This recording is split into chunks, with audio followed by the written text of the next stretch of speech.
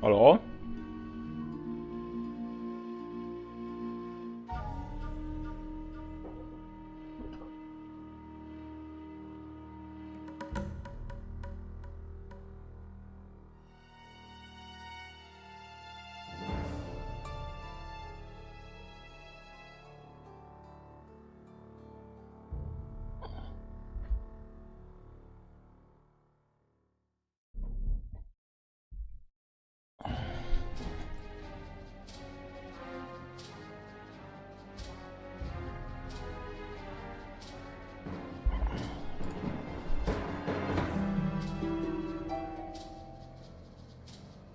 To wy?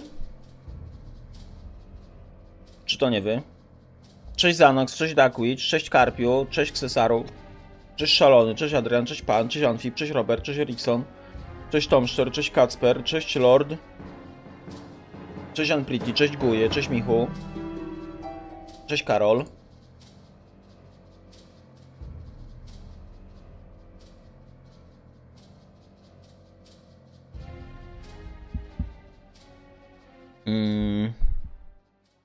Dobra. Trzeba klikać.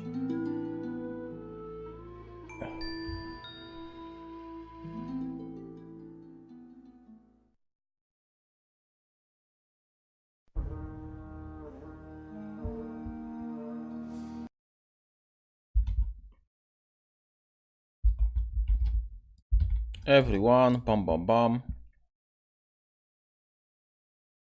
Jak tam szoty, czat? Ile łapek zostawiliście? Jesteś że ty na... O kurno. Ale lipa.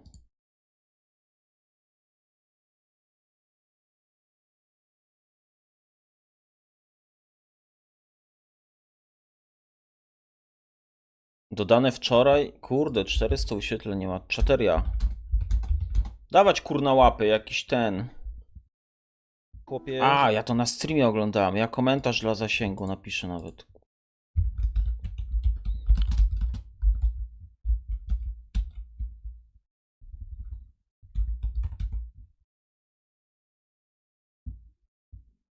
Pyk.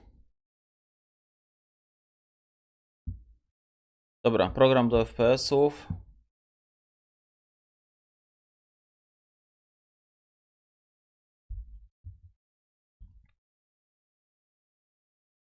Program z czasami.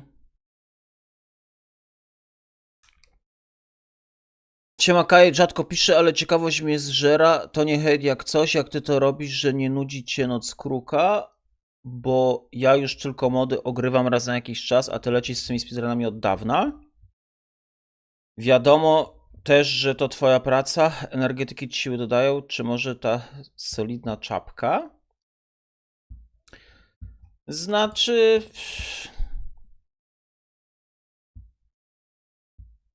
No nie wiem. Pokaż mi mój kanał.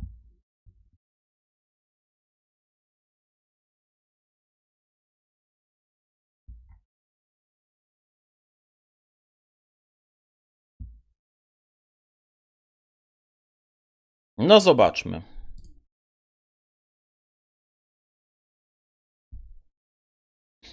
No dobra. Tutaj mamy parę speedrunów. No ale tutaj masz stary nostalgika. Ty piszesz, że ty już tylko mody ogrywasz. No ale wiesz, ja też się wziąłem za mody w końcu, nie? Następną serię z Gothic 2 to no raczej będzie Elhiver właśnie. Kolejny mod. No tutaj był Nostalgic. Tutaj w Last Epocha sobie grałem. Tutaj Nostalgic, jakiś speedrun na przełamanie.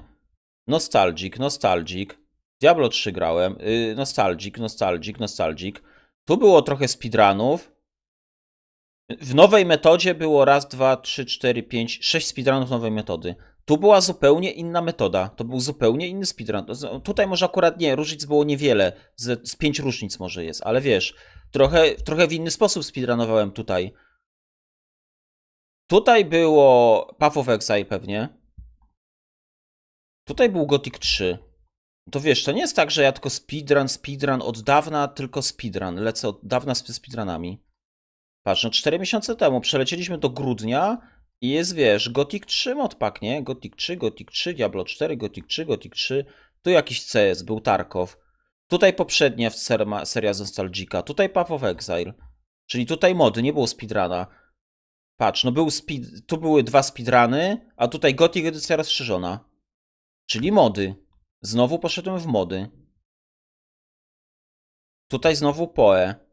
Mody. Diablo 4. Tutaj kolejny mod. Gothic Cienie Przeszłości. Tutaj grałem sobie w Only Upa przez tydzień. Tutaj Gothic 2 nie speedrun. Zbieranie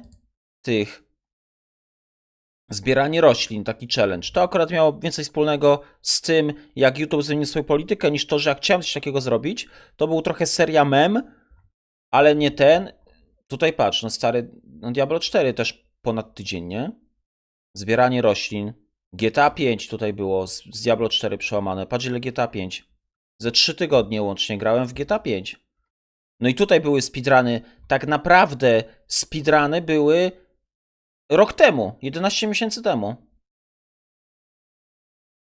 I tutaj było bardzo dużo speedrunów. Tutaj rok temu było bardzo dużo speedrunów, ale to już na przykład Arkania, nie?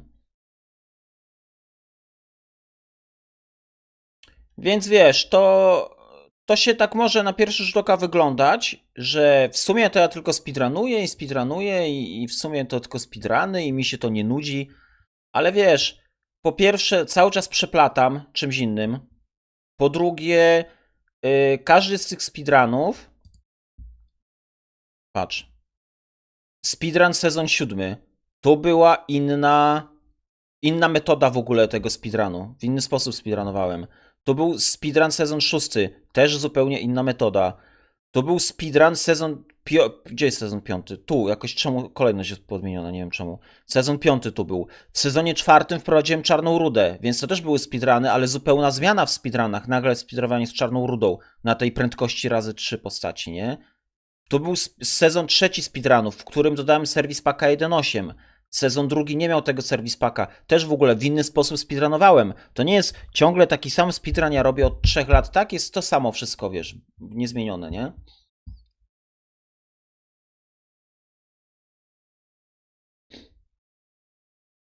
Arkania była na kanale, nie polecam. Ze speedrunami mnie kojarzysz. No wiem, no bo w sumie ja mam 9000 subskrypcji.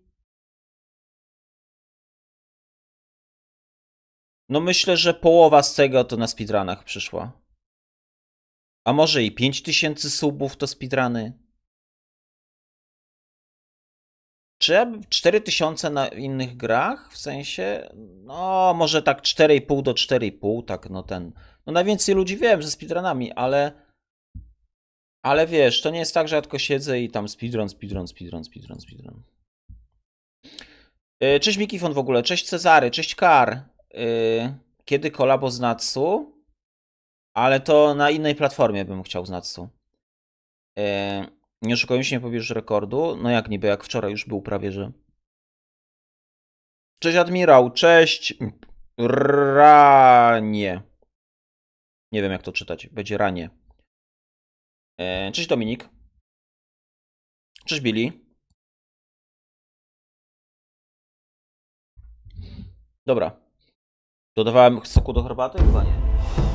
Oj, nie, bo daleko stoi. Nie odstawiłbym go na siedząco tak daleko.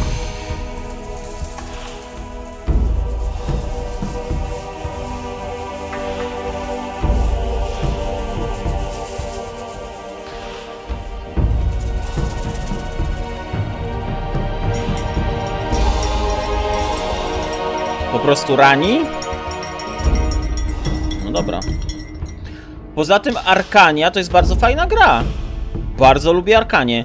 To jest to jest fatalny Gothic. Jeśli ktoś chce ocenić Arkanię w kategoriach Gotika, to jest okropny Gothic, fatalny, w ogóle wiecie. Ale ja strasznie lubię grać w Arkanię, to jest fajna gierka. Tylko Gothic chujowy.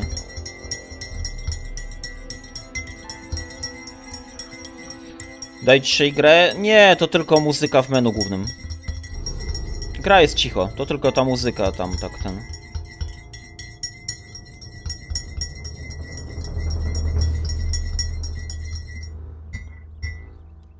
Dobra, pijemy. Wasze zdrówko, czat.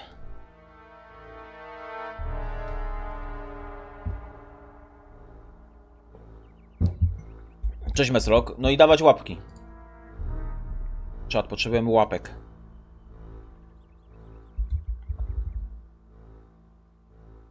Ej, nie wiem czemu, ale mam... Kurde, czemu ta kamera jest taka przekoszona dziwnie? Wczoraj miałem ten monitor inaczej ustawiony. Dobra, pierwsza niech się doczyta w ogóle teren, bo zaraz będą ściny. Arkania to jedyny prawdziwy Gothic? Nie no, bez przesady. Cześć, jest Sesmanix. Całkiem szczerze, ty jesteś przez speedruny? No nie no, strasznie dużo ludzi. Tym bardziej tej widowni, która teraz siedzi, bo już bardzo dużo ludzi gdzieś tam ze starych widzów odeszło, nie? A tak, w większości ci ludzie, co siedzą tutaj, to wydaje mi się, że to są ludzie ze speedrunów, którzy przyszli. Cześć Bastek. Czytaj od razu Irdorat? Nie, to nie był problem z czytaniem Irdoratu, to był problem z zaltabowaniem gry, podczas gdy filmik leciał.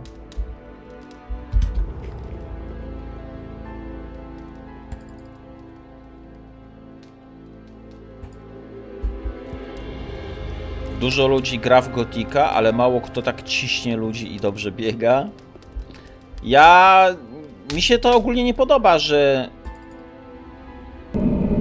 Ja jestem kojarzony z ciśnięcia ludzi, no.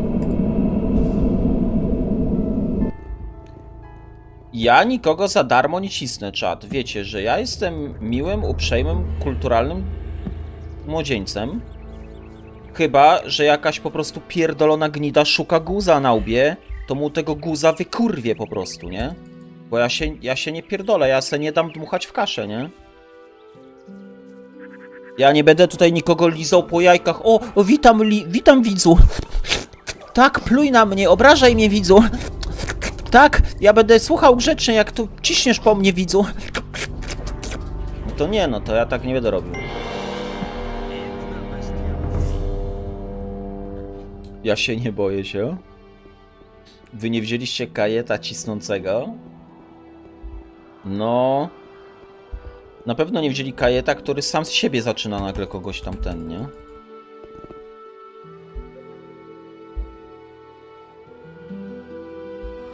Jeżeli nie dajesz sobie wejść na głowę jako twórca, to jesteś już kategoryzowany jako patus internetowy? Nie, to chyba ten... Za bardzo posunięta interpretacja, wydaje mi się.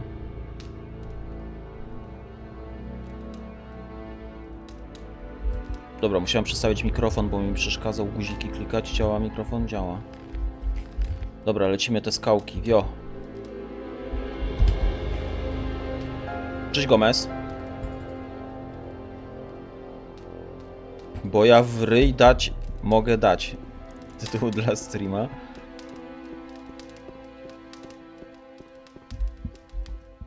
Wiecie, jaki jest problem z ludźmi w internecie? Za dużo se pozwalają, nie? Po prostu. Chodzi mi o tych anonimowych rycerzyków ukrytych, wiecie, za awatarami na jakichś takich właśnie czatach, nie? Oni są przyzwyczajeni do tego, że tam cisną po ludziach i tam nikt za bardzo, wiecie, im nie odpowiada, nie?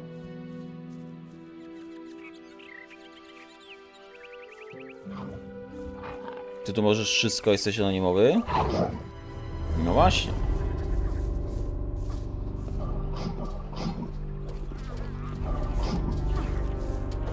Ej, czemu ja mam top chat włączony? O kurka.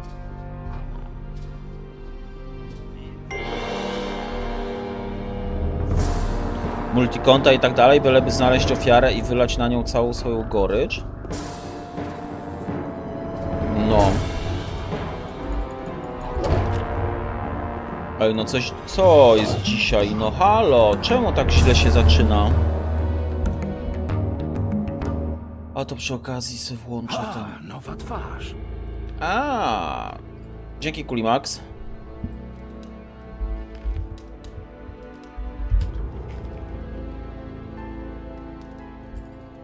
Dwa razy się ześlizgnąłem z ten. Dlatego ja tak rzadko piszę gdziekolwiek, nawet na Facebooku zdjęcia nie mam, ani żadnych Instagramów. Mam wrażenie, że ci sobie piszą komentarze, że jesteś głupi, kłócą się z sobą i tak dalej. No, trochę jak boomer brzmisz, no kurde. Wiecie, czad, jak to jest? Ja już kiedyś zadawałem takie pytanie, trochę retoryczne w sumie, ale no jak ktoś chce, to może odpowiedzieć na nie. Czy znacie kogoś, kto ma piękną, fajną żonę, dobrą pracę, zarobki na poziomie, nie brakuje mu niczego, ma paczkę przyjaciół, fajne hobby, które sprawia, że on jest szczęśliwy. I znacie taką osobę, która potem siedzi w internecie i hejtuje kogoś? Ciśnie, jakieś komentarze pisze durne, jakieś wiecie... No nie, ludzie kłócący się w komentarzach, znaczy kłócący się, można się kłócić konstruktywnie czy coś, ale ludzie właśnie obrażający w komentarzach, szukający jakichś spięć, takie typowe, te takie wiecie, hejtowanie takie, nie? To przecież to są typowe nieudaczniki. Typowe jakieś zakompleksione takie gnidy przepełnione, wiecie, jakąś żółcią taką toksycznością, nie? To tylko tacy ludzie w internecie obrażają, dymią, hejtują, wiecie, nie? Przede wszystkim tacy ludzie nie mają się czym zająć, no to też swoją drogą, nie?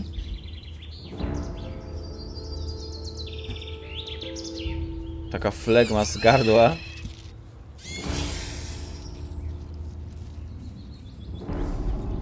W jakichś politycznych sprawach to kilku znam.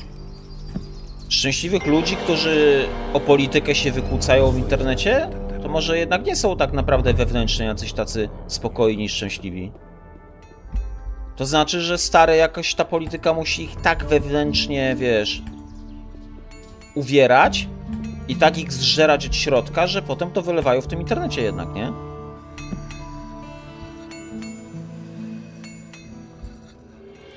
Hej!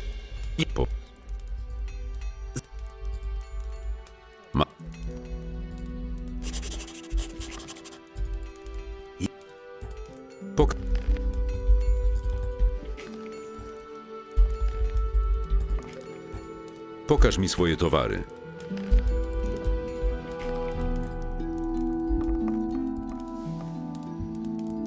Oj. 3 sekundy straty już. Dobra, potraktujemy to jako rozgrzewkowy.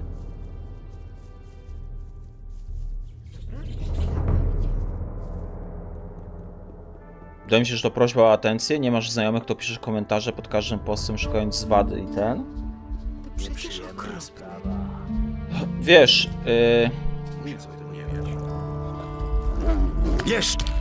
to co mówisz miałoby dużo więcej sensu, gdyby... Dobra, ugryzę to od tej strony, słuchaj. Sam tego chciałeś. Nigdy więcej ze mną nie zaczynaj. Są ludzie w internecie, którzy nie mają znajomych, ale jeśli wewnętrznie jesteś normalny, nie jesteś właśnie jakimś takim toksycznym, takim wiecie, przepełnionym żółcią i goryczą jakimś zjebem, no to przecież można w internecie szukać w normalny sposób znajomych. Przecież można poznawać ludzi poprzez gry online, multiplayer na czatach, można poznawać ludzi grając w CS-a, na Steamie kogoś zaprosić, gadać przez mikrofon. Można ludzi poznać na czacie, na streamie, potem przyjść na Discorda, złapać jakieś znajomości. Wiesz, o co chodzi? To, że nie masz znajomych, to nie znaczy, że jak nie masz znajomych, to siedzisz i ciśniesz w internecie. Czaisz, o co mi chodzi, nie?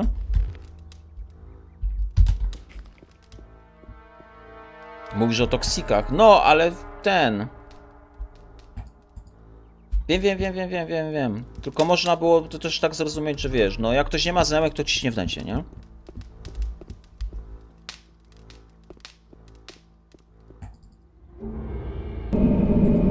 Cesa, poznałem typa, który chodził do twojej szkoły, mały ten świat? No widzisz.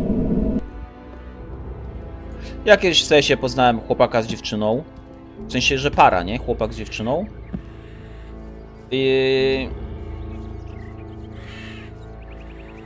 I okazało się, że studiowali w moim mieście, nie? I gdzieś tam... Kurde, a spotykaliśmy, znaczy dziwnie to brzmi, spotykaliśmy się. No tak umawialiśmy się, nie wiem, gdzieś rok to chyba trwało, potem jakoś tak naturalnie gdzieś tam się urwał kontakt, nie?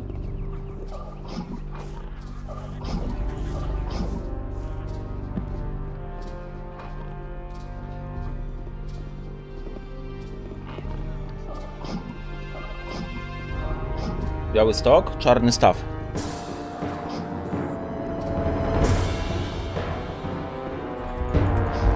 Ograniczacie ilość cyferek? Spoko.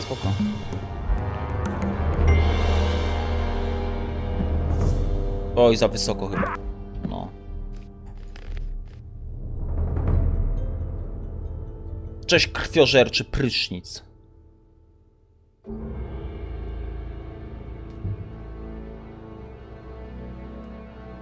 Przyznam się, że ja też miałem gorszy okres życiowy i wtedy właśnie siałeś ferment w internecie. Cześć, sampler.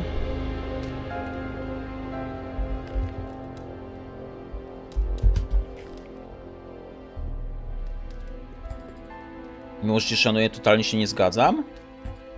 Fagatę na przykład trzeba gnoić. Mówisz trochę o innym przypadku, wiesz? Poza tym... rozumiem, o co ci chodzi. Rozmawiamy trochę o innych przypadkach. Ale ja na przykład też się z tobą nie zgadzam. Wiesz, co by się działo, gdyby... Zabawmy się w taką alternatywną rzeczywistość. Wiesz, co by się działo, gdyby ludzie nie gnoili fagaty?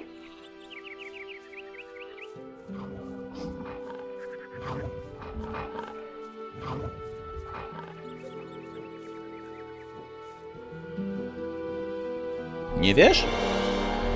Nie domyślasz się? Nikt by o niej nie gadał, by jej nie było. Dokładnie. Miałaby 0 atencji i parę razy mniej wyświetleń. Dokładnie. Fagatę oglądałaby garstka dziewczynek, które pozostały po teamie X. Garstka 13-14-latek, garstka dziewczynek, które pozostały po teamie X, by oglądała Fagatę i tam by się kręciłaby się z tym Instagramem na poziomie 50-100 tysięcy. I wiecie, a przez to gnojenie, Fagatę trzeba gnoić. Wszyscy wchodzą i gnoją w komentarzach. Czad, tak działają algorytmy, że jak wejdzie do niej 1 milion osób ją gnoić w komentarzach, to ona ma 1 milion komentarzy i algorytm ją tak boostuje, że ona w tym momencie na Instagramie zamiast 100 tysięcy... Ile ona ma na Instagramie? Ja nawet nie mam pojęcia. Wiecie, o co chodzi? No parę osób wie, bo... O kurde. Parę osób wie, bo trafnie zdiagnozowało, o co chodzi. Gdyby ludzie jej nie gnoili, wszyscy by ją zignorowali, to byłaby jakąś byłą dziewczyną z Tiu, którą ogląda tam w Polsce kilka tysięcy dziewczynek, które pozostały po Teamie X. I tyle by było. Czaisz, Gomez, już?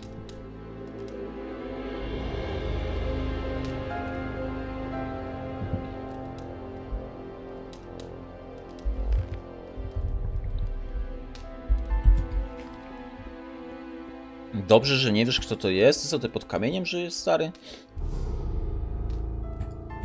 Nieważne jak, ważne, że mówią i piszą. I zasięgi się kręcą. Także ja się nie zgadzam, że no akurat to Fagatę to trzeba gnoić. Nie, Fagatę trzeba olać.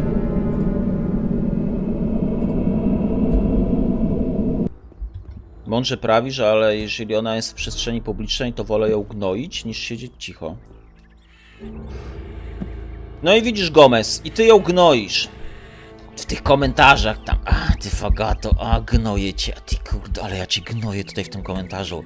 A fagata, kurna, miliony na koncie. Myślę, że ona ma w dupie, że ją Gomez z Gotika gnoi.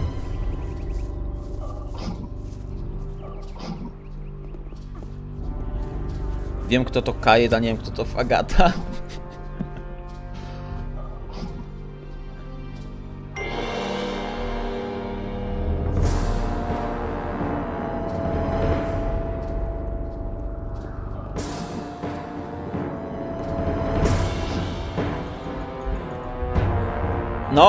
No, dobra.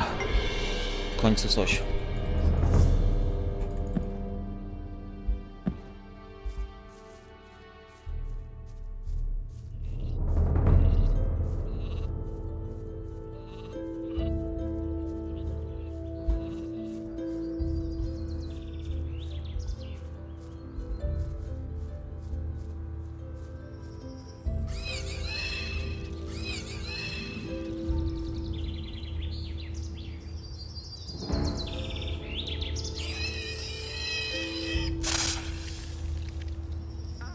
Kajet, jesteś super do pogadania? Ja jestem super do wszystkiego, stary.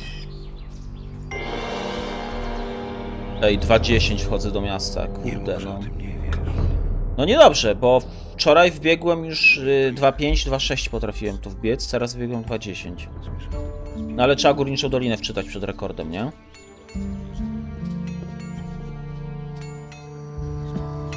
Z wyzwania i gnojenia nic dobrego nie wynika. To jest trochę takie karmienie się nienawiścią, właśnie, wiecie, czat? Co? Ma to...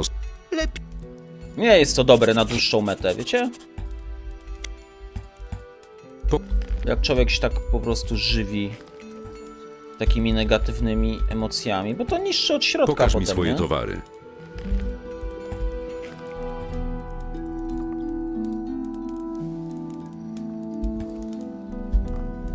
Jestem przeciwnikiem trawki, bo jest za bardzo ryjąca banie. Ryje banie.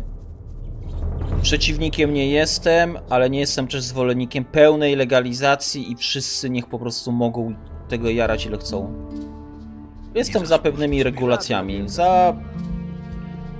Na pewno za depenalizacją, ale też nie za...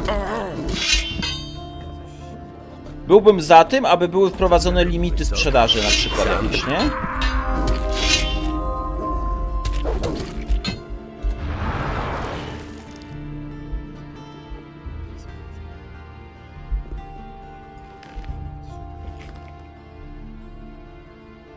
Najlepiej ignorować wampirów energetycznych.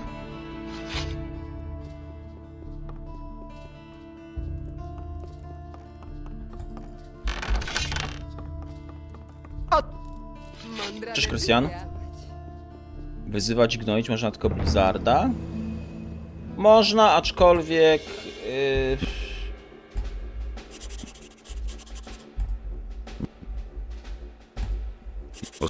Ja na przykład jestem bardzo miło zaskoczony tym wczorajszym Campfire chatem z Diablo. Oglądałem sobie różne analizy, różne skróty tego, co podali i zapowiadają się bardzo dobre zmiany w czwartym sezonie Diablo 4. Powiem więcej, jak na to, w jakim stadium to Diablo 4 było i od jak niskich wartości w ocenie startujemy, rzekłbym nawet, że te zmiany są genialne. Oczywiście zachowując pewną skalę, wiecie, nie? Ale naprawdę te zmiany są genialne, które wprowadzają. O bogowie, walka!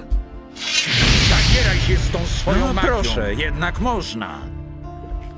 Zabieraj się z tą swoją magią. No proszę, jednak można.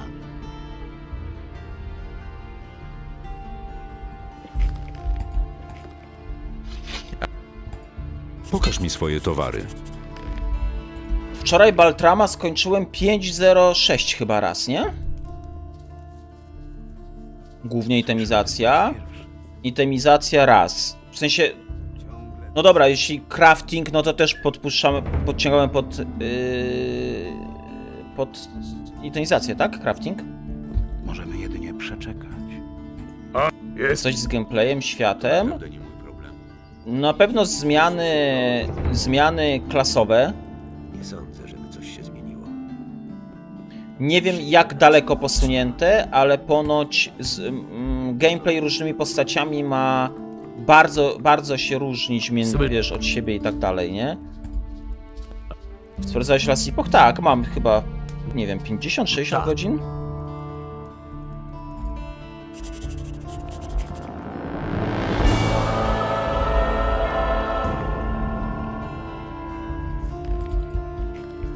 Do tego lekkie oddalenie kamery. Mega na plus. Ojejku, oddalenie coś wspaniałego w ogóle. Do tego... no ten system tych pitów, czyli endgame. Dodany endgame, system pitów, dodane walki, utrudnioni uberbossowie, czyli utrudnione wersje bossów. Jezu, ciężko tak z głowy sobie przypomnieć wszystkie te rzeczy, Cześć, starą. Co tam jeszcze było?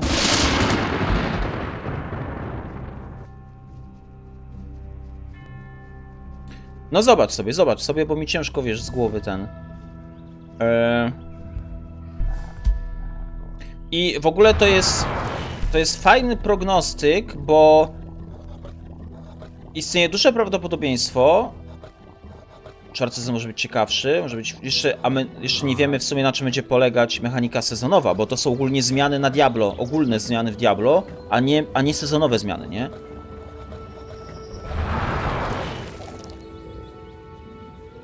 Pytanie, czy będziemy mieć co robić? No, z tego co wygląda to tak, to bardzo. W ogóle dodano walkę z Uber Andariel, która ma taki sam drop table jak Uber Duriel.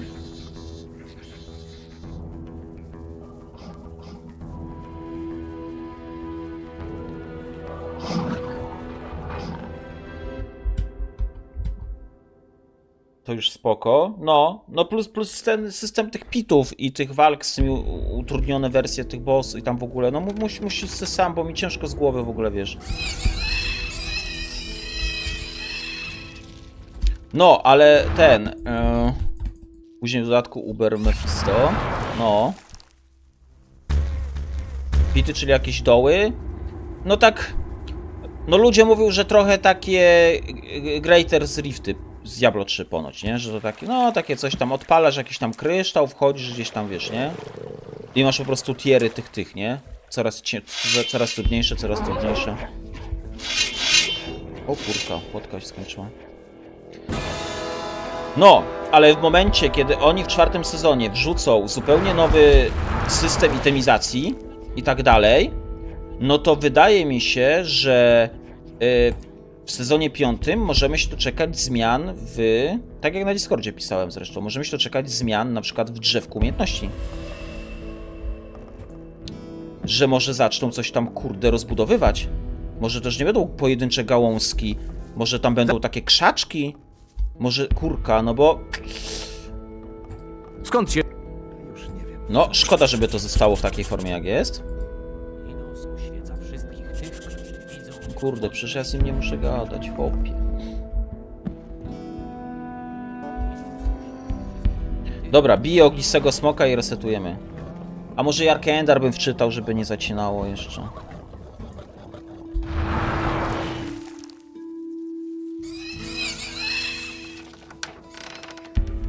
Chwila! Do 30 sezonu będzie dobra gra. No ja tak memowałem se, kurde, dajcie im zobaczycie, 6 sezon będzie zajebisty. I teraz się okaże, że może 6 sezon będzie zajebisty.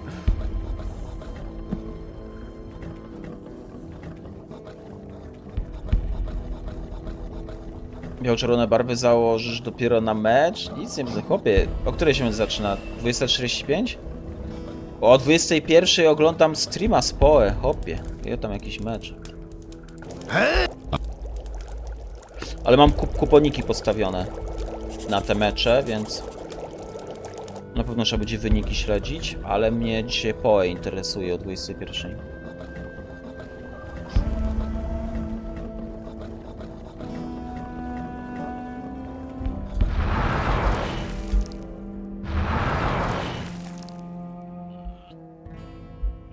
Halo.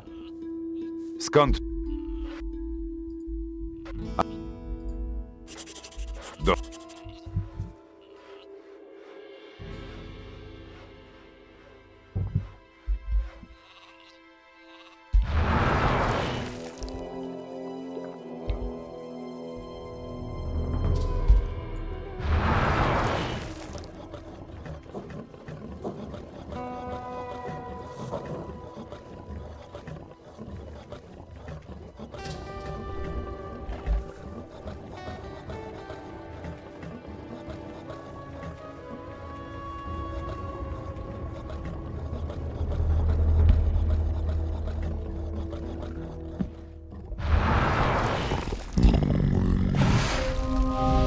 Kurde, no i czemu nie na speedrunie, jak idę po rekord? Czemu wtedy na hita, nie ten?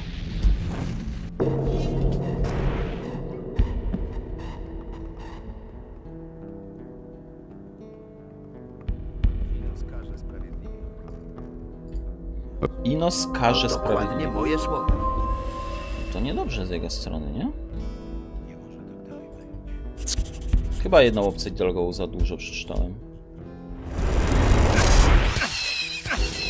Ja pierdzielę, co jest? Siema Najmad. Gothic mnie sabotażuje.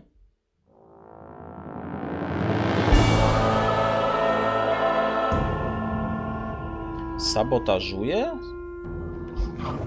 Nie mówi się sabotuje?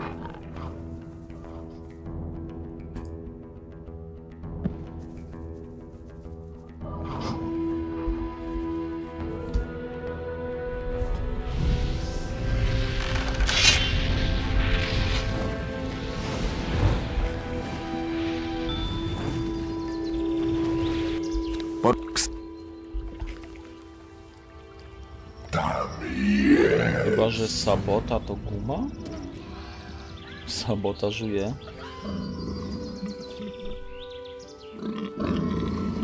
Faktycznie? No faktycznie, bo głupio by było, gdybym jako korektor źle powiedział.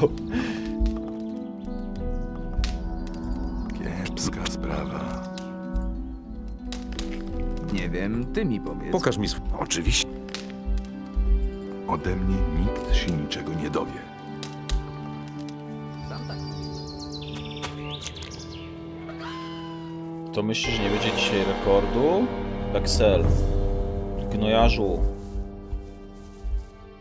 Pisze się czat. Kto myśli, że dzisiaj rekord? Łapki w górę. Tak się pisze. Jak to było? Lekko po prawej i środek? No nie chuja, no i nie zadziałało.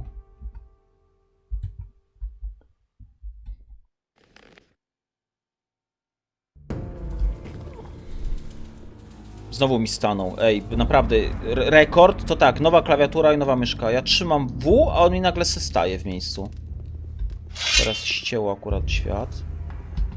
Świat zakradł, stanął mi. No. Ciesz. Ty nigdy w Gotika go nie grałeś, to tobie nie stanął. No. Hej, ciągle to potrafię. Czy Gothic 2 nauczył cię jakichś Hej, ty. wartości? Co słychać? Jak ma... Lekcji mądrości życiowych. Czy Gothic mnie czegoś...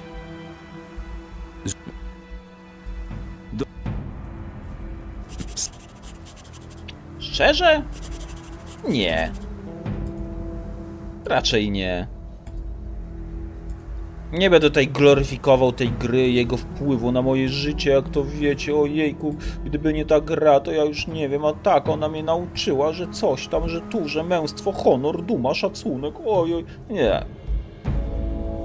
Nie wydaje mi się.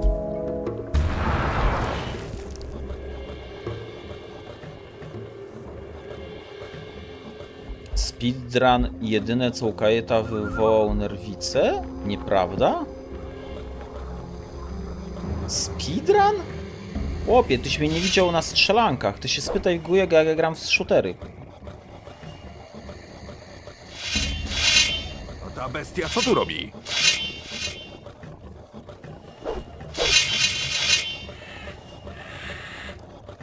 Żadna bestia tu nie wejdzie.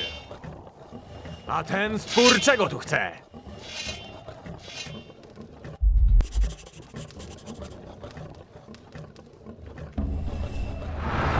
Czy gdybyś nigdy nie zagrał w Gotika, byłbyś taki jak teraz? Tak. W sensie nie potrafię sobie wyobrazić, co niby miałoby mieć wpływ na mnie, nie? Serio.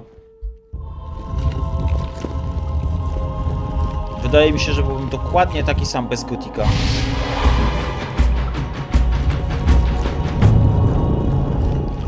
Dobra, czekajcie. Inaczej muszę ugryźć ten temat. Wiecie, co mogło mieć na mnie większy wpływ?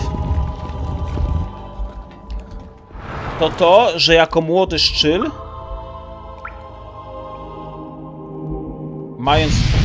mając 14 lat,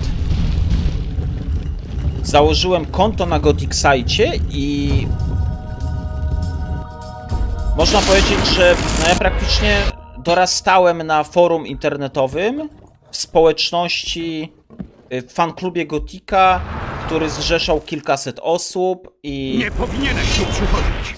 była tam walka o wpływy, trzeba się było rozpychać łokciami, trzeba było wyrobić sobie pewną taką skorupę, odporność na innych ludzi.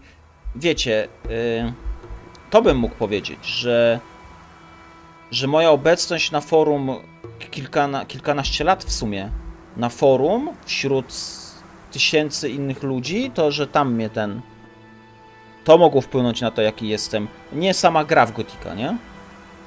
Słuchajcie, przecież ja tu nic nie aha, potkę chciałem.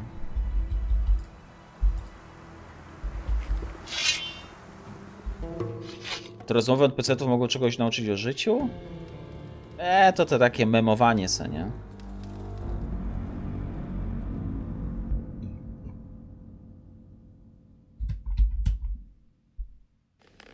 Na Gothic PHX z tym diabełem wielkim z rogami? Tak, no.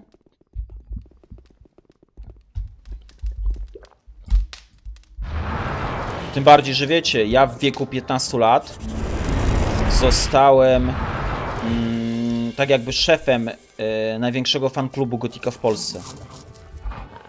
W wieku 15 lat zarządzałem chyba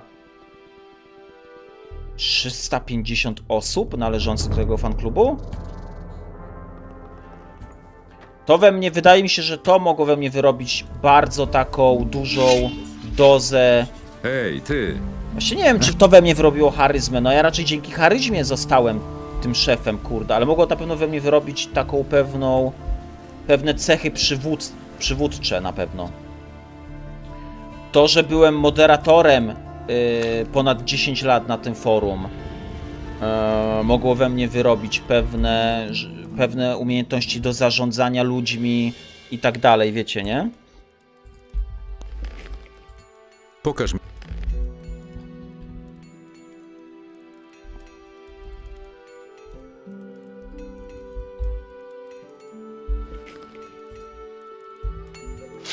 Trzymaj!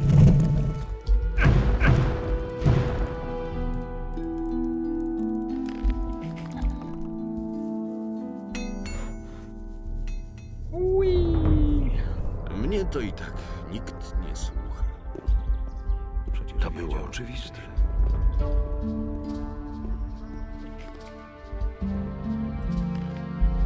Przecież wiedział o tym wcześniej. Będziesz ogrywał remake Goticzka?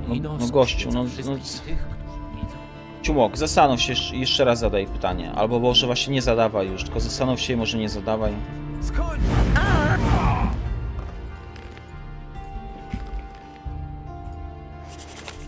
Weź nauczył mnie w życiu, najważniejsze jest zaganianie na innych.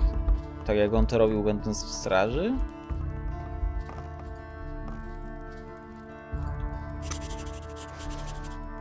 Że gry multiplayer inaczej rozwijają niż single player, widzę to po znajomych. Tak. Pełna zgoda. Pełna zgoda. Rozwija interakcja z innymi ludźmi. Czyli trochę to, co ja podałem jako przykład, że Gothic na mnie nie wpłynął jako gra, że ja nagle z gry się czegoś nauczyłem, coś tam, ale to, że założyłem konto na tym forum Gothica i spędziłem tam naprawdę z 15 lat aktywności, z 15 lat byłem aktywny, nie? I ja tam naprawdę poznałem tysiące ludzi tam się przewinęło.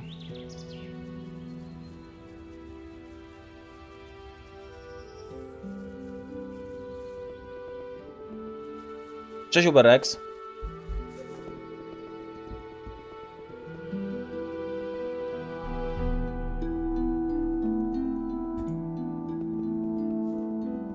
Ładna mini proca. O, ja nie mam tego, dobra.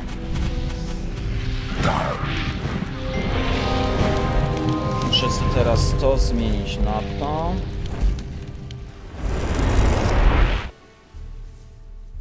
Czyli gdyby nie forum, to nie speedrunowałbyś? Niech kimi. Nie rozumiem połączenia. Czy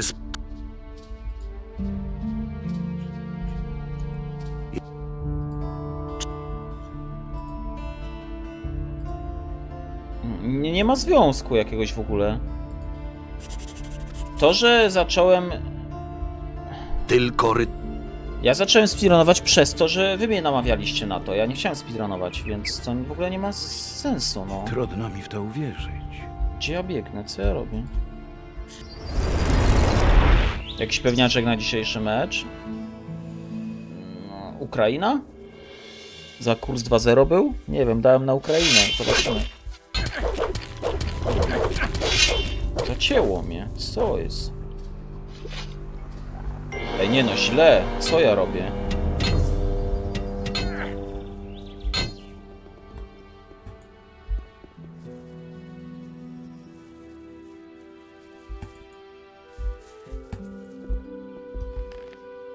Ale jaja.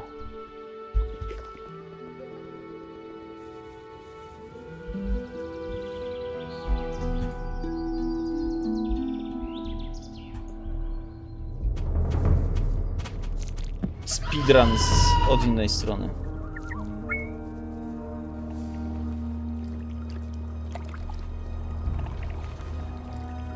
Zacząłem speedrunować, bo chciałeś przetestować jakieś zagrania z forum? Aż tu.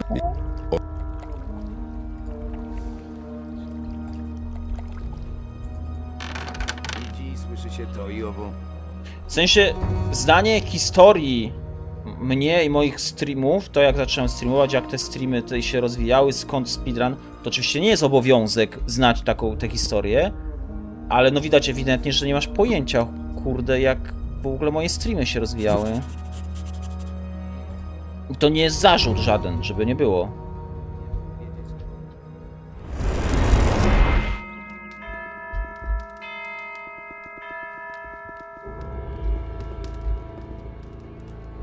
Hej, Kusi ta Estonia za stówkę 1900. Myślisz, że odpuścimy? Barasz, kurde? 3.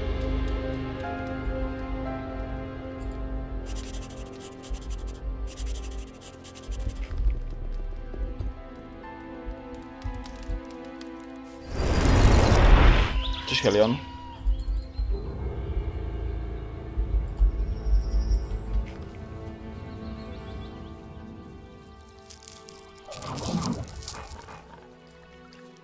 Strasznie blisko poszukiwacza przyszedłem, kurde. Mogło się skończyć zagadaniem.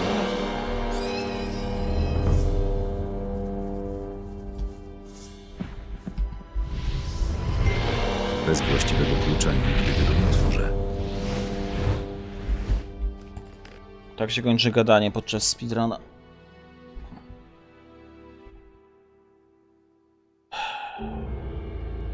I tak ten raniec... Tak, wiem, no bo tak, wiesz, po prostu chciałem sobie treningowy ten porobić, nie?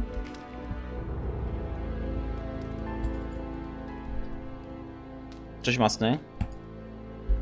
Estonia zrobi z Polski jak orki szturm na zamek?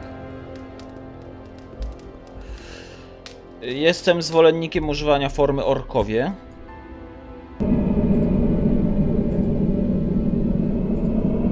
Mimo iż w poprawności językowej chyba forma orki jest dopuszczalna. Ale... Ja osobiście wolę używać formy orkowie. Dzięki temu mamy wyraźne odgraniczenie między tamtymi ssakami morskimi. Czy orki to ssaki?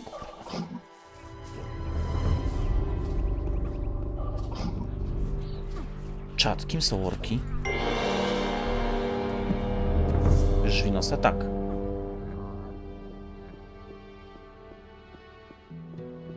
Orki to ryby, ale ja poważnie pytam.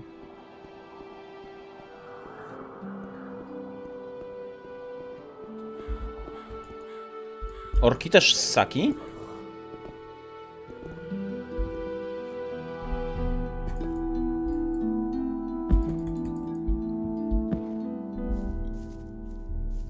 Gdzie chodzisz się modlić? Do Izgarota.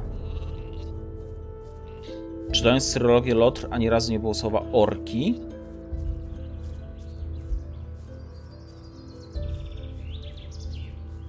No to dobrze.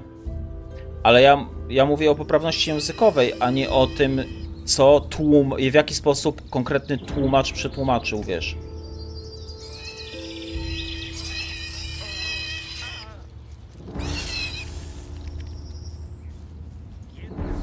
Znowu czas jest z dupy.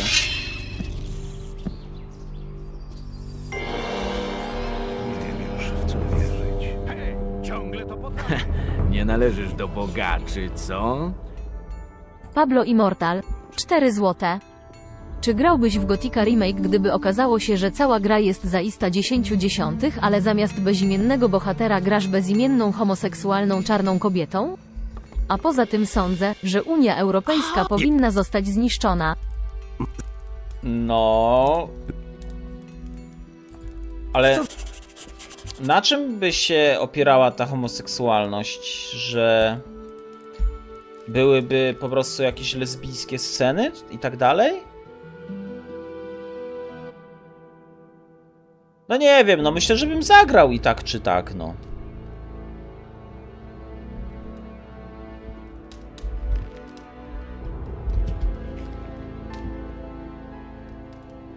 Unia 10/10, światłowody mi dostarczyli. No... Unia ma swoje za uszami. Nie jest idealna. Ale...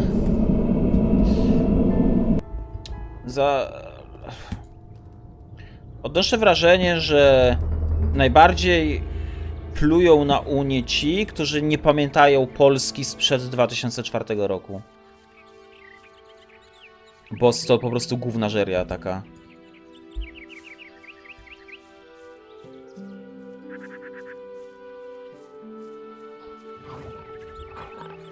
Wystarczy spojrzeć na Białoruś. Białoruś nie jest dobrym przykładem. Aczkolwiek, no można robić porównanie, że Białoruś, Ukraina też poza Unią, tak jak wygląda Ukraina, jak wygląda ten... Zobaczymy kiedyś stream z Mass Effect. Nie zobaczymy, bo ja nie wiem, co to za gra, ale ktoś kiedyś o to pytał i potem się okazało ponoć, że to jest jakiś w kosmosie coś. Ja w ogóle...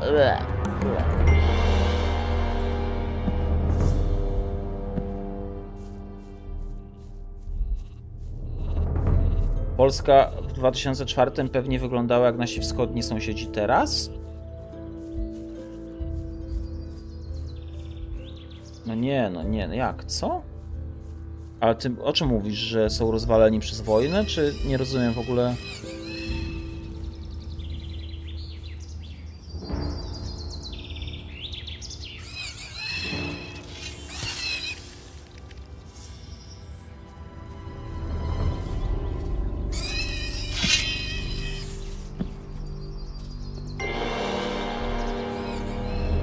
O tym było wiadomo. Dalej jest tak jak 20 lat temu w Polsce. Nie zasłużył sobie na to.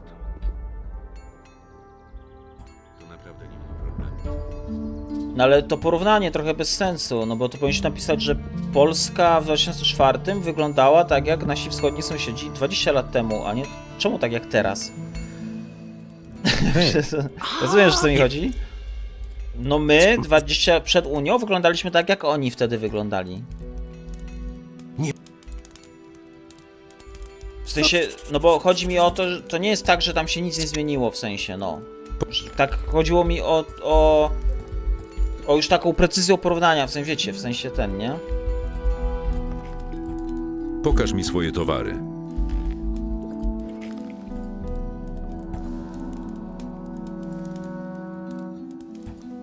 O Jezu, spałem do rana.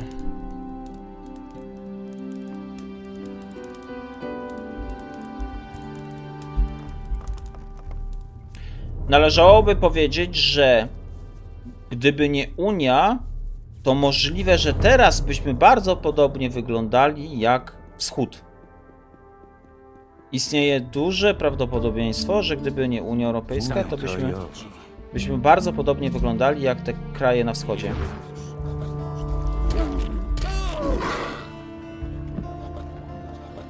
Co ty tam robiłeś, co?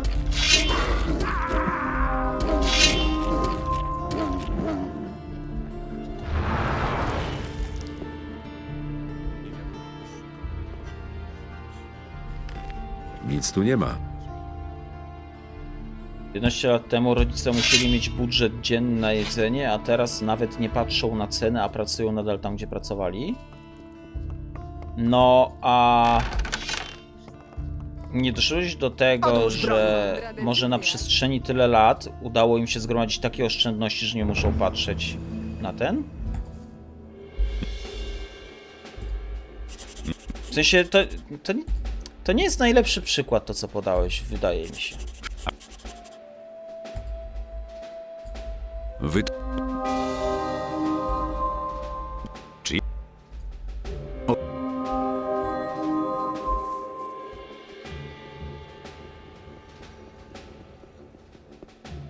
Bo wiecie o co chodzi. Kiedyś bochenek chleba kosztował złoty 60. Teraz bochenek chleba kosztuje, nie wiem, 9 złotych. No i co z tego, że teraz więcej zarabiamy niż kiedyś, no. Słyszałam co innego. Nie potrafi niczego zatrzymać dla siebie. O bogowie, walka!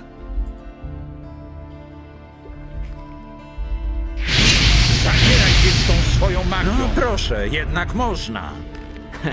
Nie należysz do bogaczy, co? Gomez. 4 złote. Kajet sklym szacunek, ale co tysta Unia Europejska zetlajko gównacaja Pokaż mi CFUja swoje i towary. to badyci na giloin. Pokaż mi... Nic nie zrozumiałem. Ale dzięki za 4. Pokaż mi swoje towary.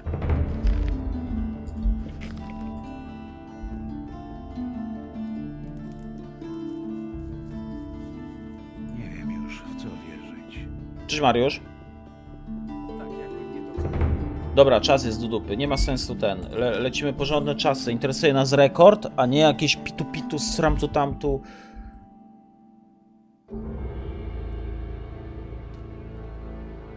Czasik, łapkujemy. Jest 100 osób i tylko 60 łapeczek. No powinno być 80 łapek, jak jest 100 osób, nie?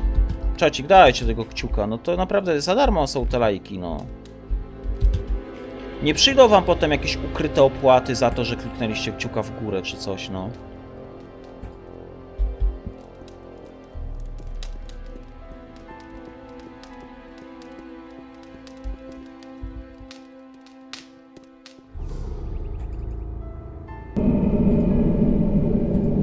Gdyby nie Niemcy, to Kajet nawet by nie miał z czego speedruna robić, temat zamknięty. Nieprawda, robiłbym speedrun Diablo 2.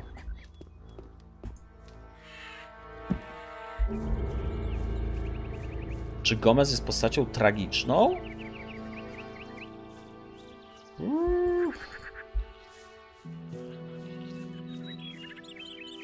Chyba nie.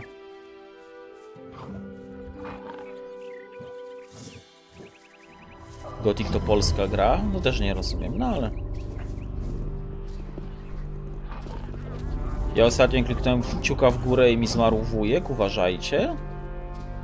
Czat, nie można statystyki opierać na pojedynczym przypadku, wiecie.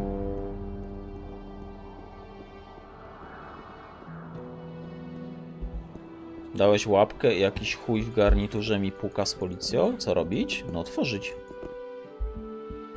I poczęstować makowcem. Ej, klikam myszką, przestań, teraz nie skacz. O Jezu. Dałeś lajka i wujek wszedł ci do wanny?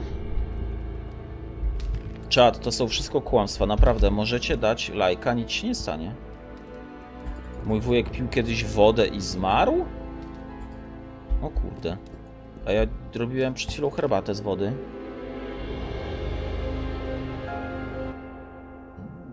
Poland 2 mógłby speedrunować? Jezu, nie wiem co to jest.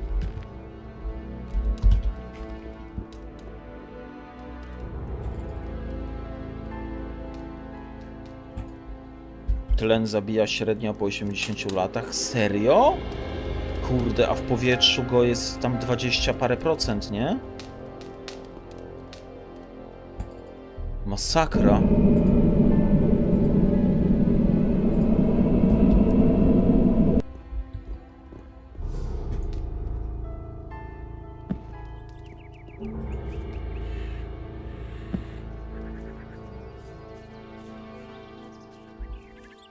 Energetyki wcale nie dają ci energii, bo nie wypiłem jeszcze żadnego, dlatego jej nie mam.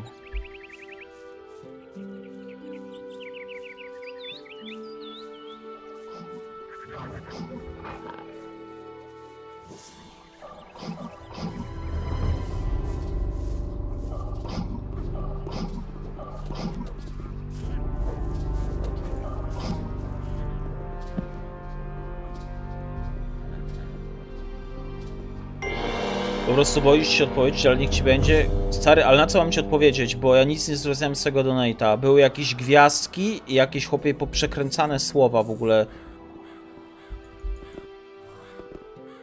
Powiedz mi, na co mam ci odpowiedzieć i czego ja się niby boję?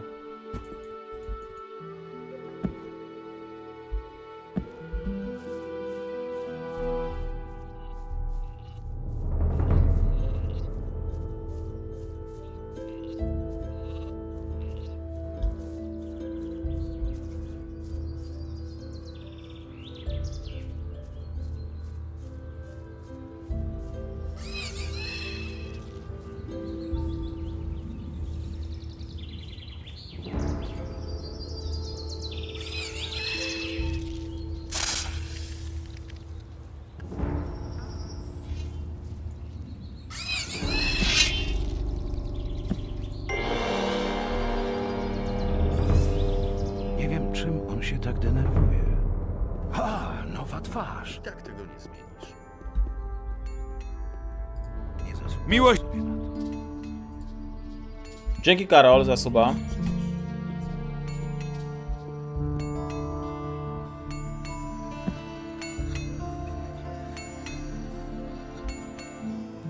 Hej! Co?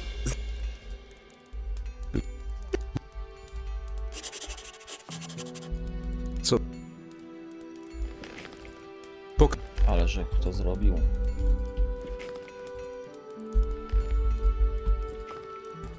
Pokaż mi swoje towary. Ten moment.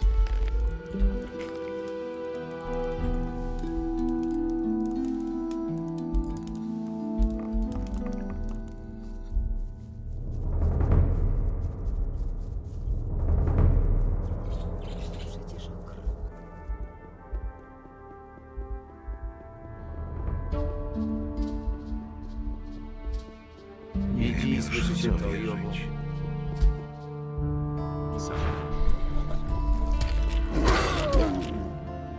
W jakim celu śpisz do rana w wieży? Co ty tam robiłeś, co?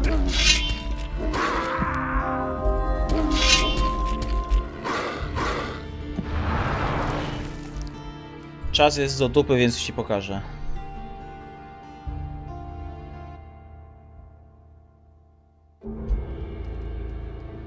Patrz, teraz nie śpię.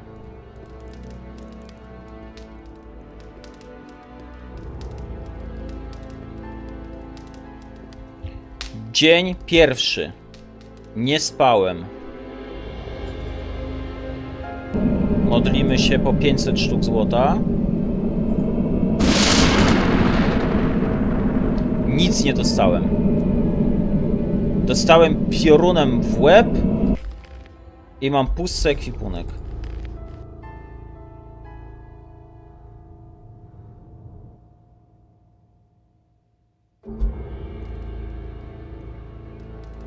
Ale jak w grze w pierwszym dniu nie można odebrać bonusu.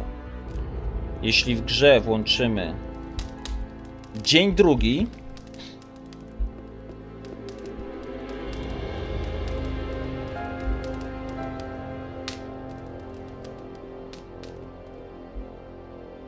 do czego się dostaje co 500 moment, płacisz życiem.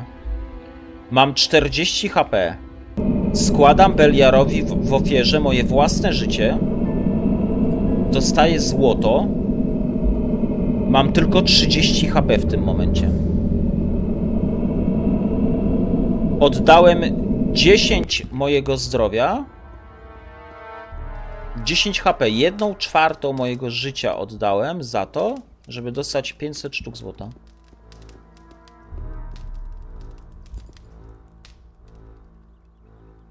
To nie jest żaden bug.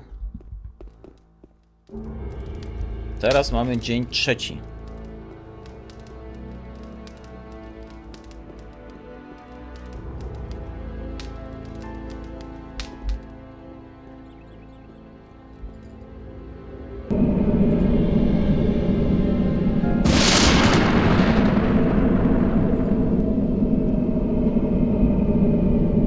Ej, patrzcie, tylko raz można. Tego nie wiedziałem na przykład.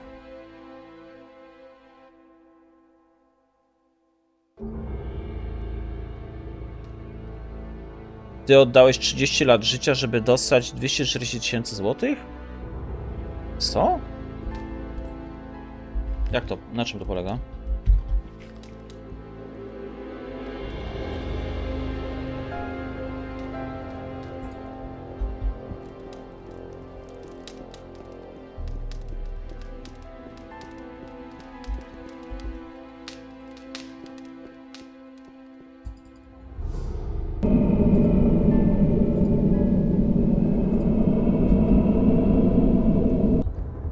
Cześć, Maniek. Emerytura pewnie? A, hipotekę wziąłeś?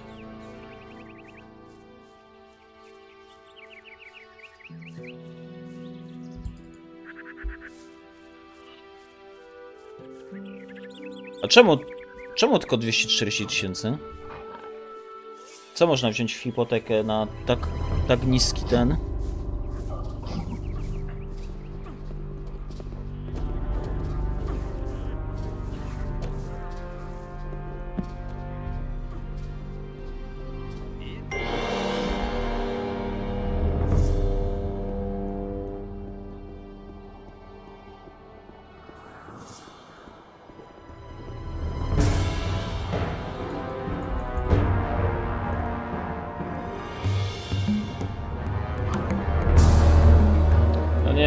To jest reset.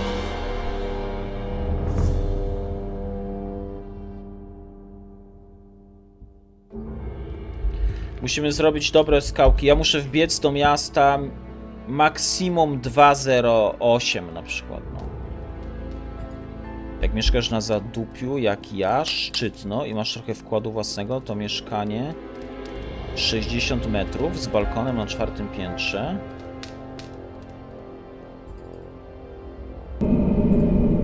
Ile takie mieszkanie? I co to jest? 3-pokojowe mieszkanie?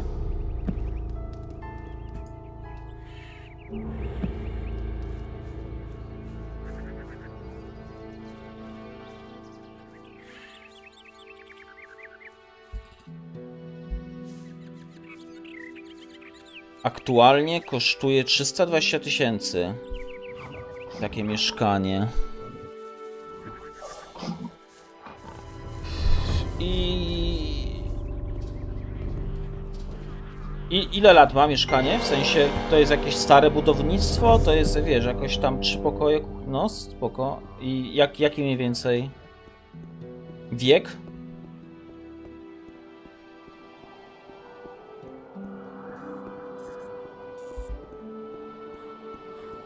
Stare, blok lata 80. Kurde, no to powiem ci, że... O kurna. Mam jeszcze ze studiów jakichś tam znajomych w Rzeszowie. To... No... Za takie samo mieszkanie jak piszesz, 3 pokoje, ponad 50 metrów, może ponad 60 lekko, no ale bardzo podobne, no to znajomi musieli dać 490 000.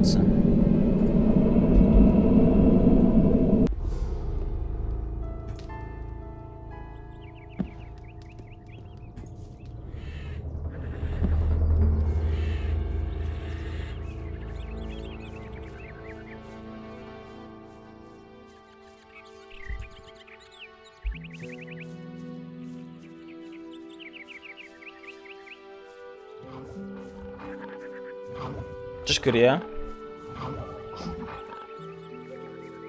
Niską kwotę podał jak za takie mieszkanie. No nie niską, on pisze o szczytnie. On podaje, chłopie, kwotę w szczytnie. A ja podałem kwotę z, wiesz, no z wojewódzkiego miasta, ze stolicy, nie? I to w centrum miasta wojewódzkiego. Nie na jakimś tam zadupiu stare gdzieś tam, tylko po prostu centrum Rzeszowa. Ja pitole, bezi, chłopie. Zejdź tam jak nalezi. Masz znajomych z czasów szkolnych? Stary, mam przyjaciela, co go znam od pierwszej podstawówki.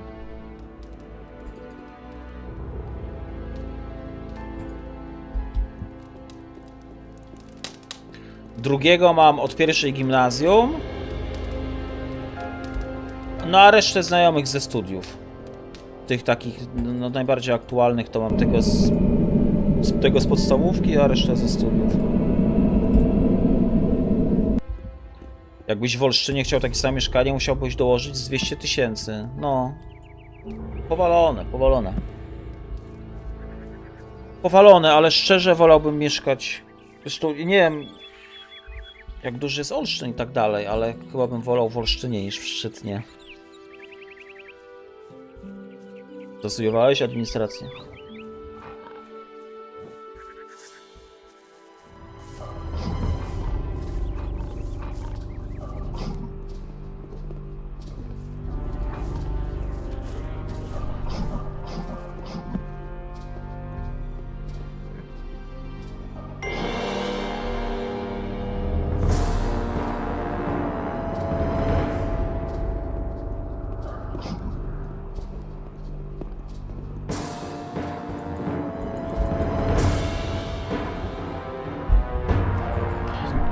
Nie mogę dzisiaj wejść na skałki, tego pierwszego skoku nie mogę zrobić. Cały czas się zacinam w szczelinie. Ja pierdzielę, a wczoraj tak płynnie już szło.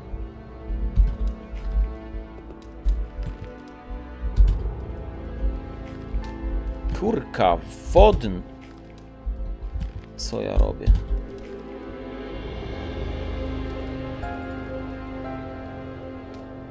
Ja się tak zastanawiam, czy będę miał kontakt z obecnymi osobami. No ale to od ciebie zależy, stary, a od kogo ma to zależeć, no?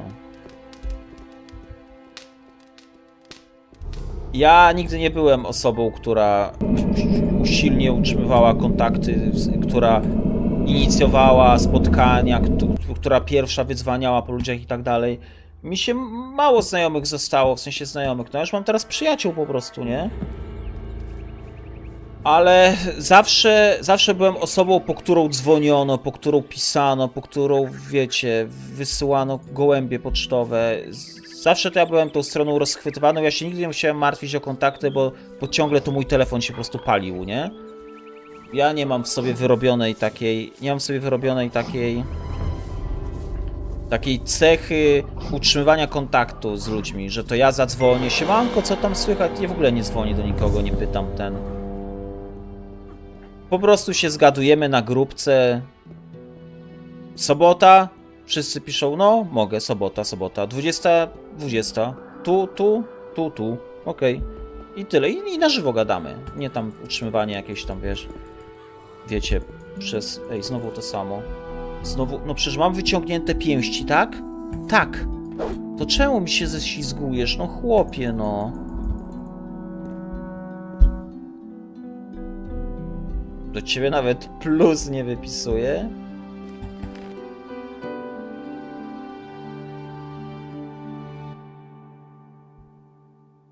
Twój najlepszy kolega, twój najlepszy przyjaciel to kolega z gimnazjum.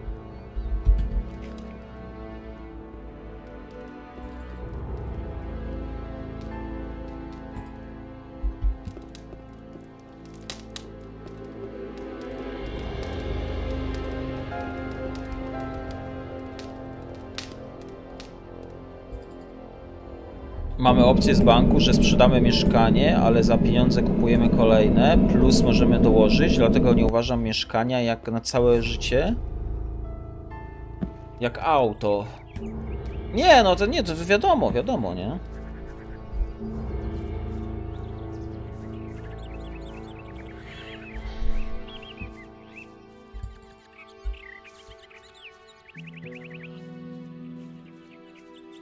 Równie dobrze mógłbyś wynajmować teraz mieszkanie komuś szczytnie i samemu się, wiesz, przeprowadzić i nie wiem,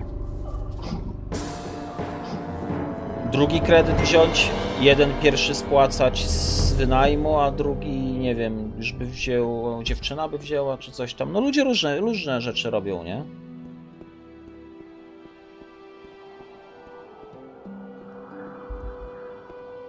Jak ktoś się wyprowadzi i kontakt się urwie jako tako, to jak ktoś się wyprowadza, ja też tracę kontakt z ludźmi. No, jak ludzie się wyprowadzają, tracę kontakt. Nie umiem tak po prostu napisać na myśl, no co tam, jak tam się ma, co tam, jak tydzień mi, coś w ogóle nie...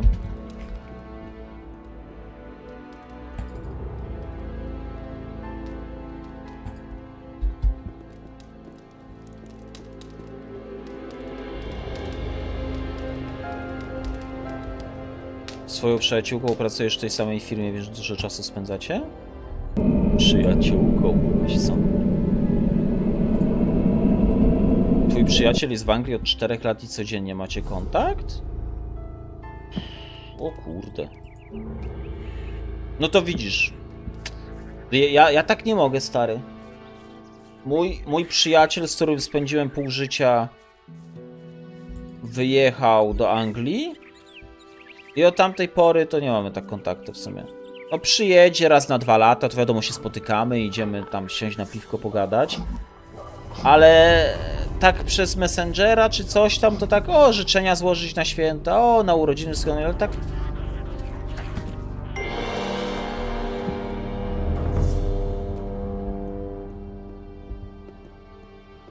Opinia na temat zarostu kiszaka? Nie mój gust. Zresztą widać po mnie chyba, że nie mój gust.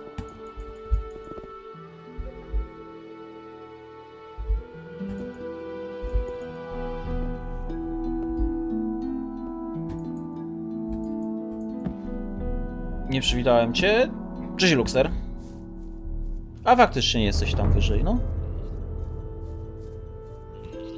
Masz przywitanie, mała atencyjna spierdolino.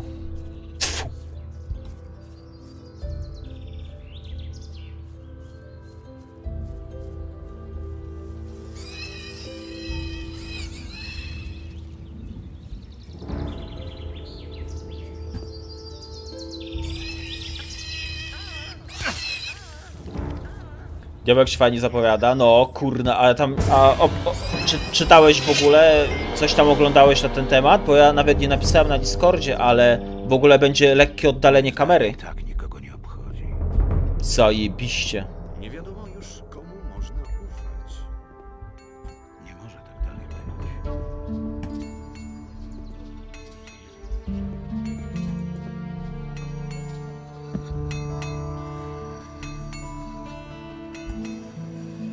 Hej, ty!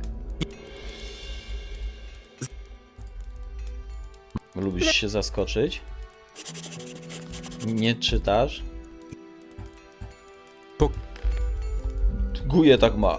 Też nic nie czyta, a potem kurna Kajet, a czemu to ten? Ja mówię, hopie, przybyło w patchnotesach, że to już tak nie działa. A kurde, a to czemu nie ten? Mówię, Guje, kurna, pisali, że nie ten, coś tam. Kurde, a tu czemu ta broń nie strzela tą amunicją już? Ja mówię, kurna, Guje, było w patchnotesach, że ta broń teraz ma taką. Ja mówię, czemu ty nie czytasz? Słyszałam co innego.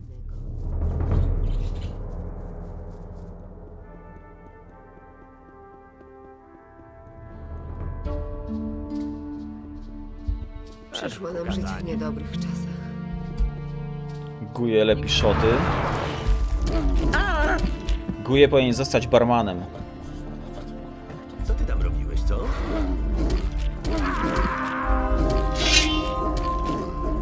Albo w ogóle własny bar założyć. Bar by się nazywał Guje, to generalnie dobre szoty robi. Nie, za długa nazwa jak na bar, ale mógłby być taki napis nad barem.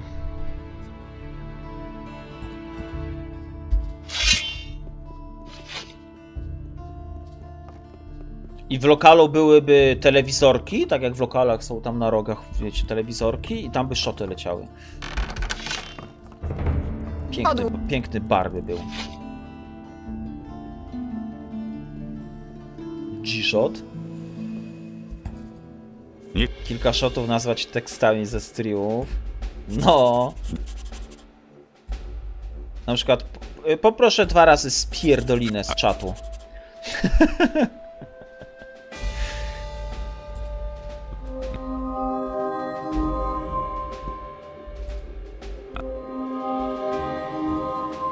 Nigdy w życiu. Najdroższy drink Kajet. Poproszę 4 razy królowe matematykę, królowe nauk. Albo nie, po prostu królowe nauk. 4 razy królowa nauk dla mnie. Nie potrafi niczego zatrzymać dla siebie. 2 razy BEKARDa. O bogowie, walka! Nie, to powinien być ten. Zagieraj się z tą swoją magią. No proszę, jednak Guje można. powinien sprzedawać ścieżki tabaki. Albo jakichś innych takich do wciągania. I to byś nazwał nos do bękartów. Poproszę 2 nosy do bękartów. I on ci przynosi 2 nosy, ty... Witaj, przybyszu. Pokaż mi swoje towary.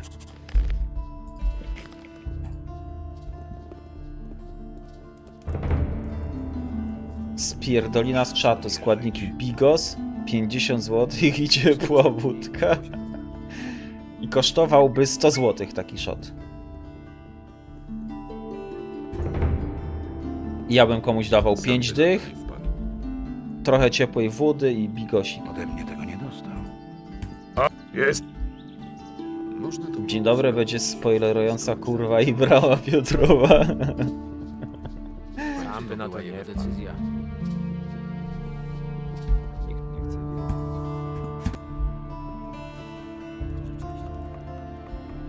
chce wiedzieć. Drink wagon 3 zł. Nie może być... Aha, że nazwa. Nie, to powinien być szocik wagon. Poproszę 3 razy 3 wagony. I gości 9 tych po 3 zł.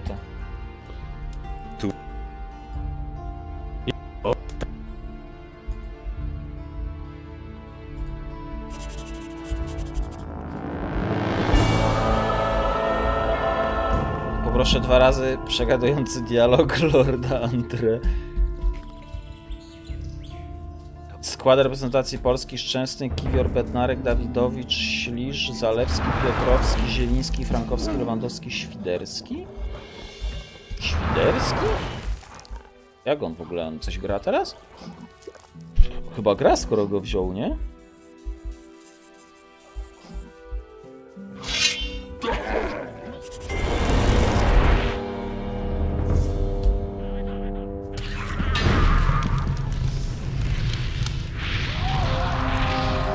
Dwa razy speedruna. Nawet bramy strzela. Ja nawet nie wiem, gdzie on gra. A to nie jest chyba ten, co w USA gra, tak? Czy to ten z USA? Z MLS-u. Zwieracze będą mieć zniżki na te szoty. No a jak?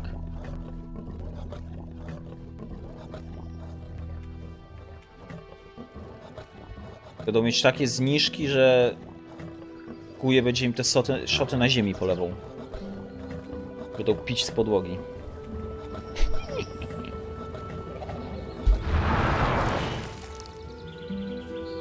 Herbapol i Energole. Normalnie Energol z Herbapolem. Energole z Herbapolem. Do tego kole polej.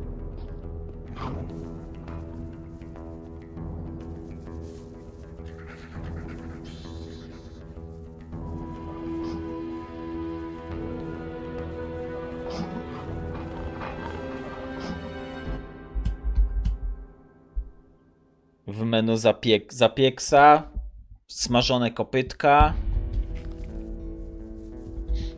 Gra w Hellas Weronie, ma 7 meczów, 1 bramkę? To czemu on dostał powołanie w ogóle?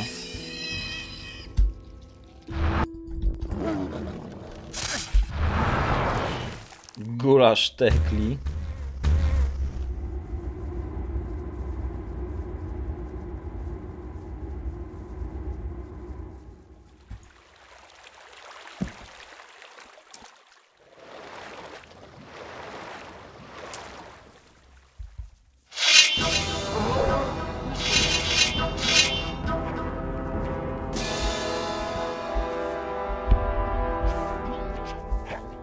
Ja pitole, czemu on mi pod bramę...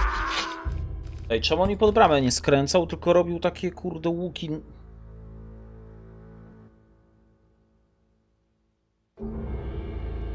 A to nie łuk.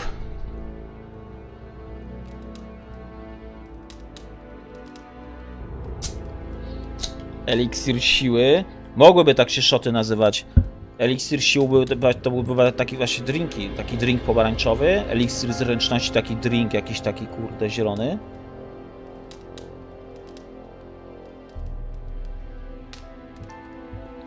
Łzy i nosa, no. Czarna ruda. Gorący Milten to byłby ten. Grzaniec by się nazywał, gorący Milten.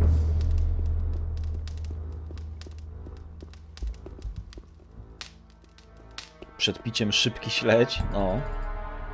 Takie koreczki śledziowe. Spodnie kopacza? Co by to było? Spodnie kopacza? Jakieś danie, czy drink? A w drugim pokoju można przyjarać mrok północy. Szisze by były. Tak jak u Abduina na dywanie.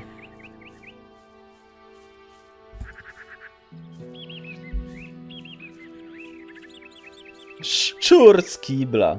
A to już nielegalne.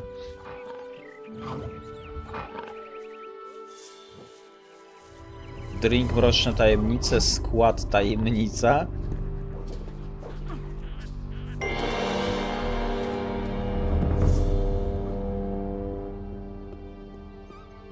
Nie pierdol, żebyś nawet Nadia znalazła. No.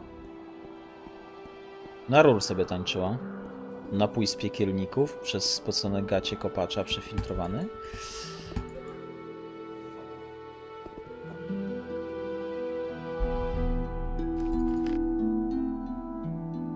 What the hell?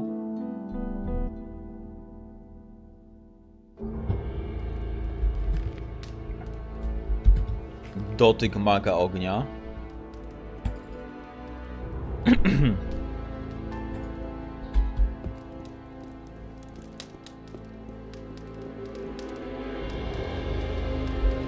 Jeszcze loże trzeba by ten, nie? Na przykład loża dla jednej osoby, taka na końcu w rogu, by się nazywała Gilbertówka.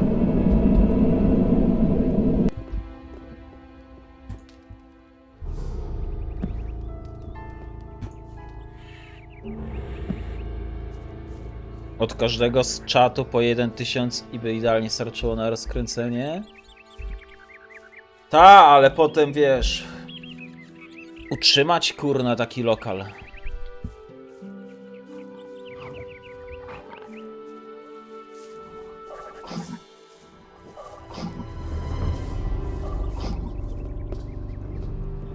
Płatności w złocie czy w bryłkach rudy? No nie no kurna. O Torlofie zapomnieliście? Torlof.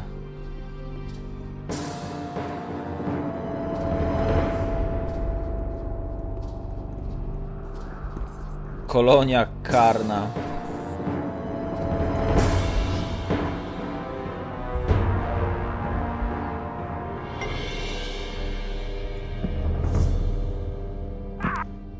Ja pitole, zeskakuje na nogi, a on i tak umiera.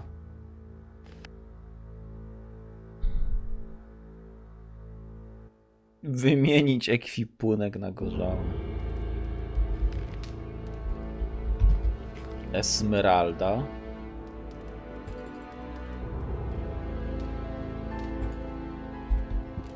To mógłby być deser. Torlof na Esmeraldzie i to by było coś tam na czymś, bo to desery tak zrobiły, że coś jest i na jakimś cieście na przykład, nie? Wiecie. Byłby Torlof na Esmeraldzie.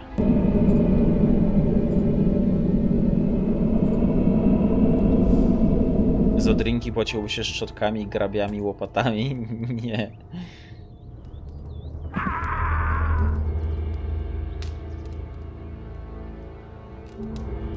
Chłop się odbił od powietrza. Nadia na bezimiennym.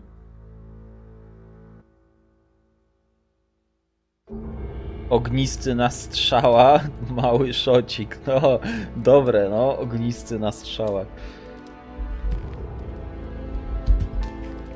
Dobre.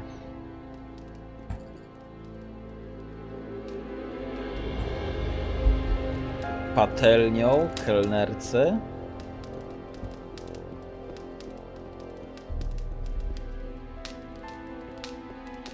Wieża w Ksardasie? O kurde.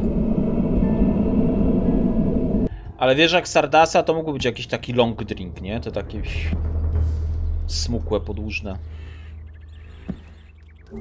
Cześć Sunstorm.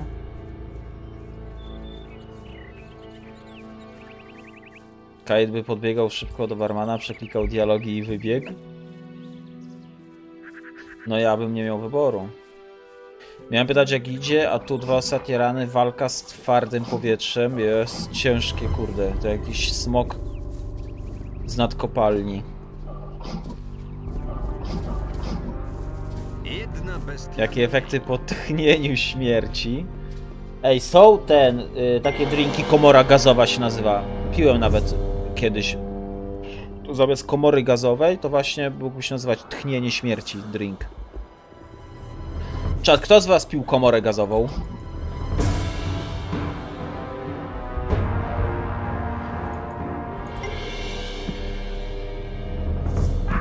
No znowu na nogi zeskoczyłem. No ja nie wiem, no.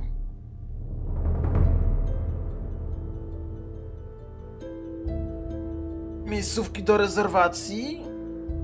No właśnie, ja mówiłem, że loża dla jednej osoby powinna się nazywać Gilbertówka. Albo loża Gilberta. Speedrunowanie baru to nie jest dobry pomysł. Nie jest, no.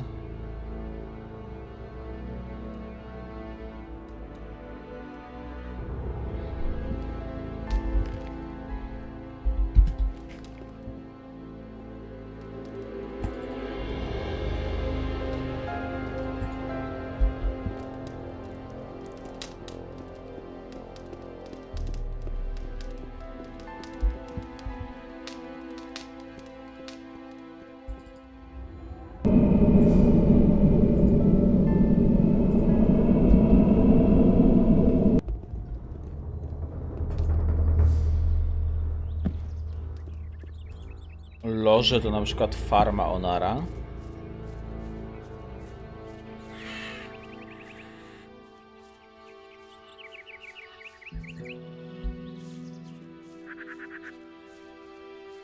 Farma Laberta? Co to jest Labert?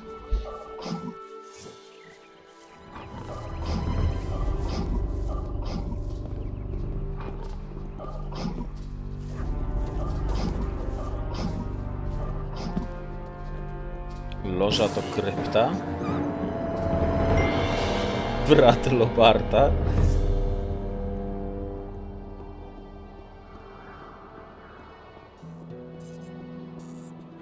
Syn Lamberta i Lobarta.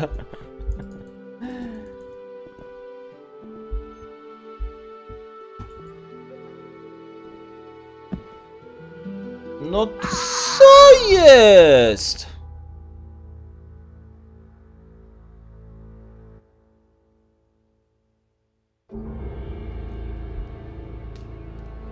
Z aplikacją Żabki będą zniżki. Co ma Żabka do mojego lokalu? Kupon Polska-Estonia był, ale nie na pojedynczy mecz, tylko tam mam jeszcze... Mam Polskę i jakieś 2 mecze inne. Lombard u Lobarta.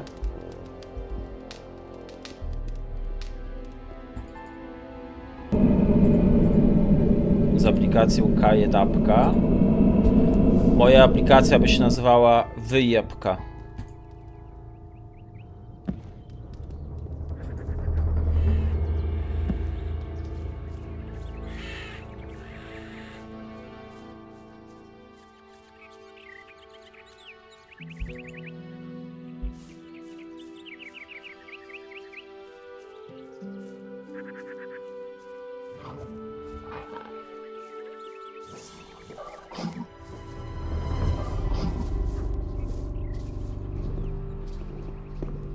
Drink wakacje od czatu, pijesz i wypad.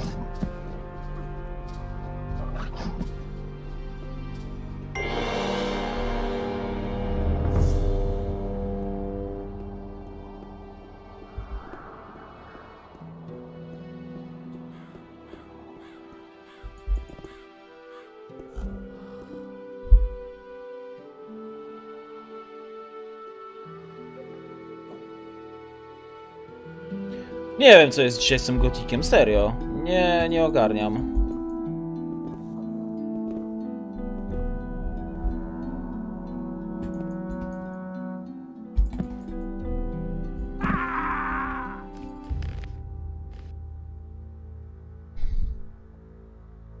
Zestaw drinków tematycznych dla każdego etapu speedruna.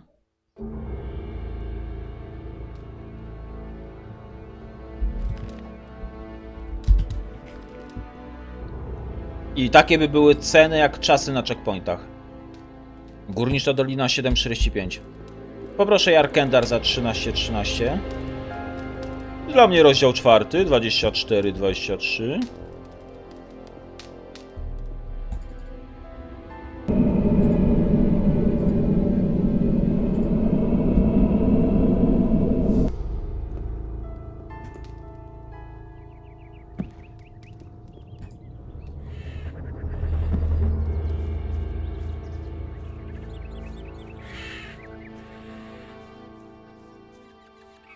Ej, właśnie zdałem sprawę, ja nie mogę teraz rekordu bić. Za 19 minut zapowiedź ligi jest. Kelner deszcz ognia dla wszystkich.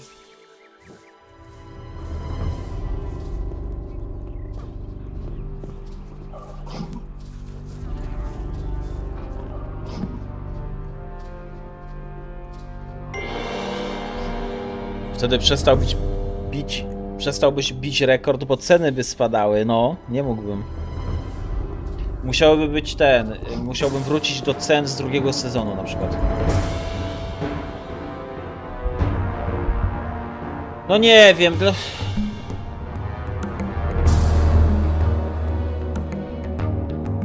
Szczak królewski.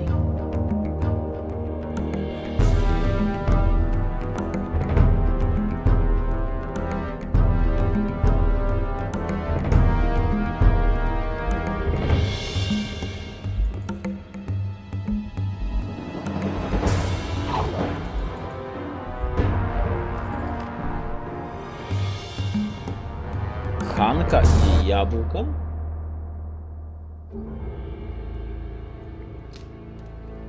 Jaka Hanka?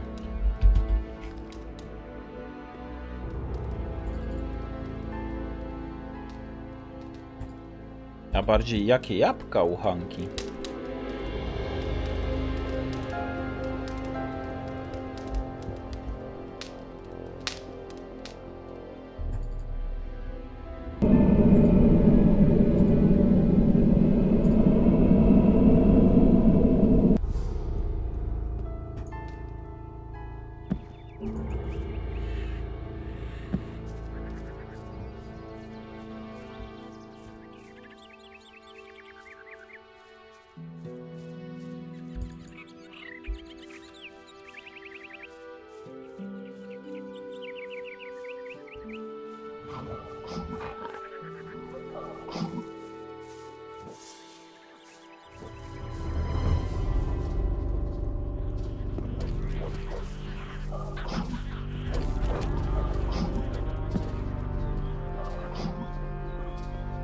Będą jacyś umieścieni chłopcy ze Straży Miejskiej?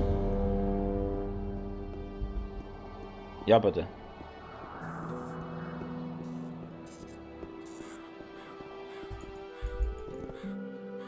No i w końcu dobrze wskoczył.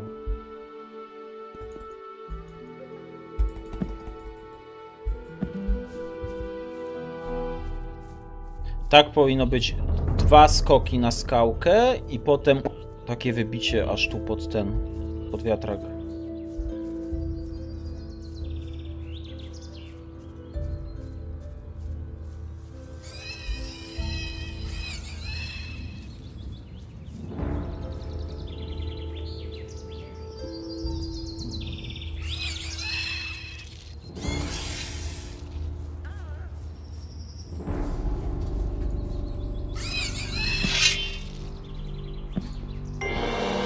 O i to jest czas, jaki mnie interesuje. 2:07 w bramę. Kurde, czemu teraz akurat, no? Drink o nazwie Śniący.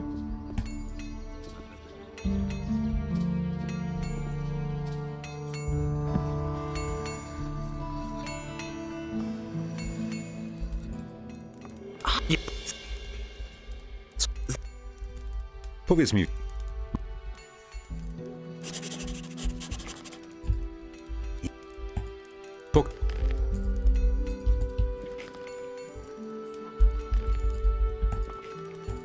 pokaż mi swoje towary. Ej, ale wydaje mi się, że odkąd wczoraj scrolla przedmuchałem, to chyba nie miałem pomyłki z tym. Wiecie? Ale może po prostu za mało minęło i nie mam, wiecie, większej bazy badawczej.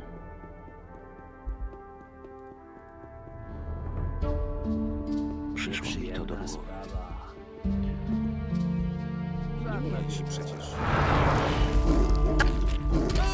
Ale dużo ludzi poszło na mecz.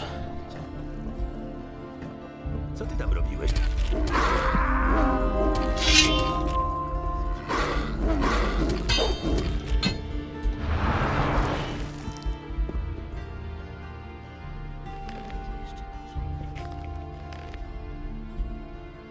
Dobra, czat, to ja idę do klopa. Po 2:07 ciężko trafić. D2.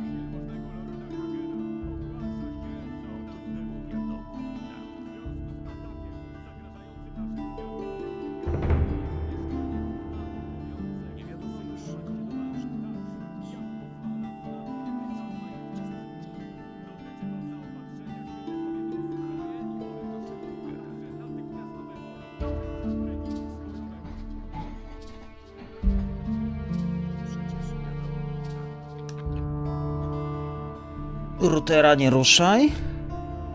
Nie no, chyba nie był zacięty ten, nie? Nic się nie stało.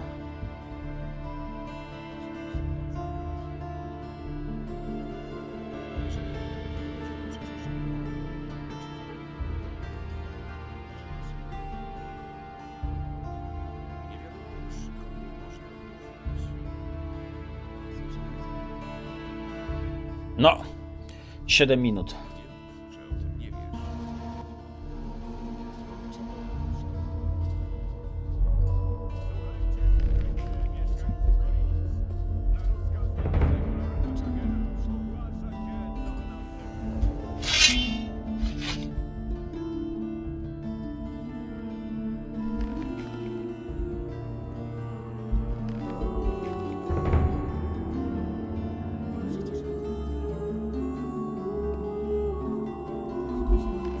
O.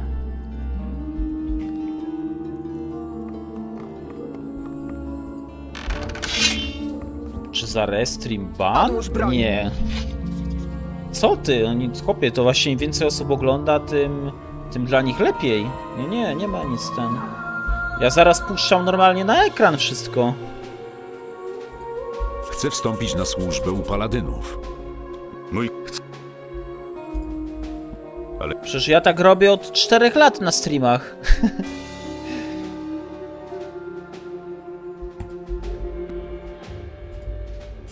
Nie. Im więcej osób ogląda, tym mniej łapek? Co? Ej, serio? Polazłem do klopa i poszło 20 osób stąd?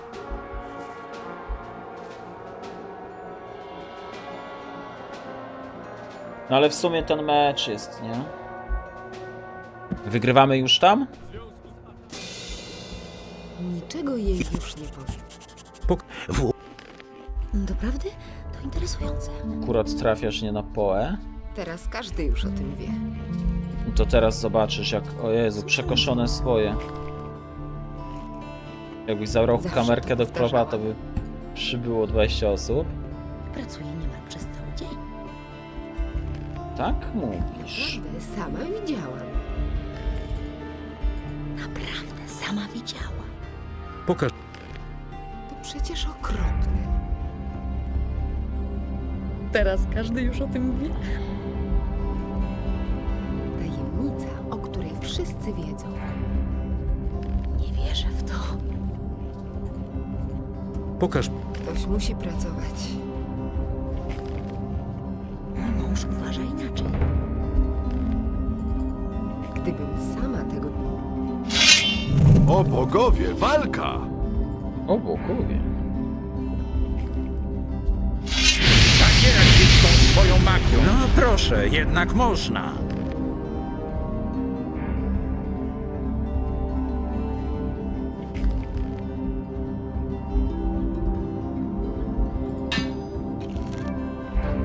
A nie, mi czegoś brakuje, a nie, że mam za to. Witaj mnie. Pokaż mi. Pokaż mi swoje towary.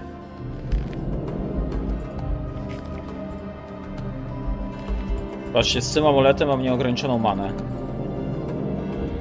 Teraz mogę robić tak. Przestań. Nie mogę zabijać tego, u kogo zwój. Kurde, ja pitole, zapomniałem.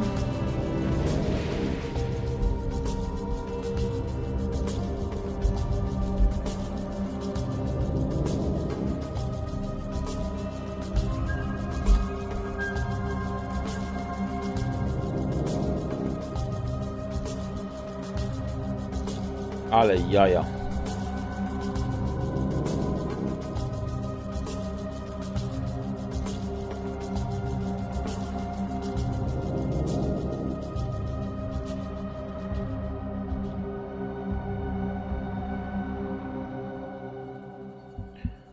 No dobra. Ekran i jechana z tym.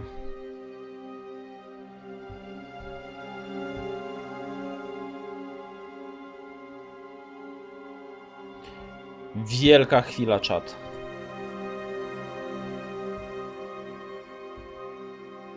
Wielka.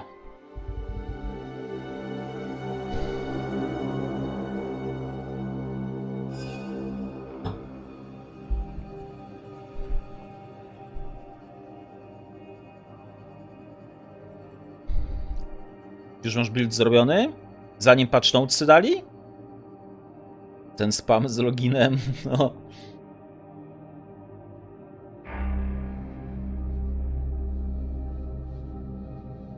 $75,000 prawie.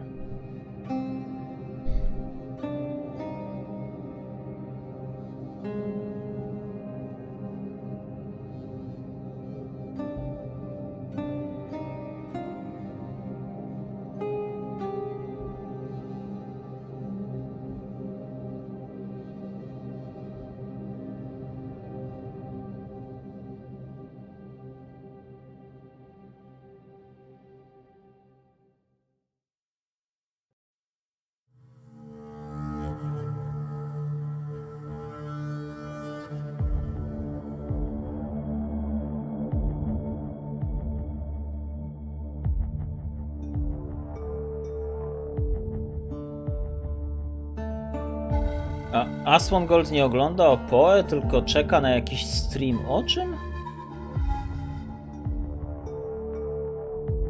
Future Game Show? Co to jest? Powaliło go?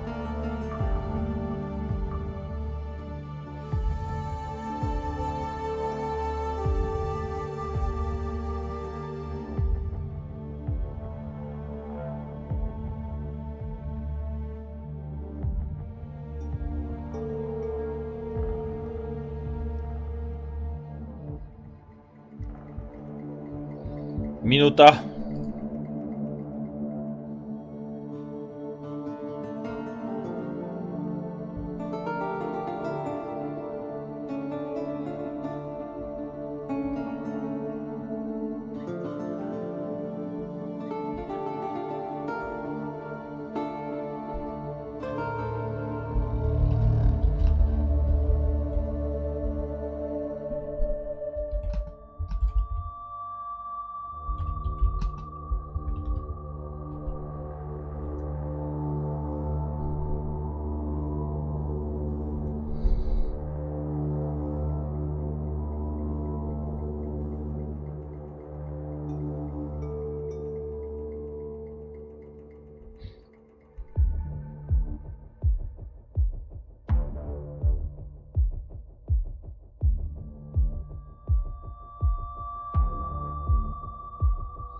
Cześć siekiernik.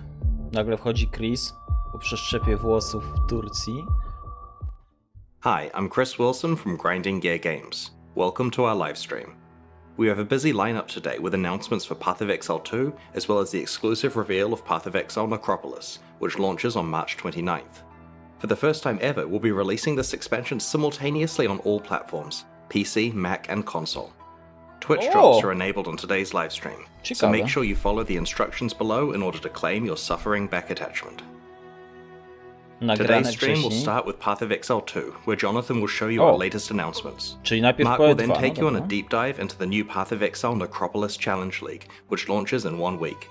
He'll cover the league mechanics, its deep crafting system, large in-game changes, some improvements to the core Path of Exile campaign, and finally some quality of life features. We'll then show you our new supporter packs, and we'll head into a live Q&A session where Ziggy D will ask us your questions from Twitch chat. After the livestream, we'll drop the full patch notes. Dawać patch notes. Hey guys, it's time to chat about PoE 2 again. It's only been a few months since we talked about the Mercenary, and yet even since then a huge amount has changed. When we announced the Mercenary, we also showed off a lot of the new capabilities that our engine has around animation and character control. Moving while shooting was a huge deal in that class, but there were a lot of other more subtle things going on to make it feel good too. Poruszanie się wsadem i strzelanie podczas poruszania się strzelanie to about is to go back and apply all the new ideas and capabilities that we have to our old classes too. Today I'd like to show off the Ranger, and I hope that you guys like what you see. No, pokażcie. Rangerka.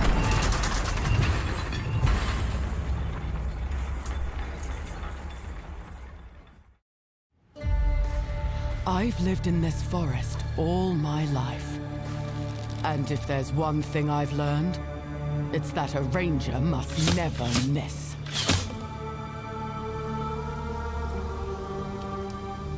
A beast will hunt you, but it is the cruelty of man I fear.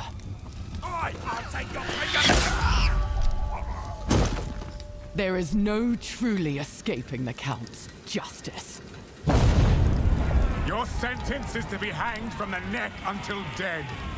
Let your souls feed the first ones, and your bodies feed the land. After her!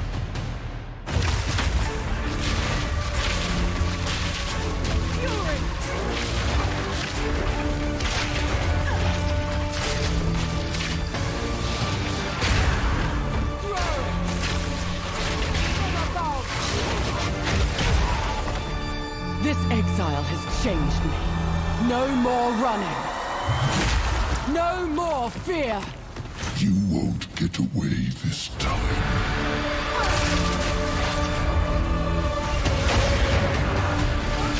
I will put an end to this madness. Trochę nie mój playstyle grania postaciami. Takie skakanie, fikołki, coś tam.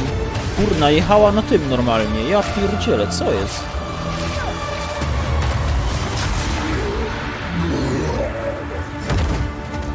Let this be a warning, Gianor. I'm coming for you next. Nie powiedziałbyś?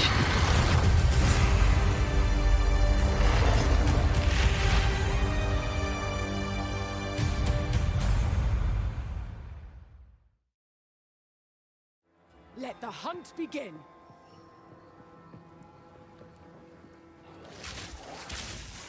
No nie no, tutaj takie jak Poen, ale to strzelanie podczas chodzenia, ja pierdzielę. The dream of fast bow gameplay is Legiss, so that's what we wanted to deliver. Legolasa chcą? The starting point is moving while shooting a bow. Any kind of basic arrow skill can be fired while moving, with a movement penalty. This immediately gives you a lot more freedom on the battlefield. Here I'm starting each battle with a poison burst arrow to poison groups of enemies. Then using a lightning arrow to arc lightning Beta 7 czerwca będzie beta For even dostępna. more mobility, we also have a variety of skills that involve vaulting around the battlefield too. This is Frost Escape. Using it jumps backwards and shoots a freezing arrow at the ground. Really useful if monsters close on you and you need to get away. Once you've landed, if monsters were frozen, it'd be nice to have some way to take advantage of that extra time. This is where Snipe comes in. Snipe is a skill shot that you need to charge up and release at exactly the right time. If you land the right timing, Snipe is guaranteed to produce a critical strike, and does a small AoE as well, so it's a great finisher. You can also move while shooting arrow rain skills too. This skill is Lightning Rod. It shoots an arrow into the air that sticks into the ground and does a small AoE. Once the rods are in the ground though, they attract any arcs of lightning. Ciekawe, nastakowanie tego, ciekawe czy ilość projektili wpływa na to i... lightning rods on the ground and bounce lightning between them, doing way more damage. Now this takes care of packs pretty well, but for bigger enemies I'd like to have something that's going to enhance my damage output too. This skill is Stormcaller Arrow. Using it sticks an arrow into an enemy. After a short period of time, a lightning bolt comes from the sky and strikes them. This has a high chance to shock them, and shocked enemies take 30% more damage from all Ale sources. delay, to ja nie lubię takich. Along, it's a good idea to throw one of these at them first to enhance your damage before following up with the other combo. Now if I really want to enhance this combo, there are a couple of things I could do using our support gem system. Skills in Path of Exile are granted by items called skill gems. Each skill gem has coloured sockets in it, and these sockets are for other items called support gems. Support gems modify your chyba pierwszy raz pokazali nowy widok skilli. Wcześniej zawsze były takie gemy jak w PoE 1, takie same. I could add it to my lightning arrow, and it would fire multiple arrows. This would increase the number of targets I can hit, but that isn't the effect that I'm after. If I add it to my lightning rod skill instead, then when I fire it, I get a nice groove of rods. This means that I don't have to spend as much time setting up before I can use it with my lightning arrow combo. Masz linki w skillu teraz. I might also add faster projectiles to make the lightning rods land faster too. Now next up I'm going to grab this chain support gem. Chaining causes many effects to repeat on new targets when you hit them. If I add it to my lightning arrow, it will cause the arcs that come out of lightning arrow to strike even more targets, rippling along my line of lightning rods for huge amounts of damage.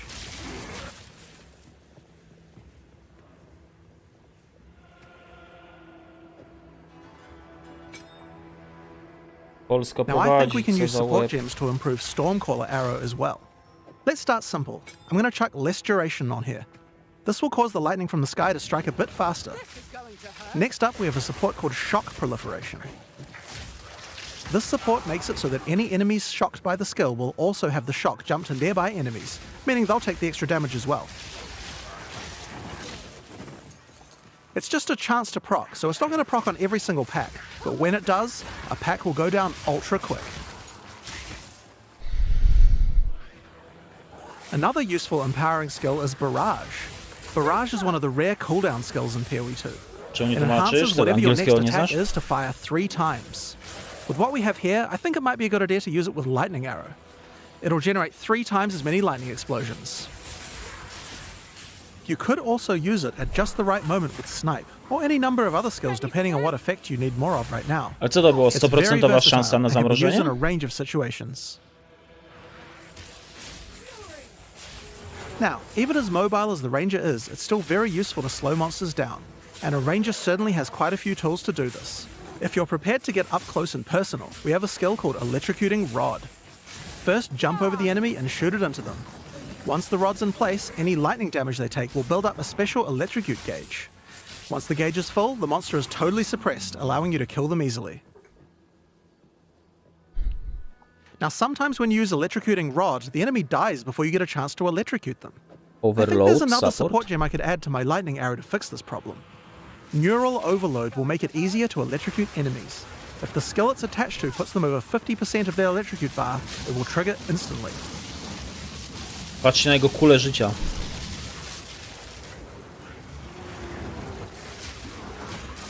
Zostanę przy PoE zwykłym chyba? Ja będę naprzemiennie segrał. Żeby poznać to nowe PoE, no bo jak nie będę grał w nowe PoE, to jak ja mam je poznać i powiedzieć, czy dobre, czy niedobre. I'm going to add a support gem called Frozen Nexus to my Frost Escape. This makes an area of chilled ground around frozen enemies. I'll also add Deep Freeze to it as well, which will make the freezes last a bit longer. Kula życia nam się zmienia na zielono, jak dostajemy Poison. Chyba tak, nie? To było od Poisona? It would also be good if I had a way to slow enemies down when they're farther away from me as well. So this would be a great time to start getting into the Ranger's poison and plant-based skill set. To start with, let's have a look at Vine Arrow. This skill fires an arrow into the air that creates a small plant where it lands. The plant sends out tendrils to nearby enemies, slowing them down and poisoning them. But it does have another function too. If the plant gets further poison, it transfers that poison to the monsters it's attached to. Normally you would only be able to get one stack of poison on a monster at a time, but you can put as much poison as you want on this plant. You could just use the plant to slow monsters down and not worry about the poison part. But if you want to go all in on poison, this is the way to do it. Now if you do want to focus on poisons more, another useful skill is Poison Bloom Arrow. This skill creates these plant pustules on the ground. If you wait a little while, they'll explode. Just like any other plant skill, these plants respond well to poison. Shoot the Poison Burst arrow at enemies nearby and watch your plants grow more and more powerful. Poisoning the pustules causes them to do much more damage and makes them explode much faster as well. Luxeer ten.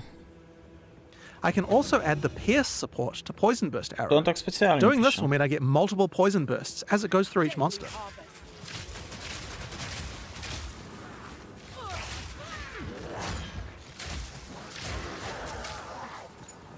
O, Gruzja mi siadła, 1,94. Siedzi Grecja, siedzi Walia, siedzi Polska za 61 zł. Dobra, okej, na razie. Nowe PE będzie na Maca? This skill shoots the ground and creates a cloud of gas that continuously poisons things inside it. Throw your plants down, then put a gas cloud on top. The constant poisoning will make them grow.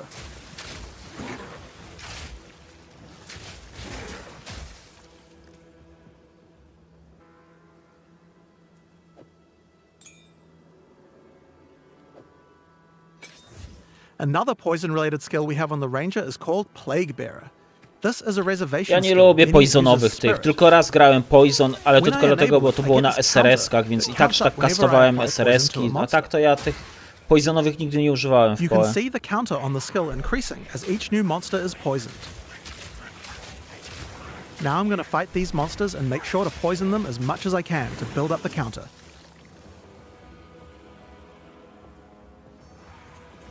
Dobra, niech jeszcze Ukraina strzeli, to będę miał 2 kupony po 60 zł, które siedzą.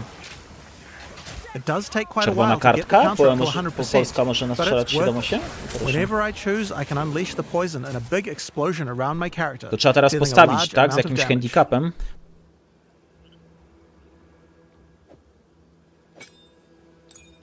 Now next up we have a classic, Rain of Arrows. It's simple. Shoot a bunch of arrows in the sky To and znam. they rain down for a short time. It's decent AoE and damage at long range. Now this skill doesn't last too long, but we can change that. It's time to introduce Frenzy Charges. Frenzy Charges are used for a variety of skills on the Ranger, but with Rain of Arrows they can be used to extend the duration. How do we get some though? Here we have a skill called Sniper's Mark. Put it on an enemy and it will grant you a Frenzy Charge when you crit them. Now remember that snipe skill from earlier? That skill guarantees a critical hit. So first we Sniper's Marked an enemy, then we sniped them. And after that, the next Rain of Arrows will last a really, really long time. O kurde. We still have some weaknesses though. While Rain of Arrows hits enemies with a ton of arrows, each one doesn't do much damage individually. It would be nice if we had a way to break the armor on enemies so that Rain of Arrows dealt more damage. Thankfully, we have this Corrode Armor support gem, and we can put it on our Gas Cloud arrow. Corrode Armor causes poison to erode the armor on targets until it's all gone. This will significantly increase the damage that Rain of Arrows does against armored No, targets. był taki właśnie na ten. Oh yeah, and one more thing about Na gas poison. clouds. They can be detonated with explosions. I have an explosive arrow here. Let's check it out. O kurde. Faktycznie eksplozjiwarą. Now, because monsters and gas clouds are likely to have their armor broken, I think there's another useful combo we can do. This is an exploit weakness support. This support provides extra bonus damage to targets that have their armor broken. Perfect for what we have going on here. Ja nie jestem za dużym fanem tego, że o takie combo, najpierw taki skill, który ściąga armor, potem rzucacie sniper marka, który daje na niego frenzy, a potem już rzucacie skill, który zawsze krytuje po to, żeby zdjąć z niego z frenzy, to wtedy rzucę... Nie lubię takich tych za bardzo. Mam nadzieję, że będzie można w to grać bez takiego kombinacji. Najpierw taki skill, żeby taki, potem taki, żeby taki.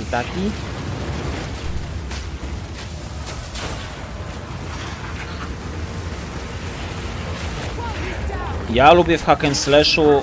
Hack and slash. Hack and po prostu...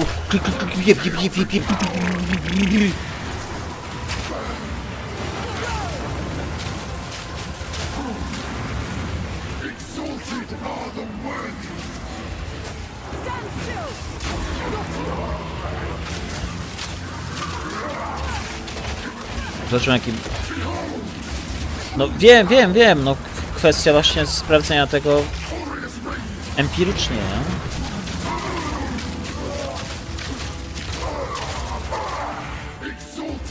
No bo wiesz, na tym pokazywali tego Monka i tam też było tak, zrób piruet po to, żeby móc zrobić salto, jak wykonasz salto, to następny twój cios dostaje 100% kryta, więc wtedy używasz skilla, który na krycie narzuca coś tam. I ten Monk musiałeś zrobić tak, najpierw fikołka, żeby zrobić salto, jak robił salto, to następny 100% krytował, więc wtedy używałeś skilla, który na coś tam nakłada, wiesz. Nie chcę tak grać, kurna, no nie chcę tak grać.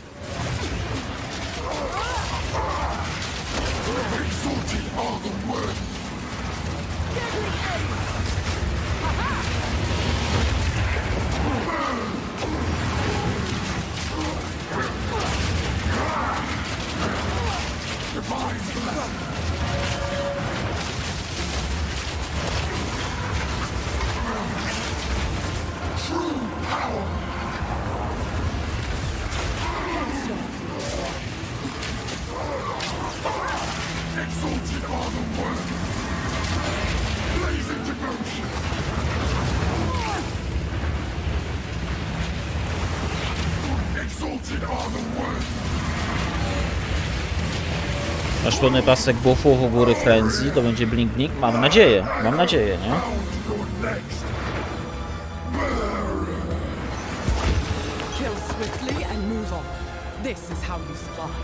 Gdzie jakiś item? No That's loot. the ranger. But oh yeah, there was one more thing. The mount. Check this out. Yes, you can ride a rower.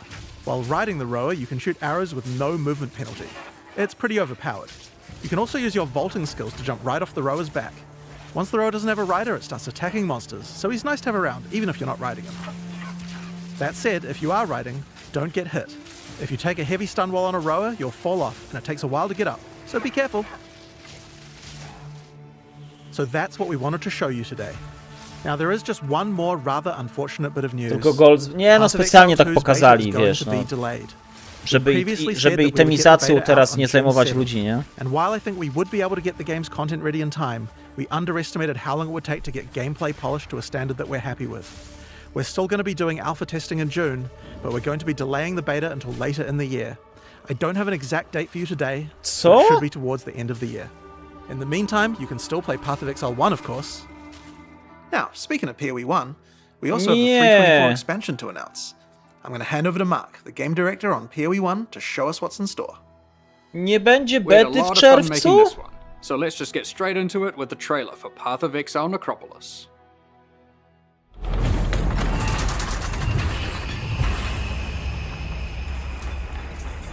Kurwa. Cold flesh, dirt, maggots and ghosts. Dobra, wracamy do PoE 1. Our job is to keep them where they belong. It's your first night, so you'll need this. A ghostly lantern for ghastly tinkering.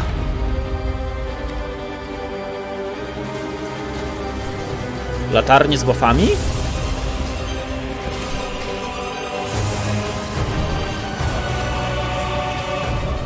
You'll learn to peer into the souls of the dead.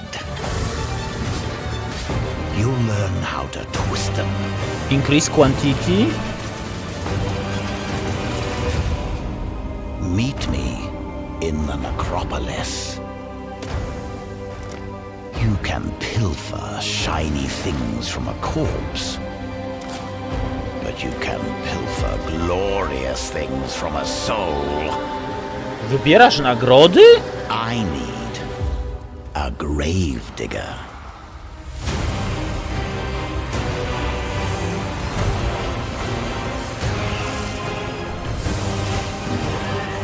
Tier 17 mapy były, a też będą teraz normalnie, tak w Atlasie? Atlas... co? Zmiany w skarabach?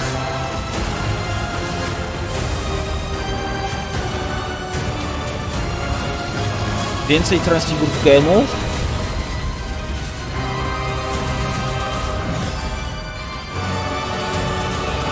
Liścia nowa chyba. Uber Liścia. The job's hard, but the pay's good. Matko bosko, powoli. Dajcie teraz powoli wszystko od nowa. In the Necropolis League, you will encounter Undertaker Aramor, a man collecting the scattered spirits of the Eternal Empire for a mysterious purpose. These spirits have begun to haunt the monsters of Rayclast, unleashing their ancient fury and sorrow onto the world.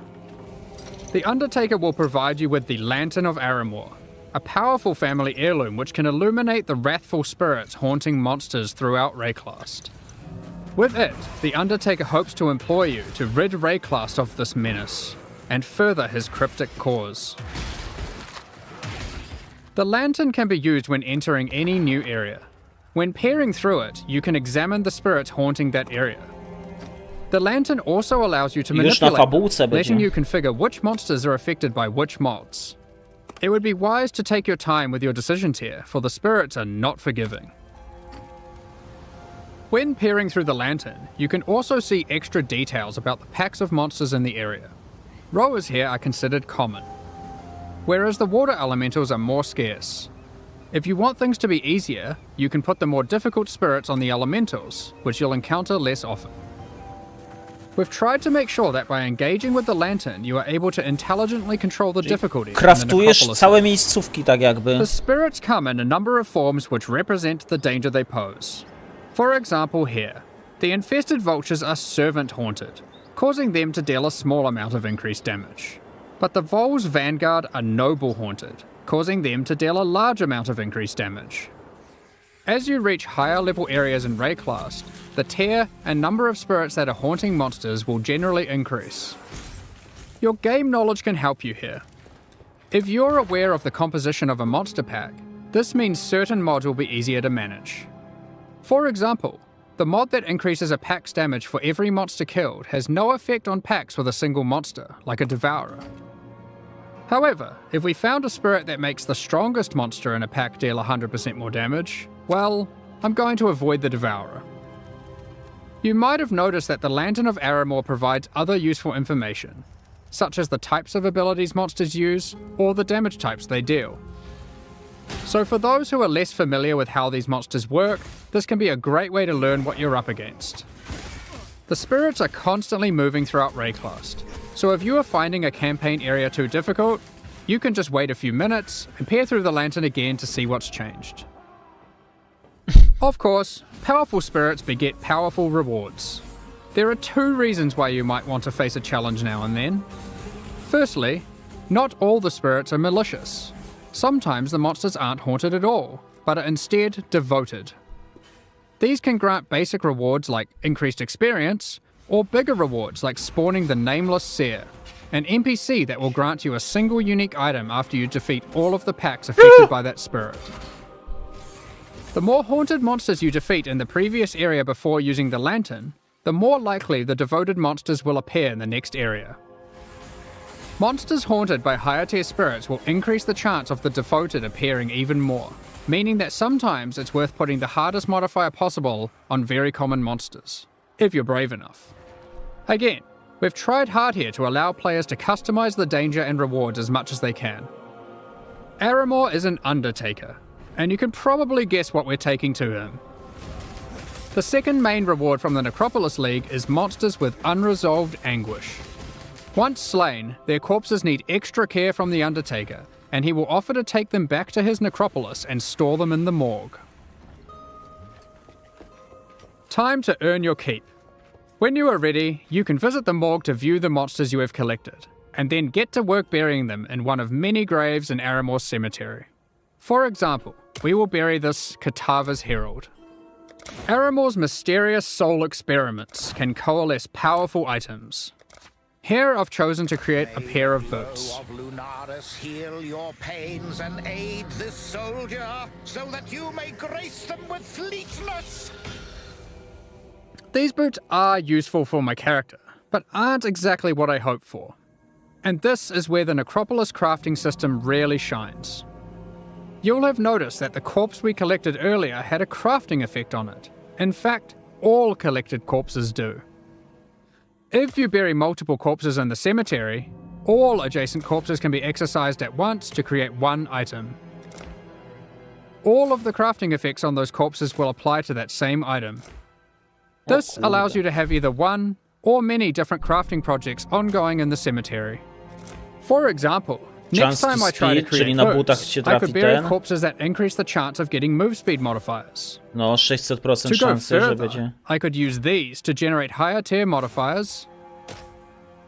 Then, I could try to bias it towards being an Co, evasion wyjdzie tier with 35%, this. tak? Finally, I'll apply some crafting effects that improve the probability of getting good rolls. Now, let's craft our item and see what we get. Buty 35 movement speeda.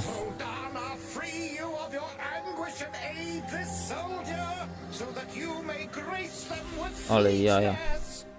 As you can nie, see now, we 30, have a no. much better pair of boots, forged from the souls of our enemies. You could even use the entire cemetery to craft one item. There is always something you can do to try and ensure your item will be as best as it can be. We hope to see some really crazy grave crafts. If you are lucky, you might find corpses with meta crafting modifiers. These can be buried to manipulate your crafting projects in more drastic ways. This one increases the potency of all crafting effects of adjacent undead corpses. Another meta crafting modifier gives a chance to drop an extra item from your craft, with all the same crafting outcomes applied. All you have to do is bury a lot of undead monsters. Ja i tak będę w Sanctum siedział. To.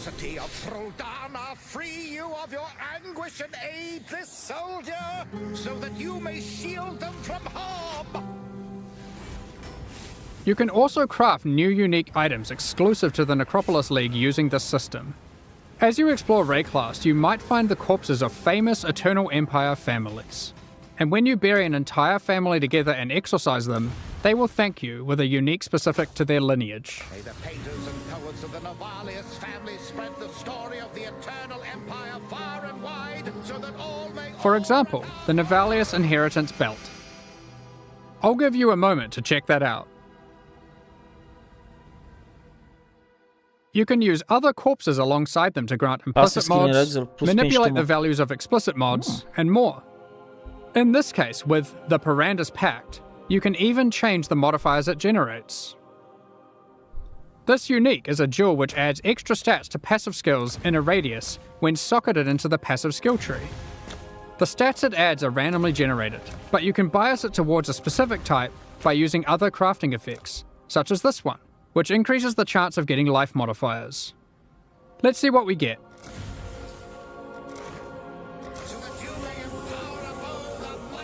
Wycofanie, no nie, no dopiero wprowadzili, oni je wycofali i wprowadzili dopiero co, więc wiesz. Damn, we didn't get it this time. I guess we're gonna have to go and collect more Poza tym corpses. Lisia jest na tym. Lisia była już w pierwszym trailerze. You can trade the corpses away to other players. All you need to do is purchase empty coffins from the Undertaker and use them on your corpses in the morgue, which will itemize them. Sprzedawanie tych zwłok, dobrze. Another item in the Necropolis League that you can find Na pewno będą zwłoki of the plus 1 Allflame. projectile na przykład czy These coś are i monster będą po parę spirits that remain diviniów. living in the Allflame, a powerful ancient artifact of Rayclast. And you can set them free by placing them in the Lantern of Aramor and defeating them. These embers drop throughout Rayclast as itemized packs of monsters. You are able to use these packs to replace the packs in areas. For example, we have found this All-Flame Ember of Tarfor. We can now go to enter the next area Dalej and replace będą? one of the monster packs in here. You can see we have also gotten one of the devoted modifiers to appear. We can pair up the Karui ancestors with this modifier, making them even more rewarding. Let's go ahead and replace the tentacle miscreations. However, when replacing packs, you want to double check their density, as the new pack will inherit the density of the replaced pack. The Karui ancestors we have now added to our area can even drop basic variations of tattoos. If you aren't aware, this is an item type from the Trial of the Ancestors League, which can be used on passive skills to change what they do. There are many different types of itemized packs. You can find Breach and Legion monsters that drop splinters, Untainted packs that provide insane amounts of experience, and even simple frogs, which can be used to replace difficult monsters to make life easier. And of course, these Ember monsters can be raised as specters too. Bo on skaluje statystyki. Let's discuss how this Będziesz league works odejmował in statystyki in-game maps. takim czymś. Each in-game map will allow you to manipulate it using the W sensie lantern on the map atrybuty, device UI. siłę inta. However, instead of randomly cycling every few minutes, it is fixed to that map. Once you view the map through the lantern, you cannot remove it from the map device, so you can't trade that map away now that you've seen it as too difficult for you, or has monsters in it that you'd rather avoid, like porcupines. We're also trying something new this time around. During the Necropolis League, there will be support for the League on the Atlas passive tree. Multiple clusters will be there, allowing you to enhance the gameplay, customize it, and even change its behavior in meaningful ways. One way that you can change the crafting in a meaningful way is with the Prospero's Wager Keystone. All corps with unresolved anguish in the maps have... With this keystone, all the monsters with unresolved anguish come with this crafting modifier, which causes them to generate a random craft when buried. This means instead of pre-planning your crafts, you have to adapt to them on the fly to get the best results. These clusters will not be available in Standard League. In 3.24, we've made a plethora of changes to the endgame. We're introducing new bosses, adding another tier of maps, Wersja hierofanta nie musi statów? No to tak, the most difficult and most rewarding content in Path of Exile can be found in uber pinnacle bosses, such as the Maven and the Searing Exarch. Currently, the only way to access these bosses is by allocating specific keystones on the Atlas passive tree. While this system offers a nice element of control, it causes a problem. Rewards and access to the non-Uber variants are now economically priced around the rewards of the Uber fights. This means it is wasteful to run the non-Uber variants instead of simply selling them. Another problem that we noticed is the difficulty jump between the Pinnacle and Uber Pinnacle content was relatively large, and there wasn't obvious content that could bridge this gap. Many players would give up on their characters before being able to defeat the Uber Pinnacle bosses. In 3.24, we will be making some changes to this. We are removing the keystones that give access to the Uber Pinnacle bosses from the Atlas tree, and instead we'll be adding a new set of fragments that give you access to this content. Where do you get these fragments? We are adding a new tier of maps, Tier 17 maps, which not only give you access to the Uber Pinnacle content, but also test your characters in new ways. They feature a new set of bosses, Uber monsters, and a new tier of modifiers that can roll on the maps. There are 5 new Tier 17 maps in total, with some surprising boss fights at the end. We'll look at a couple today, and the rest you'll have to discover for yourself. First, we have the Citadel map. This map contains an ancient Kalguran citadel. You will encounter many expedition monsters as the signature packs throughout the map. At the end, you will fight Uber Uhtred. This is a version of a boss from Expedition League, with all its abilities and mechanics enhanced. Uber Uhtred will even be able to summon 2 other expedition bosses to aid it during the fight. Secondly, we have the Fortress map. This map is an impregnable fortress, guarded by monsters from the Heist League. At the end, you will encounter an Uber version of the Unbreakable. Again, it has enhanced abilities and mechanics you'll have to learn and overcome. Each of the Tier 17 map bosses has a chance to drop a unique item, allowing for some target farming. However, these aren't entirely new unique items. Instead, we've taken other unique items, removing them from the core drop pool and rebalancing them to fit here. One example is this reworked version of Wraith Lord. It has 4 Abyss sockets, and allows you to summon an additional Spectre for each Ghastly Eye jewel socketed into it. O kurde. Another example is Mana Storm. Plus 4 This has been rebalanced to grant a lot more damage than before, alongside some more impactful mana stats, if you can get lucky rolls. Alongside adding Tier 17 maps, we have also changed the Uber Pinnacle bosses to have completely distinct unique item drop pools from their non-Uber counterparts. This means there is a reason to farm both versions. Let's take a look at the Shaper versus the Uber Shaper. The Okay. Shaper will drop these uniques: Voidwalker, Shaper's Touch, Solstice Vigil, and Dying Sun. Whereas the Uber Shaper will drop these: Echoes of Creation, Sublime Vision, Entropic Devastation, Starforge, and a new unique belt called the Tides of Time. Life Recover Flask, Mana Flask Increase Effect. Another example of a new unique is this helmet from the Uber Eater of Worlds, Ravenous Passion, and these gloves from the Uber Searing Exarch, the Celestial Brace. Each of the Uber Pinnacle bosses has a new unique added to their drop pools. 45. We've identified another major problem with the endgame we'd like to address. With every expansion added to the game, we have been increasing the complexity of running maps. It's at the point now where a player must repeatedly execute a large sequence of steps to run maps efficiently. It can be easy to forget critical steps, and it can be tiring to repeat them. To solve this, we are removing some systems, but are keeping what is good about them. The two main systems we've removed are Sextants and the Master Mission Selector. It is not our intention to dull the content, however. We have completely reworked Scarabs to include most of the options that were previously covered by those mechanics, and many, Na czym many ja będę more. zarabiał w Let's take a Sanctum, look jak at some nie ma of them. sekstantów? Commonly, you might find Scarabs that simply grant access to different content. Here, we have a Scarab that causes Beyond Demons to spawn when killing monsters in your maps. And here, we have one that adds a Delirium Mirror. Each type of Scarab now has multiple versions, so if you want to fully invest in a type of content, you can do so. Here's a suite of Ultimatum Scarabs. This Ultimatum Scarab adds an Ultimatum encounter to a map. This Ultimatum Scarab of Bribing then causes that Ultimatum encounter to grant better rewards and its monsters to yield more Dwie experience. dodatkowe rundy. This Ultimatum Scarab of Dueling will cause that Ultimatum encounter to always guarantee the Trailmaster boss fight at the end, assuming you can survive through all the rounds. This Ultimatum Scarab of Catalyzing will cause all rewards from that ultimatum to be catalysts, instead of other rewards. O kurde. And finally, this Ultimatum Scarab of Inscription will cause all catalyst rewards from that ultimatum to be inscribed ultimatums instead.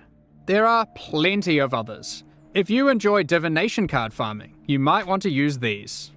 This Divination Scarab of Curation causes more divination cards to drop for each different favored map you have selected.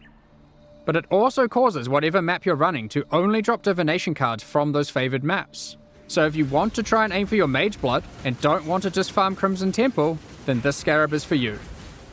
This Divination Scarab of Completion causes your divination cards to have a 20% chance to drop as a full stack instead. Dobra, chuj w to for poet dwa. maximum dopamine. Basically, there are now just a lot of Scarabs. You might have also noticed that they no longer have tiers. Scarabs are now all world drops. You can get them anywhere. Some might be rarer than others, but the intention is that there'll be a lot more options than before, and more interesting combinations to consider. If you want to target specific Scarabs, Betrayal has been updated to include most of them, and you will need to relearn which ones come from where. While this system is allowing you to heavily invest in one type of content, it is reducing your capacity for variety. To address this, we have massively increased access to content on the Atlas passive tree. You are now able to reliably get different leagues like Breach or Legion from just your Atlas passives. Regarding Master Missions, content such as Incursion, Delve, Betrayal, and Bestiary, these too are now accessible with Scarabs, and have more reliable investment options on the tree. Not only this, you can now get Jun, Einhar, Alva, and Nico Jednocześnie to na appear jednej together mapie. in the same map. No, nigdy wcześniej tak nie We have mogło być. also removed some keystones such as Wandering Path, Grand Design, and Growing Hordes. But have added some new ones too. For example, Unwavering Vision, Canon fragments over divine. No dobra, Scarabs cannot be found, ale... Back to Basics. Aha, więcej tych skillsów. And Thorough Exploration. Fewer monster remaining in your maps, final boss are... Affliction. And we have added some new notables such as Remarkable Relics, which allows you to try find better variants of Scarabs. Mounting Modifiers, which increases the values of modifiers on your maps by 2% for each explicit modifier. And Tainted Carapaces, which is just one in a set of many that allow you to target farm specific types of Scarabs. A te These dwa are po just a boku? few of the many new notables that can be found on the Atlas passive skill tree. Lastly, we are giving you more flexibility in what content you want to run in the endgame. In 3.24, you can now have multiple copies of the Atlas tree, which can be swapped between maps at your leisure. You can unlock up to 2 extra trees for a total of 3 by progressing through the endgame and completing core content. When you open a map, you can select which tree you would like to use. For a given league, you'll never feel constrained to playing your endgame a single way. You can also label your trees to easily identify which one has which content. With all this combined, we're hoping to see new endgame strategies shine through. While playing through the campaign in 3.24, you'll notice a myriad of small improvements and surprises. The fundamentals of the campaign are still intact, but we've scattered fun encounters and secrets throughout Rayclast. The Dweller of the Deep has been trapped. What are these ritual shrines doing in the northern forest? And why are they giving me omens? Omeny? This device looks safe. I should definitely use this on my items. There are plenty more encounters to discover. We'll continue adding more surprises in future releases, so keep an eye out. In the previous expansion, 3.23, we released a large number of transfigured skill gems. These are alternate versions of existing skill gems that function in very different ways, allowing for more build and gameplay variety. At the time, our aspirations were higher than we could achieve. We planned more gems than we could make. So, in 3.24, we're adding another set of transfigured gems that we have now finished. Ice Shot, Incinerate, Artillery Ballista, A Wave of Conviction, Tornado, Wave of Conviction, Elemental Hit, Kinetic Blast, Wave of Conviction, Poisonous Concoction, Wave of Conviction, and lastly, Summon Holy Relic. Hopefully those of you who missed your favourite skill having a transfigured variant will get that here. We will certainly be adding more of these in the future, especially for skills that are missing them still. Of course, we'll also be doing a balance pass on the existing transfigured gems. Yeah. One of the main ones we're looking at is Kinetic Bolt of Fragmentation. As a result of this change, it is clear that the endgame potential of the Wander archetype really starts to suffer, mostly in the single target damage department. Due to this, we've added the new support gem, Sacred Wisps. This support gem causes supported skills to create 2 attached wisps for a duration. With these wisps, whenever you attack, they have a chance to also use the same skill, if you have enemies in your presence. And if there are any rare or unique enemies, they will always use the skill. That leads us into all the other quality of life features we're introducing in 3.24, and there's a shitload of them. Many of these have been revealed in teasers already, but here's a quick summary. We've added the automation and call to arms skill gems, for being able to trigger instant skills and war cries without having to bind them to left click. You can now hold down Control and left click to automatically apply certain currency orbs until they achieve the desired result, or you run out. For example, you can hold down fusings until you reach maximum links. You will be able to control, shift, click currency into a trade window to automatically move all of that currency at once from your inventory. Detonate Dead now has clearer telegraphing effects. When harvest crafting, the item hover will always be visible, so you no longer have to mouse back and forth to see the results of your crafts. When you use a Val Orb on a map, the map no longer has a chance to become unidentified. Instead, it adds a new implicit.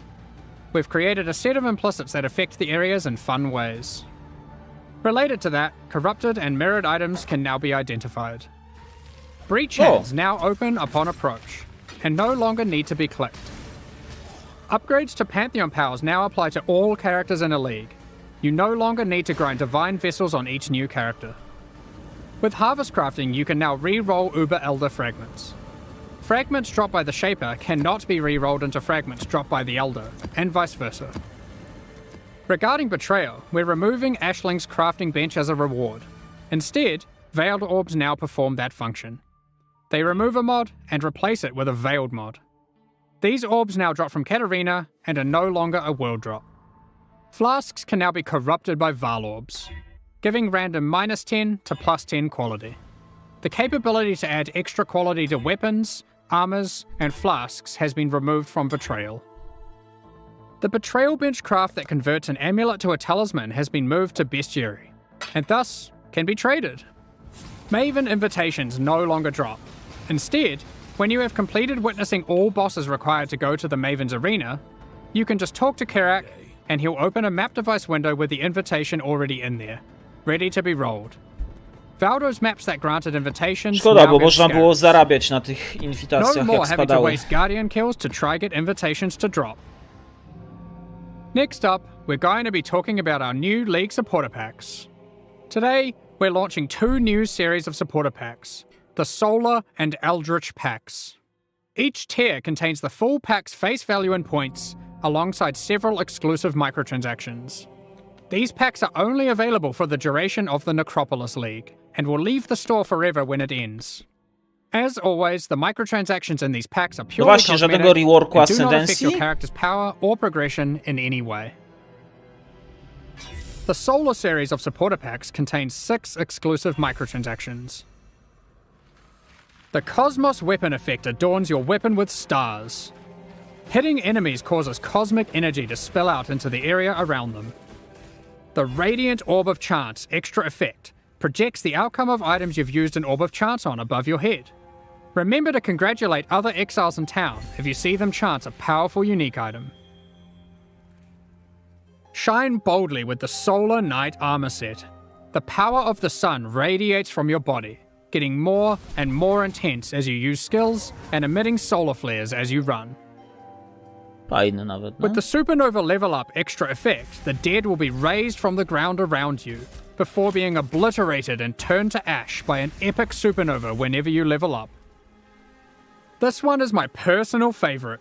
The Cosmic Turtle Hideout lets you travel the infinite expanse of the cosmos atop the back of a colossal turtle. Ja pitole. Carry the weight of the sun on your back with the Solar Guardian back attachment. Witness it grow larger and larger as the energy of slain enemies is funneled into it. When it reaches its maximum size, it goes supernova and turns into a black hole, forever drifting throughout Rayclast. The Eldritch Pack series also has 6 exclusive microtransactions. Are you wondering if we moved the stash in the latest patch?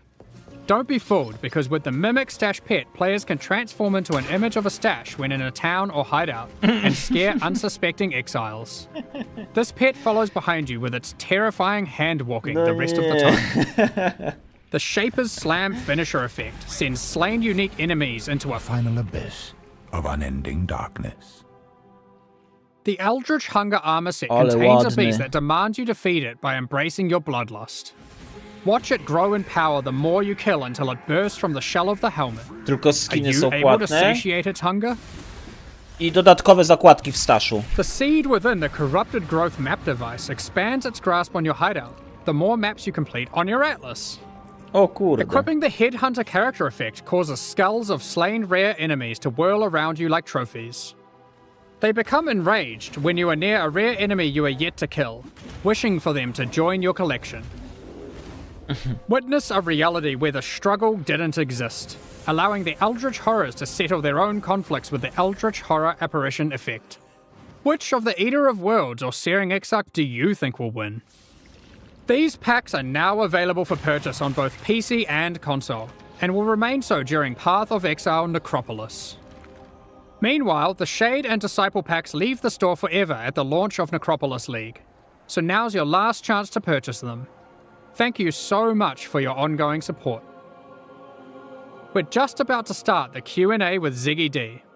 Afterwards, we'll post Path of Exile Necropolis' full patch notes. With release at the end of next week, our community team will be posting crucial information you'll need for Necropolis' release. Keep an eye on the news. On release weekend, we expect to launch the new mystery box and this season's Kerak's Vault Pass. Thank you for joining us today and checking out our latest developments. We're looking forward to doing some awesome gravecrafts and conquering the new in-game bosses with you next week. We'll begin the Q&A shortly, so please get your questions ready.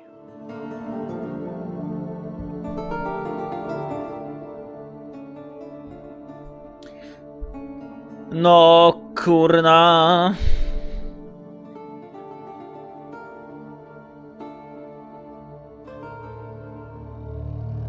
Boję się tych patch notesów.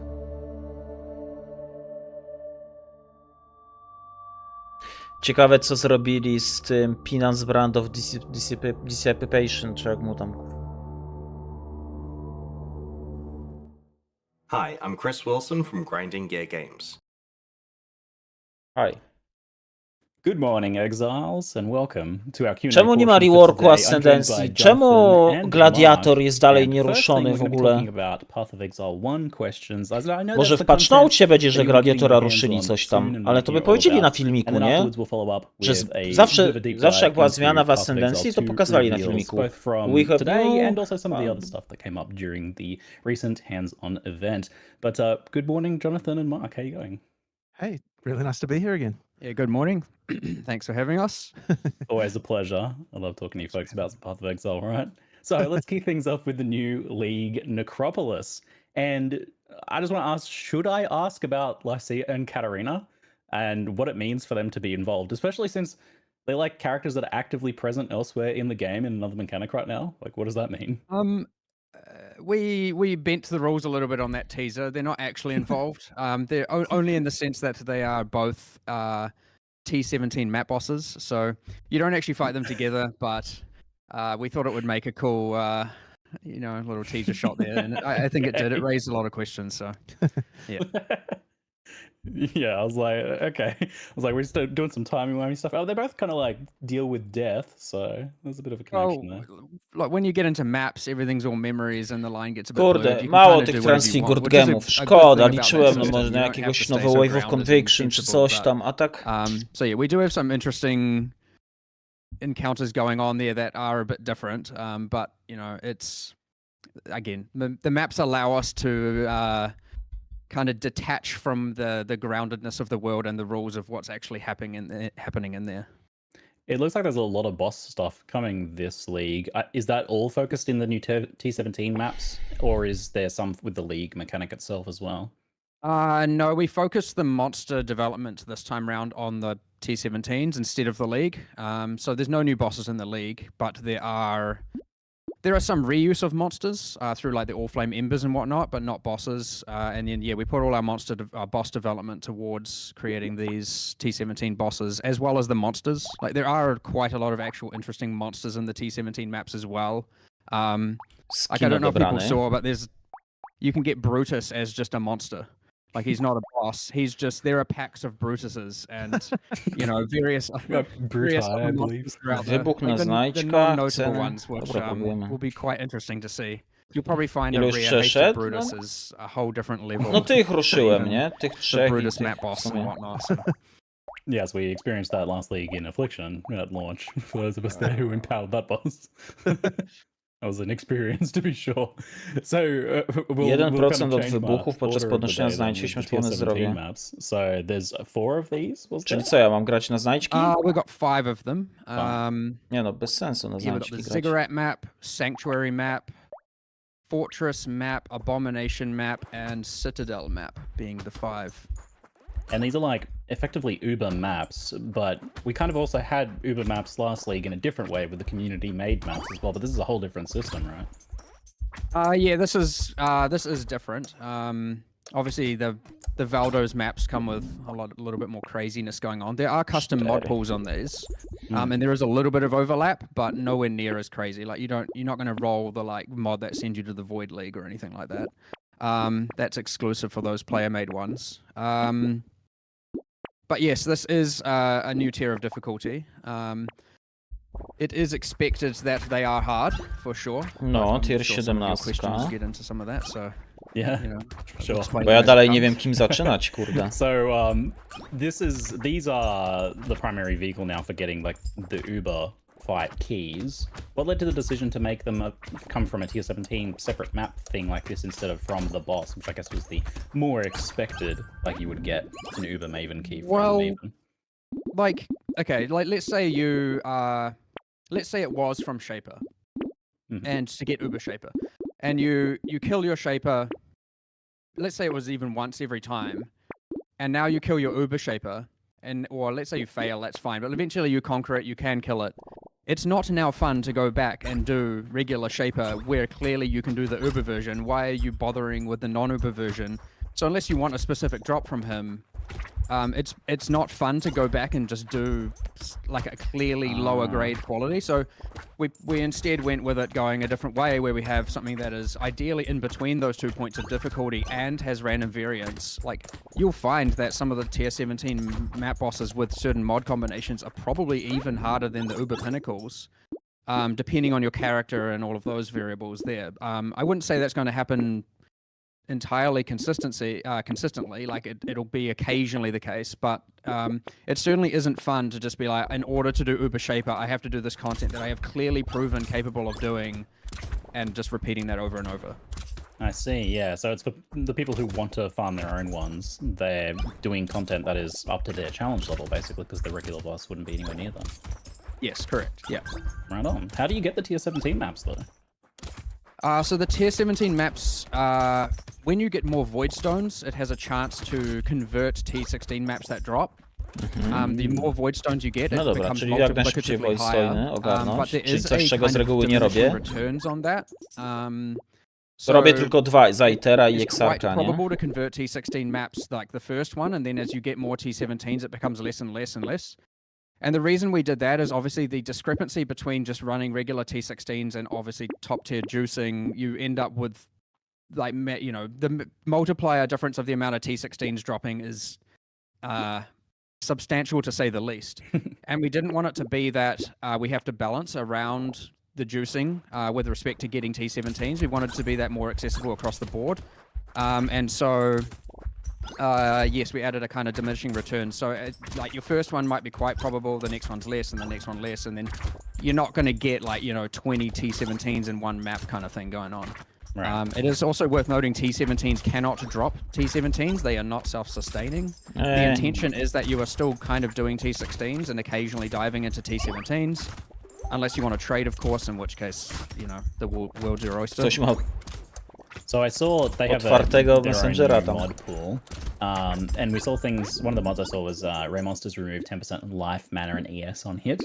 The mana removed on hit seems to break a lot of builds in particular whenever that sort of thing comes up, as mana is generally a pretty finely tuned system in Path of Exile. And it gets me thinking in general about mods like 80% reduced recovery and things that disable auras and stuff like that. And it feels just a bit not too dissimilar to monsters just being immune to your build, right? 2-0. So what's the intention behind those sorts of modifiers in maps?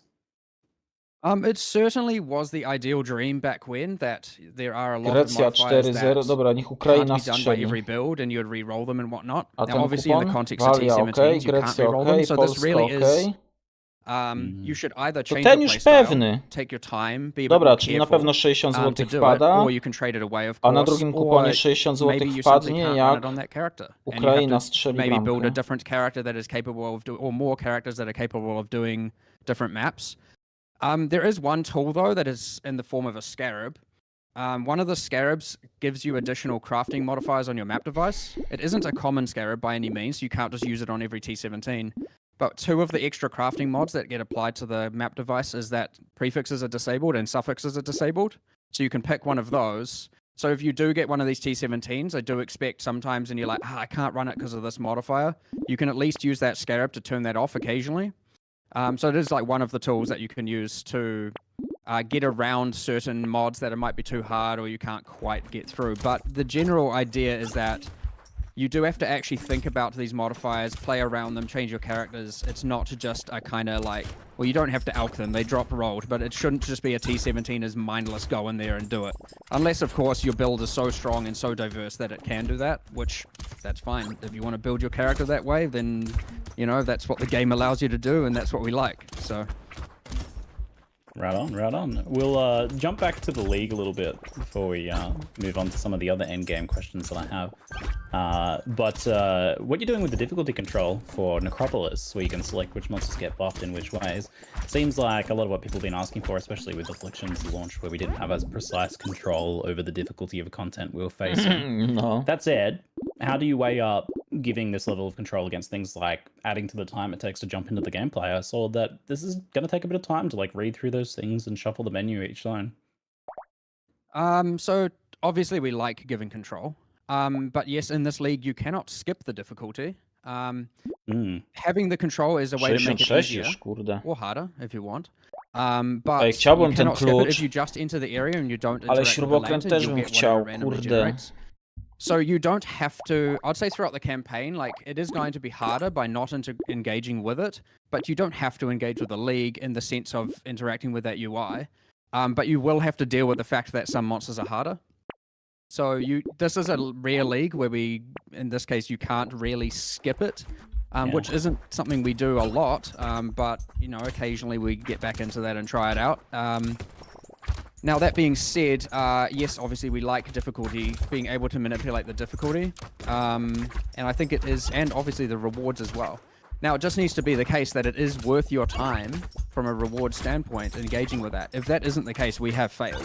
Like, it obviously should be worth your time from a reward point to go, oh, awesome, I got this thing, I need to put it on some XP, I need to put it on this pack, or you get, like, the pack spawns Torment Spirits on death, I need to make sure it's on this pack. Like, there are certainly lots of positive mods that, or like spawning lesser shrines, right? If you put that on a very rare pack, you're not going to get very many of them. If you put it on a common pack, all of a sudden you're going to have a whole bunch of shrine buffs throughout the area, which in turn also makes it easier. So not only does this league make it harder, it also makes it easier in some ways.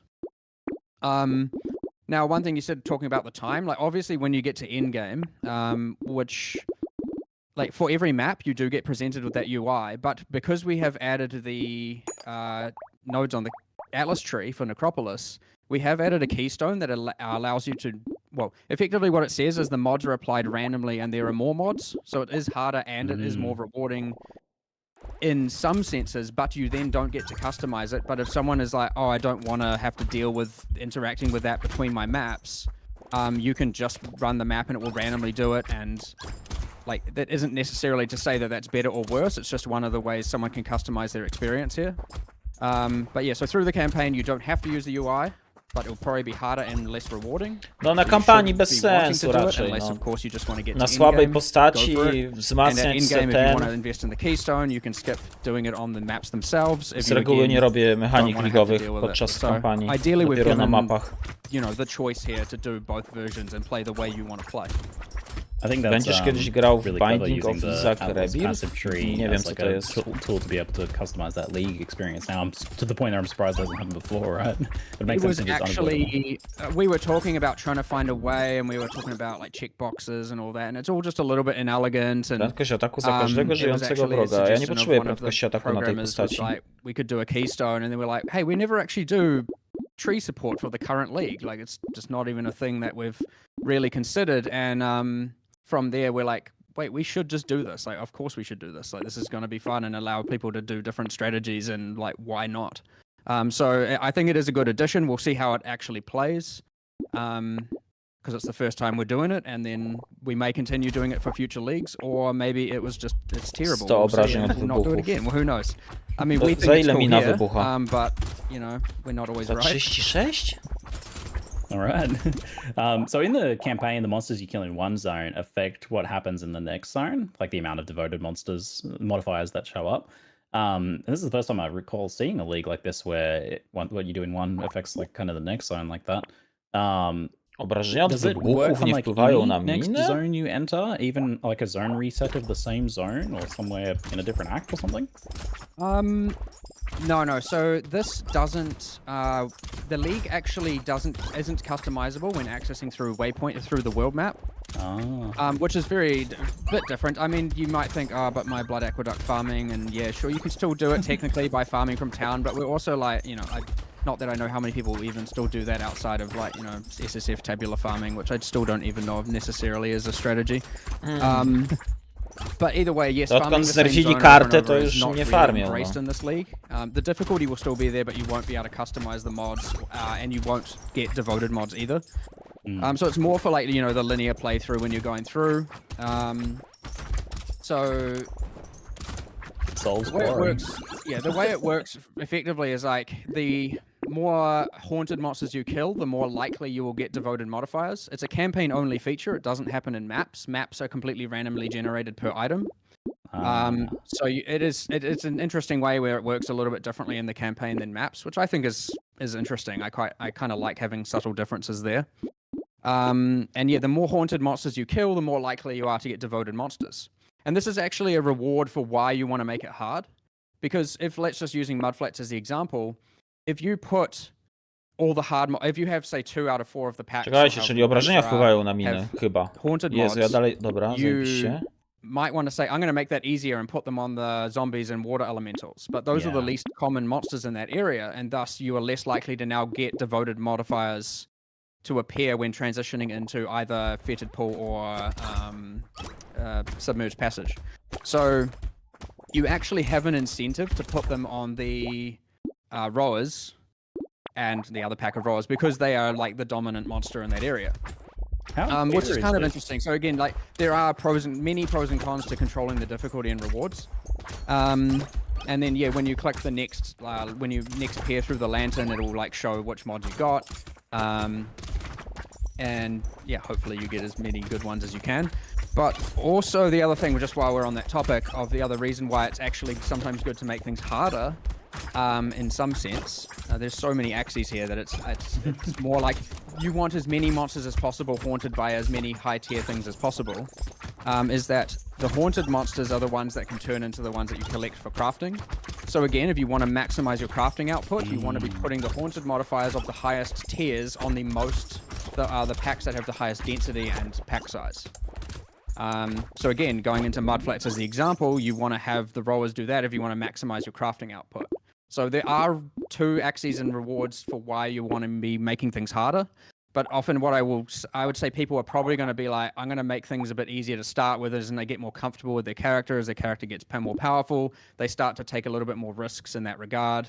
And of course, if it becomes too hard and they over make it too hard for themselves, the mods rotate pretty frequently, like to the point of you like running through an area, the next time if you then had to recreate that area, because you're like, nah, I've made it too hard. The mods will have rotated and you can adapt your decisions and be like, yeah, this is easier for me now. I'll wait a few more areas or some more levels until I then raise the difficulty again. So how clearly is that like reward system communicated in the UI? Can like someone who hasn't like watched this know that, you know, killing more of these monsters will give more devoted to the next zone and stuff like that? That isn't currently communicated, but it will be.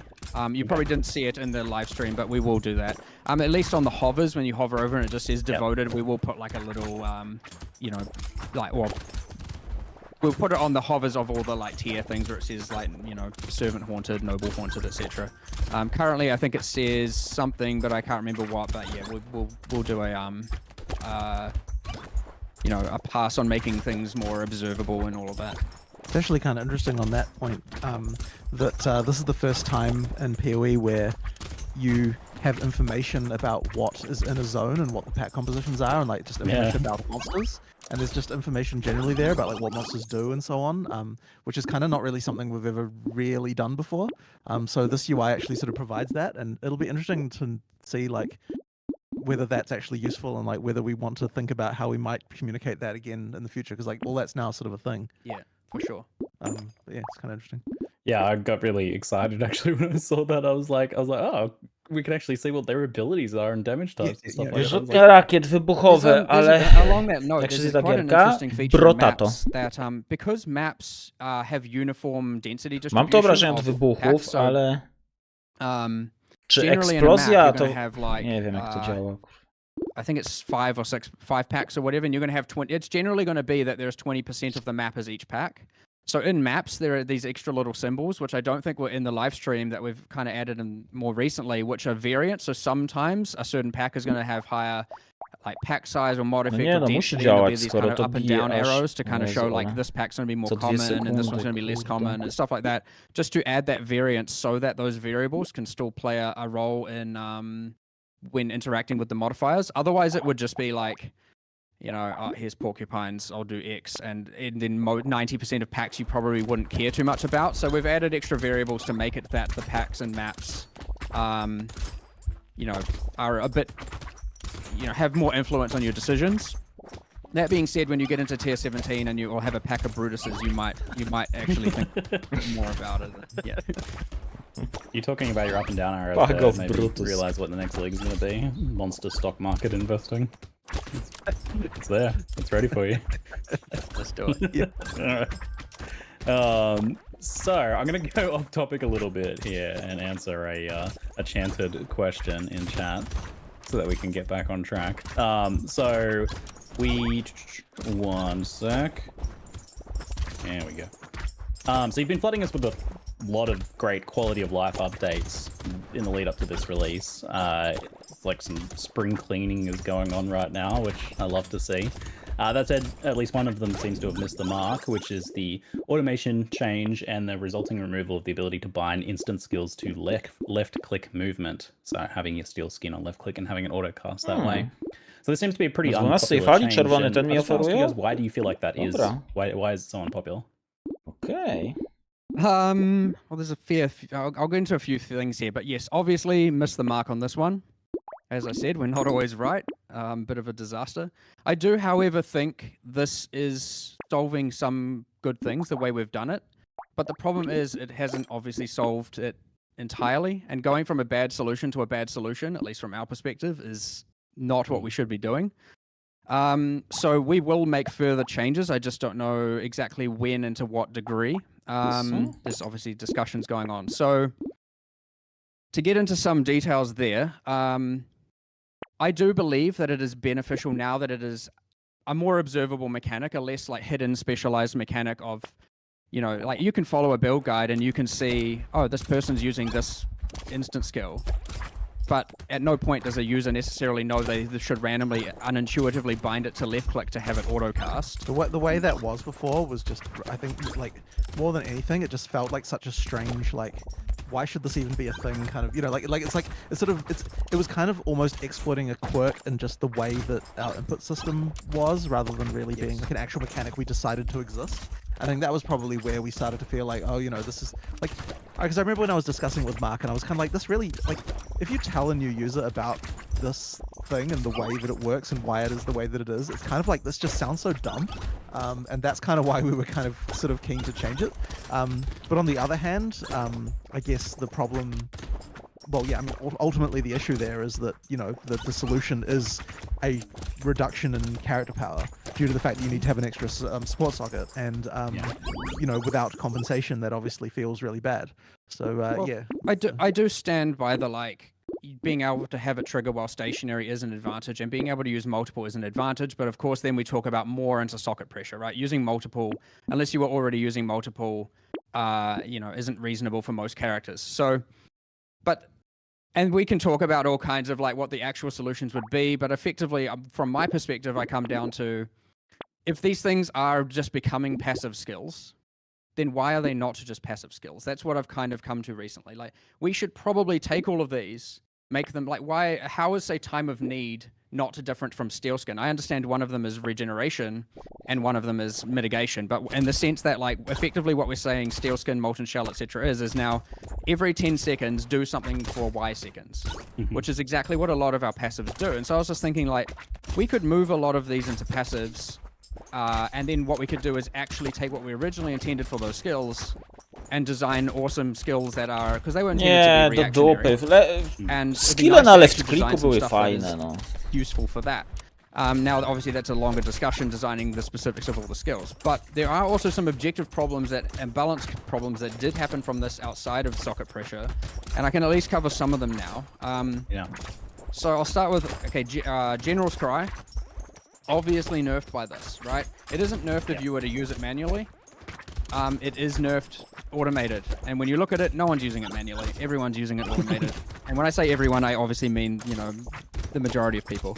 So we are buffing General's Cry, and we are doing some other things Warcry adjacent, like, I think there's some inconsistencies on a bunch of unique items which have, like, casting a Warcry and using a Warcry, and we're making that more consistent, so that more things work in that regard, but there's heaps of little nitty-gritty details there.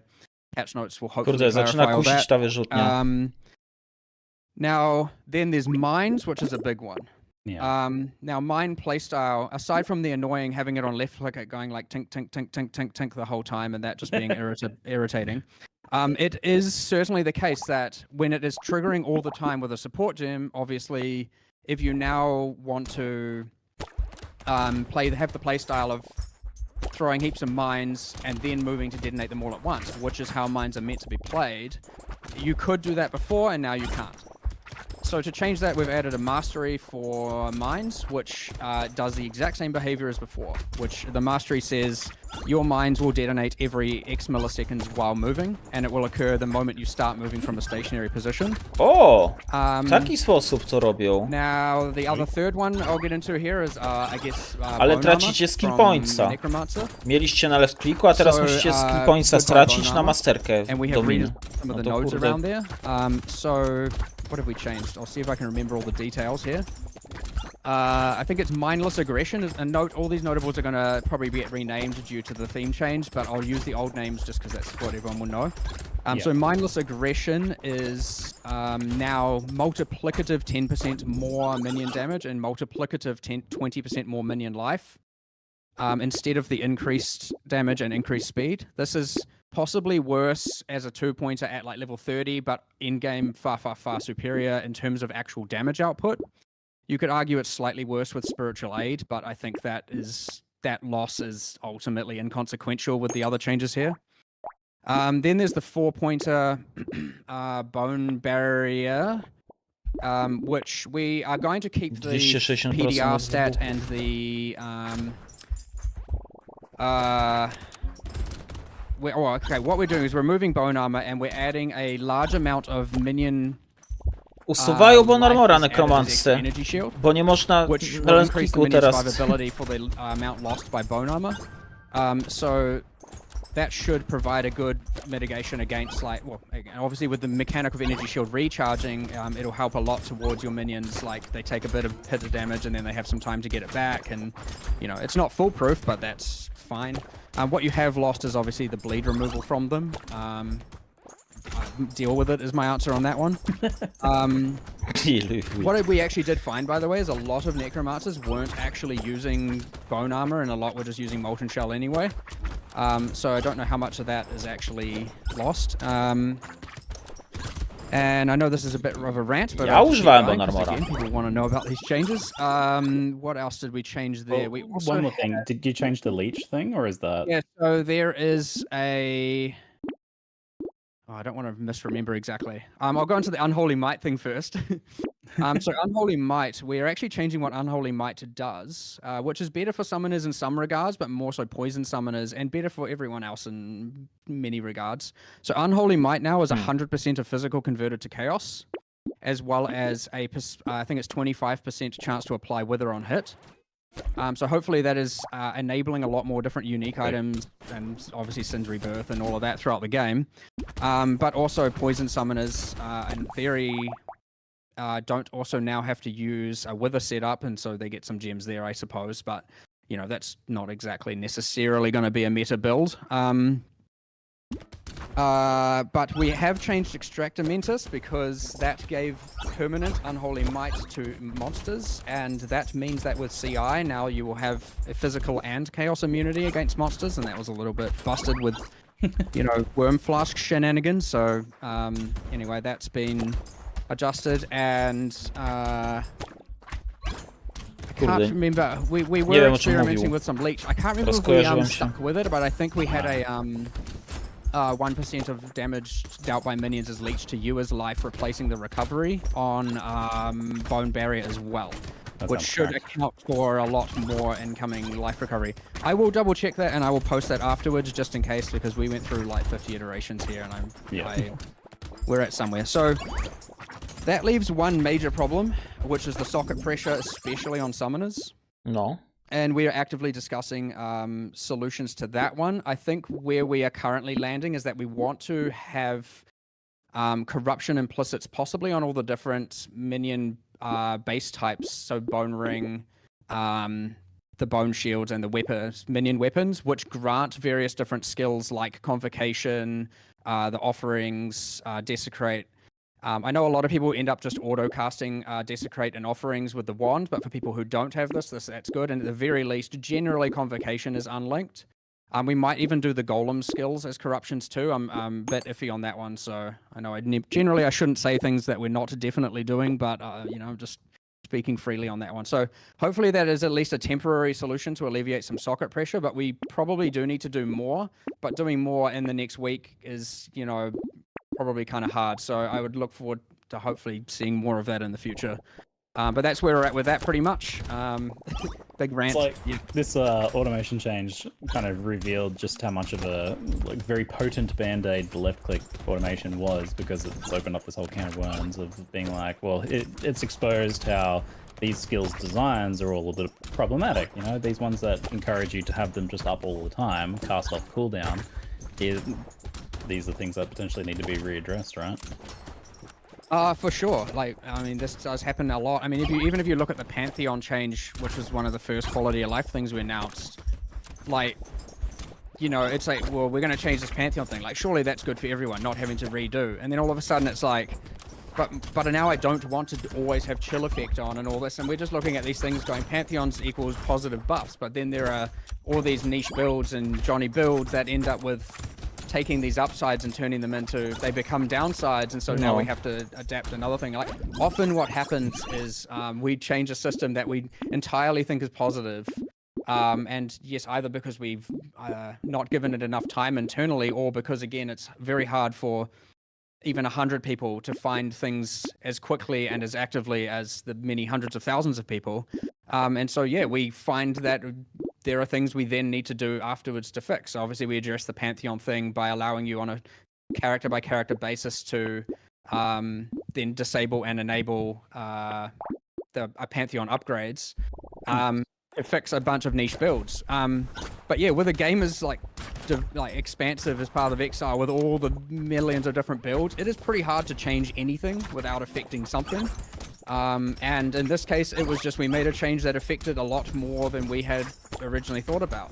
And yeah, we're doing a lot of solutions here, but there is certainly need for a much grander solution when it comes to that left click thing. But I think where we're at right now is probably pretty good. I am never ever going to be happy with the fact anyone feels like they need to do some sort of numlock shenanigans, or whatever the crazy strategies are. That is not okay, and as such, we need to. If that is still happening, we need to still fix more. Yeah, yeah. No właśnie, odbieracie jednego socket gema, no to kurde, no.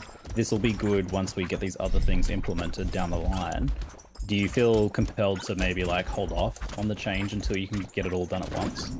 Well, I think sometimes, but I think in this case, I think the lesser evil has been met, and I think that it is worth sticking to this one, especially with us fixing all those actual objective problems with the balance and actual nerfs that occurred as a result of it. Sure, Nawet Polska gola straciła, ale patałachy. I think the other ones are nowhere near as consequential. Szkoda, fajny kurs był na Ukrainę 2-0. Play relatively well. But yeah, in some cases, yeah, I'm sitting there like, okay, do we revert that, or do we, you know, aim to get all the fixes in? We're generally pretty fast with reacting to things like this. We generally can make changes pretty quickly. No ale siedzi siedzi Grecja, siedzi Walia, siedzi Polska i Gruzja się skończyła 1,94. That's what we do, and no to 61 zł wygrał, niestety. Responding to this one has actually been fun in at least a development sense, because it is promoting a bunch of these other changes that have been like honestly needed for a while. Yeah. Like especially when it comes to the socket pressure thing, like it is honestly unacceptable that we have not really addressed that in quite some time. So yeah, I mean, ideally, I can't promise by the end of next week we have the right answer, and I can't promise we're necessarily going to do something, but it is certainly something we are actively going to we have been actively discussing and will continue actively discussing the moment this live stream is finished. Dobra, muszę prędkość ataku teraz like podbić. It was such an effective band-aid that like ripping it off now has like allowed you to kind of get to the meat of some of these problems, which I'm excited to see what you do with these like skills that are all have this design where they were just chucked on left clicks, because hopefully we get some much more interesting skills out of it down the line as a result. Yeah, I agree. I mean, already I have a lot of cool ideas. It's just a matter of now finding the resources to get them all in and whatnot. Good luck. So, since we're on the quality of life topic, something that bugged me quite a bit lately is getting attacked while talking to NPCs, especially in Affliction. I didn't end up getting through all the lore because I constantly getting attacked. But in the preview footage, I even noticed, I don't know if you ended up using a different version, but the player had the issue of talking to the nameless seer and getting attacked by a mob. Have you guys considered using pause tech to pause the game during NPC conversations when you're otherwise defenseless, or maybe other solutions like making you untargetable during dialogue? I would say yes, at least in the context, especially in the context of PoE 2, which does have pausing. Is there any actual reason we can't add pausing to PoE 1? Oh, he's doing it again. Probably not. Like, I know it's kind of been one of those things that we've. Sorry. It's one of those things that like we kind of did, and then we're like, well, I don't know. I'd have to talk to Reese and find out what limitations. Można resetować falę 20. When we first added it, it's like this is going to break so much shit, but then it didn't really in PoE 2, so maybe it will. Yeah, I'm pretty sure. Inną nagrodę sobie wybrać ze skrzynki, nie? Wouldn't be able to be ported over. Relative. You never know. There'll be something, but it's probably something we can work around. Right. I mean, the thing that does suck a little bit about pausing during NPC conversations, though, is that there's various triggers that occur, and so it won't, if we just enabled it like that, like it would break stuff like the Zagramy z Valią, to mamy euro może w 28. Jak w 28? We would have to find a way to be able to pause, or like opt into pausing on some and not on others. There's also the question of other people in the zone. As well. Like, there's like a ton of random things that would probably... The way our pausing works right now is everyone has to have opted into a pause for it to be paused. So, but I mean, technically in multiplayer, if you're in proximity like that, you can just be like, defend me to your friend, I suppose. But they might just run off and start trying to loot some stuff. Na wyjeździe nie wygramy z Valią? But yeah, I guess the counter argument is like, you know, what about things like having safe zones around NPCs? And I would say that I have yet to find mini games that don't end up just having exploitative cases around that. And that would be a lot more actual work, you know. What about the untargetable buff on the player while they're talking to the NPC? But it's the whole like I'm in a map and Elva's there and like, oh no, I'm gonna die or something, or like I just want to reprieve and I just go and like click Elva and then I'm like, oh phew, I'm safe now, and then I get in a world where people can log out, how is that like problematic? I mean, you're not wrong, but it feels like, well, at least logging out has a cost to the portal, right? Like, I mean, it isn't quite the same, but in the sense that like, it feels exploitative, whereas logging out does not. Like, it feels like I'm cheesing some mechanic that's unintended for that. Like, I wouldn't want to do a solution that again feels like... I counter-argue that comment, because I think logging out feels exploitative. No, whereas I know if you're you talking mean, to an NPC who protects you with a bubble because they have NPC magic, I'm like, that seems like an in-game thing. Like, that seems reasonable. I buy that, but also logging out in PoE 2, of course, will log you right back. Oh yeah, like, be careful now, because you're going to get us talking into changing how logout works. Yep. No nie, no. I have to say, after the hands-on with PoE 2, I love the pausing and the reconnecting you exactly where you were when if the game crashes or something. So yeah. Which turned out to be very beneficial during the test we just did, considering the number of crashes there still were in the but it happens. You know, at least you could log back into exactly where you were and just continue. It certainly helped. Yeah. All right. Sorry. Something you there might. There will be a solution to your problem, is what I'm saying. Right. And pausing might be one of them, and otherwise we'll engineer and come up with design some other solution. Like, there will be something, but yes, it has come up quite a bit recently just because of the scope of PoE 2. And generally, when we're discussing that stuff, we do also think, well, if this is a problem in PoE 1 as well, like, what are we doing? Like, let's fix it. So it'll happen at some point. Sweet. Before we go back to the league, we'll talk about the other kind of quality of life related thing, which was the announcement of the Ashling crafting change. So we've been wanting itemized Ashling crafts for quite some time, which is pretty awesome that we're getting that now. But it seems strange to me that it was at the cost of the current Veiled Orb Chaos style effect. That especially was a really nice like mid-level entry crafting option for a lot of players. So to have that removed seems like quite the bummer, as you had the the more random but more accessible version versus Ashling's much more deterministic but more expensive, more costly version. So why did you get rid of the regular veiled effect? I mean, it's not, I wouldn't say the intention's to just get rid of things, but I also kind of don't see it as a loss to be able to kind of, where possible, not retain every single little crafting thing. I would say that the crafting is, at this point, like quite bloated in a sense of like, it is quite hard for someone who isn't reading into and studying profusely to figure out exactly how to craft the best item. And that's not necessarily a problem, but taking the opportunities to remove something that is honestly just bloat at some points is a win, especially if we can find a way to bring it back into the game a different way that feels a bit more core and fundamental. And maybe you'll find that with, say, the Necropolis crafting system. Like, that is, in theory, a start to end game meant to be crafting. You can do crazy stuff at the end. You can do really simple stuff mid game, early game. And then, obviously, when we then go to say, is this coming core? Like, how do we want to do it? If we want to do it, maybe it's absolutely busted in so many ways that we don't want to. We'll see. But there's always more crafting things we're adding. Like, you don't have a shortage of different crafting things in the game. Like, it's certainly a little bit out of control in a good way, and in sometimes a bad way. And more are going to come, so I wouldn't worry about losing something like that in the short term, especially when, you know, you only need to wait a league or two for things like that to come back, and there are always just so many other ways to craft your items.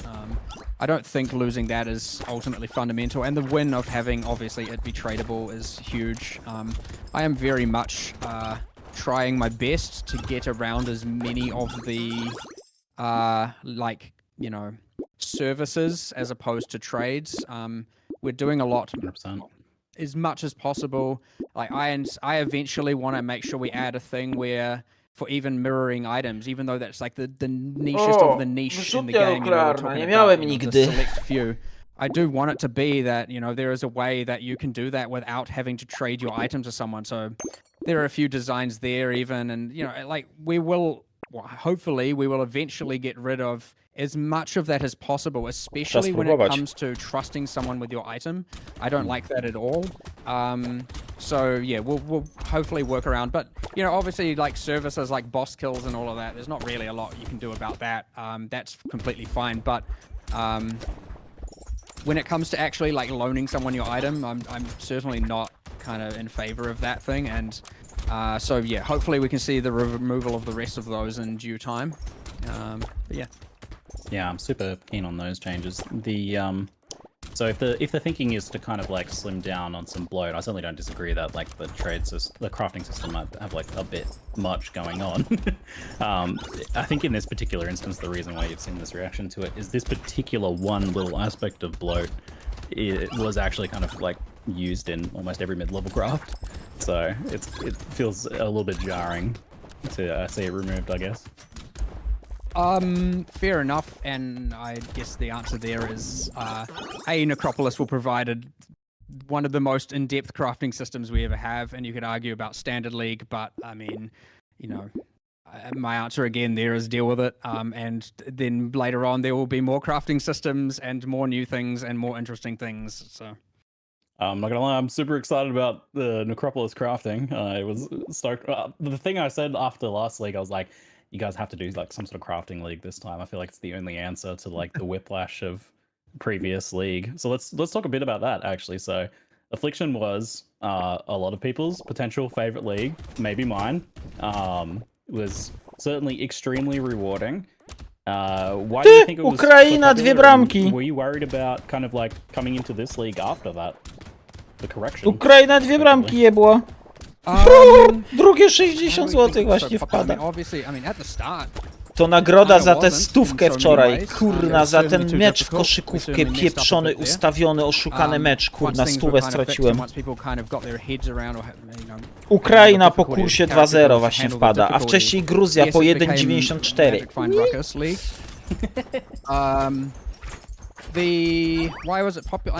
Dobra, jeszcze 2 minuty, żeby Bośnia nie zremisowała czy coś, kurna.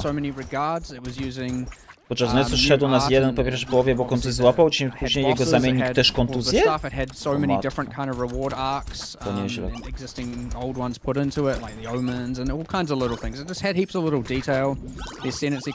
Dalej mnie nie stać na wyrzutnie.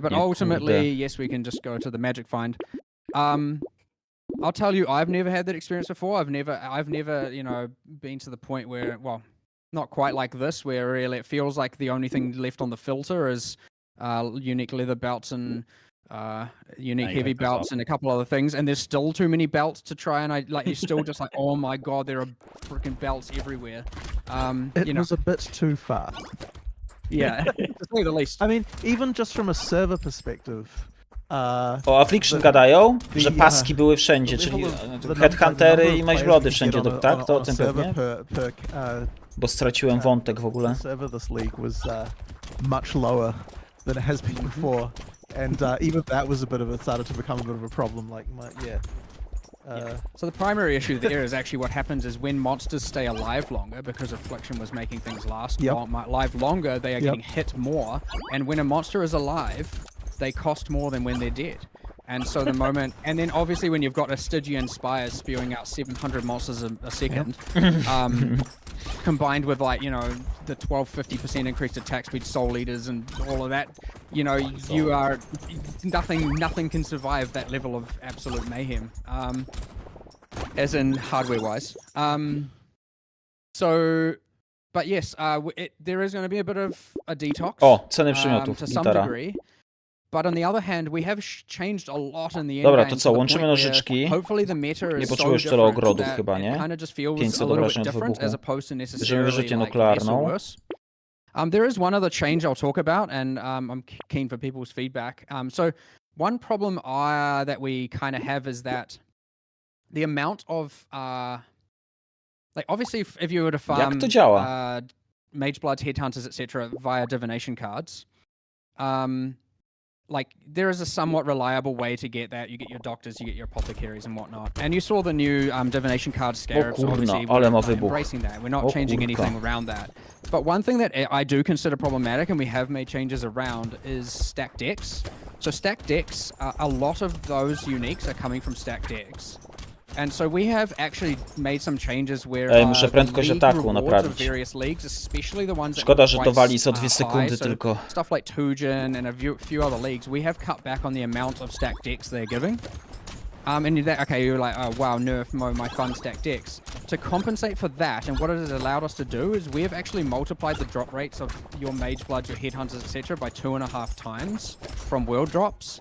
And the intention there is that you are seeing more from actual drops instead of just from stacked deck spam. And we've kept stacked deck. It was certainly on the chopping block. It was. I know you were gunning for stacked deck, like you were ulting to get that thing out. But I think a lot of the reason was just the idea that one thing that kind of sucks a bit is that you're getting rewards for boss kills that people haven't been able to do yet. Actually, not anymore. We have changed, which is true, that which I don't know if people saw, but stacked decks cannot yield divination cards that would give items from exclusive bosses anymore. Yeah, that was definitely a thing that sucked, was that, you want the exclusive items to some extent to... Druga wyrzutnia nuklearna, ja pitole. Dobra, biorę. You proved that you killed this guy by having that item, so, There are some corner cases like, the Gambler and the Void that we're doing some specific handling around, but in general you should be seeing a lot less random Starforges appearing before anyone's even killed Uber. Dobra, szybkość ataku muszę teraz stakować. And also, obviously you've still got the Voidborn keys that will yield it. You've got Valdo's map. Przydałby się ten item, co zbiera wszystkie te do mnie ściąga. Stałbym sobie w miejscu i tyle. But yes, ultimately, we want to see a lot more of those drops come from actually killing monsters and from farming divination cards the way we Grecja już się intended, skończyła, Polska się skończyła. the counter, as opposed to just mass stack deck Gościa ma doliczony z Ukrainą. from specific leagues. I hope that is received positively, of course, because I genuinely believe it is better. But let us know. We have a little bit of time to make some changes there if needed. Right on. I'll let people share their opinions on that one. I mean, to me, it's I like the idea of boss drops coming from the bosses and not just from random tactics. But anyway, it might be controversial. We'll see. Chat says W, so a lot of wins. Prędkość ataku. It seems like mostly positive, positively received. Dole nie mam prędkości ataku. Feel a sigh of relief, perhaps. So I think everyone agrees that Affliction was probably a bit crazy on the economic side of things and what was dropping and everything like that. And I must say, I played the most I've ever played this league. And I was getting to the point like in that 2 months phase where I was like doing things, and, creating builds and doing content that I just hadn't done before. And I think a lot of players had that same experience. And looking at the overall economy, I expected with how crazy the league was for things to be ruined. But because that term gets thrown around a lot when an economy is different. But the like end result felt really positive for most people.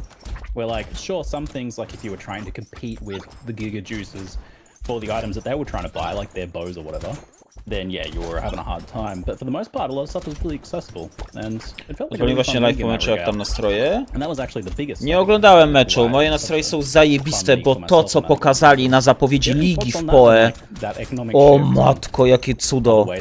Weźcie moje pieniądze PoE. Ile za te skiny? Ja kupię, macie 10 zł PoE, bierzcie moje pieniądze.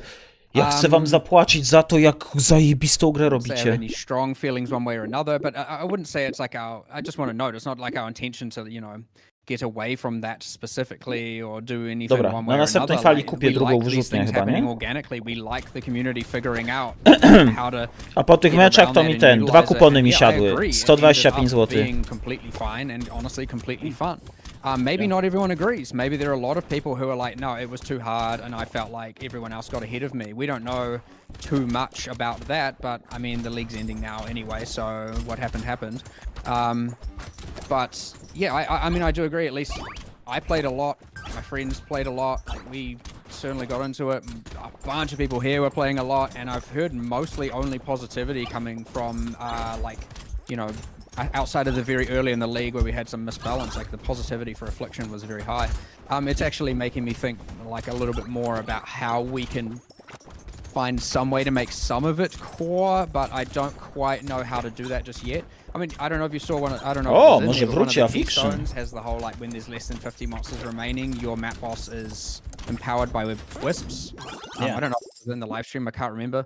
Too many things going on. But that's like kind of one way at least for now. But there's a lot of good monsters there. There's a lot of good like. I mean, the bosses and the ascendancies and stuff are interesting. It's just it actually is one of the more complicated ones, especially when you consider the ascendancies and stuff to try and even think how to put that into core. Like that's a lot of character power. And you like to co wyrzucić? We will do that, but ideally even just the magic finding kind of part of it with some regulation to some degree would be fun to add, but I mean, who's to say the current league isn't going to end up having... Sure, it won't be a magic finding one so much, but with all the crafting and whatnot, it's probably heavily going to change the economy dynamically, and that will evolve over time as well. Nie, no wyrzutnie I think chyba. It's really relieving to hear as a player that you guys are like, you liked what you saw with the outcome. Może of that. wieżyczka, I think the technical side of how Affliction achieved that with like, Jezu, you know, things being laggy and all that sort of problem is not ideal, but the end result was something we really enjoyed. But there's this perception that you guys at GGG are sometimes a little bit grinchy about this stuff where you're like, no, we don't want you to have items and currency.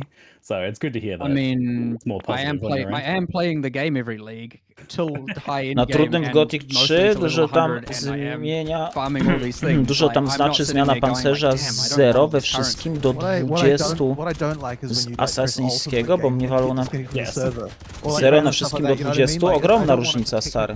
Dużo zmienia, dużo. Bardzo dużo. Na trudnym nie grałem, bo to według mnie nie jest poziom trudności, tylko to jest poziom długości, wiesz o co chodzi, nie? Po prostu dłużej się ze wszystkim męczysz, a to nie wiem, jakoś tak. I tak wszystko zabijesz, ale dłużej to trwa, nie? Takie... You guys have been playing the game because we did these changes. Yeah, we started. So I mean, the whole sextant thing is just like get me away from this. And I'm in in-game going like, okay, I've just allocated this tree. I'm like, damn, I don't want to play this anymore.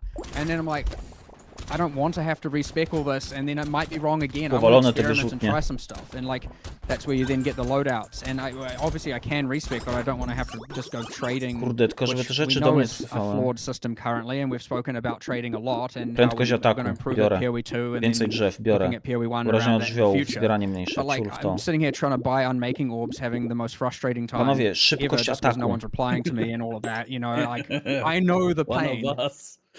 And then I'm like, okay, we need some sort of like Atlas tree loadouts or something like that. Like we need to find a way to have this so that I can play the end game the ways I want without feeling so punished. And this comes into another thing, which is like, okay, like Wandering Path. You know, I want to play the end game my way, but if Wandering Path is quantitatively too strong, then I'm not playing it my way. I'm playing it the way that the meta tells me I have to, because it is too powerful. And so, you know, there's things like that where that comes why we've removed a number of the keystones and whatnot, is because if you feel like you have to do something. And so you could argue, okay, well, nerf the value. Well, now I don't want to do it at all. So what's the point in it existing? Dobra, muszę ogarnąć, że jak stoję w miejscu, 40% zwiększoną prędkość ataku. Get rid of it. That's generally how I feel about it. And add something cooler and better. And the new keystones might end up in the same ballpark. And you know what? Might remove them later and add new ones as well. That's just how it will be. But yeah, anyway, I don't want it to be that the loadouts are like everyone has tree A, everyone has tree B, everyone has tree C, because the keystones mean that you have to do that. If people want to do that, because that's like, you know, metas are metas, you can't get around that. But if it's that feeling of I have to do X, that I want to try and get away from, and especially for multiple leagues in a row. Like if it's okay for one league, you have fun, and then if you feel like you have to do something that isn't enjoyable, go away. I don't want it. Like it shouldn't exist. Wielkość wybuchu. You love to hear it. You love to hear it. But I have a follow-up question that's completely unrelated. What about the rucksack? Look, you're lucky you got it for those 3 months or 4 months. Oh no. I just know, ultimately. You might see it back one day, but like, you know, I'm honestly surprised that Chris was even okay, even let you do that. I don't think he was okay with it. Really? I think I snuck that. You snuck that one in without. Well, you weren't okay with it either. Like, I wasn't okay. We had a massive argument about it. Oh no. I assumed that Chris approved it. He might have. I don't remember, but like anyway, the luxury of the leagues is we do get to try these things for 3 or 4 months. And the importance is when we do something that we are reluctant about or we are in disagreement about, is that we do reevaluate it at the end of that and decide, are we keeping it or not? And it is a firm no on this one. Ja mniej expa dostaję na tej postaci. Dlatego jestem na 31 fali 29 level. Cycles, the leagues, we do get to try these things and we do get to do something that we're maybe not quite comfortable with just to... Ej, oni chyba nie mają gotowych patch notesów, dlatego tak długo gadają. It's not. Jak będą gotowe patch notesy, dostaną info. Dobra, możecie kończyć. I have to respect a firm no, but why? How come? Well, okay, why? Not to put him, I'm sorry to put you on the spot, but you know, I was on one half of the argument. Hang on. So you're first of all, oh no, I don't want to keep it. First of all, Mark ultimately gets to decide this, but at the same time, my feeling on this stuff is that I don't like it when you have a build choice that results in more inventory space, because that kind of thing like leads to sort of weird incentives that I don't really love. Like, you know, it's like if you have to, it's like if I have to change my build to get more inventory space, that just doesn't feel right to me. It's a little bit hard to explain exactly why that is, but like there's various things from games like that where I do actually agree with that one. Having it be on a class is certainly not the right. That was weird. I also just personally don't think. I think inventory space limitation is a good thing. I think that pressure is good, and I don't have a personal problem with playing with it. Obviously, it's nice to always just have more and more and more and more. But I do think that pressure is interesting, and I do think it is important to have pressure on how much you can pick up and leave a map with. Especially after Affliction, I was leaving every map with a full inventory, going like, holy, there's more things I want to take and I can't, and literally there's stacks and stacks of currency on the ground I can't pick up. But I think that is healthy and good, and it makes you make the good decisions. I don't disagree with that, but I don't think this was actually about the space. The reason why everyone loved the rucksack was that it was a separate space that allowed it to be much easier to manage things like your map rolling currency and your scrolls and just that random shit that fills up and clutters your inventory that you constantly have to deal with when you're shifting stuff over to back and forth your stash. There's a real problem there, a quality of life problem that the rucksack inadvertently addressed, and that's why people loved it, I think. Fair enough. There are some... Well, at least, okay, so if that is say the problem of rolling maps, for example, like there are better solutions to that, I would say, which is like, again, I hate talking about this because now everyone's going to want it, and it like makes it sound like it's certainly going to happen, and it isn't necessarily. But like, surely a like inventory attached to your map device that you can open that like contains your fragments and whatnot. I guess you can't put stuff in it and like from the map when you pick it up, I guess. Like, I guess from the map, sure, but if they're just talking about like, you know, the whole bringing a bunch in to roll all your maps and like, I don't know. There's more to discuss, but I saw this one on the old quality of life bingo sheet that was there, and I have been thinking about trying to find ways to solve that one, and so I'm hoping that we can find some way to either mitigate or solve that one in the future. Again, no promises, but you know, we might come up with something. Yeah, I can see there being another solution, and I'd be fine with that because like to me, it's not the fact about getting them more inventory space; it's about solving that quality of life issue. So if there's another solution, I'm here for it. There probably is. It's just whether or not we can do it and whether or not we can come up with it in a reasonable time. It's all a resources game at the end of the day, so look, I am keeping an eye on those bingo sheets. I'm tactically picking the ones so that bingo can't be completed. Keep making them bingo sheets. Not actually. Na nic mnie nie stać. One thing that is important with a lot of these quality of life, we are actually, especially with PoE2's development, we are looking at a lot of these things which have been hard-nosed and really re-evaluating, and it's like, I think PoE2 really. No ja nigdy do 40 nie doszedłem, like, wiesz? Well, I think as well, just like watching like new player experience videos and things like that, and just like looking at all the stuff that people are doing. Patrząc na te wybuchy, to... It's kind of it's really another shot at like looking at all that really core stuff again and thinking about it. And like we just don't often think about some of that stuff very often because it's been there for so long. And then, so yeah, just having a chance to like really reevaluate everything really then starts to make you think, well, why is PoE1 even like this? You know, like, and it ends up making those changes. Like we on Path of Exile 2, obviously you have, I maybe shouldn't spoil this, but I'm going to. We have on Path of Exile 2, we obviously have no more portal scrolls. And I'm not saying that we're doing that in PoE1 just yet. However, well, I say just yet, maybe ever. But however, in PoE1, what we are adding is, and it's come from the bingo sheet, is a bind key to just instantly open a portal that you can bind, and you don't now have to open your inventory to do it. I think having to open your inventory during a boss fight or something is not. Look, with pausing, that's kind of more acceptable because you can now pause, use the portal, and you don't risk danger. But messing around with that in the midst of combat is not something that you should really have to be doing. And the changes to PoE2 portals is what really made us reevaluate that. So yes, in 3.24, I'll do the classic video probably after this or next week or some with us actually showing how it works. There will be a bind for instantly opening a portal, assuming you have a portal scroll in your inventory. Sick. Yeah, love to hear it. All right, that's fantastic. There's been another thing that's been mentioned a lot in chat, which is, do you have any brief comments on the state of some of the lesser used ascendancies, like Gladiator, for example? Any potential reworks or improvements coming to them? I certainly want to. I always love doing that. And last time, obviously, with Chieftain, we missed the mark, but now during Affliction with the League meta, obviously Chieftain grew into fit a little bit with the Fulcrum and whatnot. So, you know, it's kind of interesting that in last live stream we discussed that one not really hitting where we want, and now it's got a lot more uses, and maybe this coming League it'll have a lot less uses. We'll see. It's quite fun how the League changes what people play. However, yes, ascendancy class balances are nice. Effectively, we just have to, again, look at what resources we have and decide how much we can do and where we want to target it. We might, generally, we have a big discussion towards the end of each League development and think, what are we going to do next? Look at the problems, look at what we want to do, and we have a list that's bigger than we can do. And often those things are on that list, and we have to weigh, like, are we going to do option A or option B? And sometimes balancing an ascendancy class is overall less gain for the players than something else we want to do. Like, if you would rather multiple Atlas trees potrzebuję prędkość ataku teraz wystakować, nie? Dobrą na the tym. majority of people are going to be picking the Atlas tree feature. Maybe not everyone, but again, it's better for the mass, and thus, like, that is what we do. So, yeah, it is a resourcing issue at the end of the day. Like, you can only do so much with what you have, but we do a lot. Like, don't get me wrong. But yes, we would get there eventually.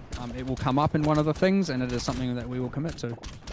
Fantastic. All right, we're going to wrap up Path of Exile 1 Q&A now. Thanks for the very long discussion session. I feel like we could talk about a lot of this stuff all day. Another thing I could talk about all day is Path of Exile 2. We're going to now be talking about Path of Exile 2, both the new reveals from today and some broader questions also.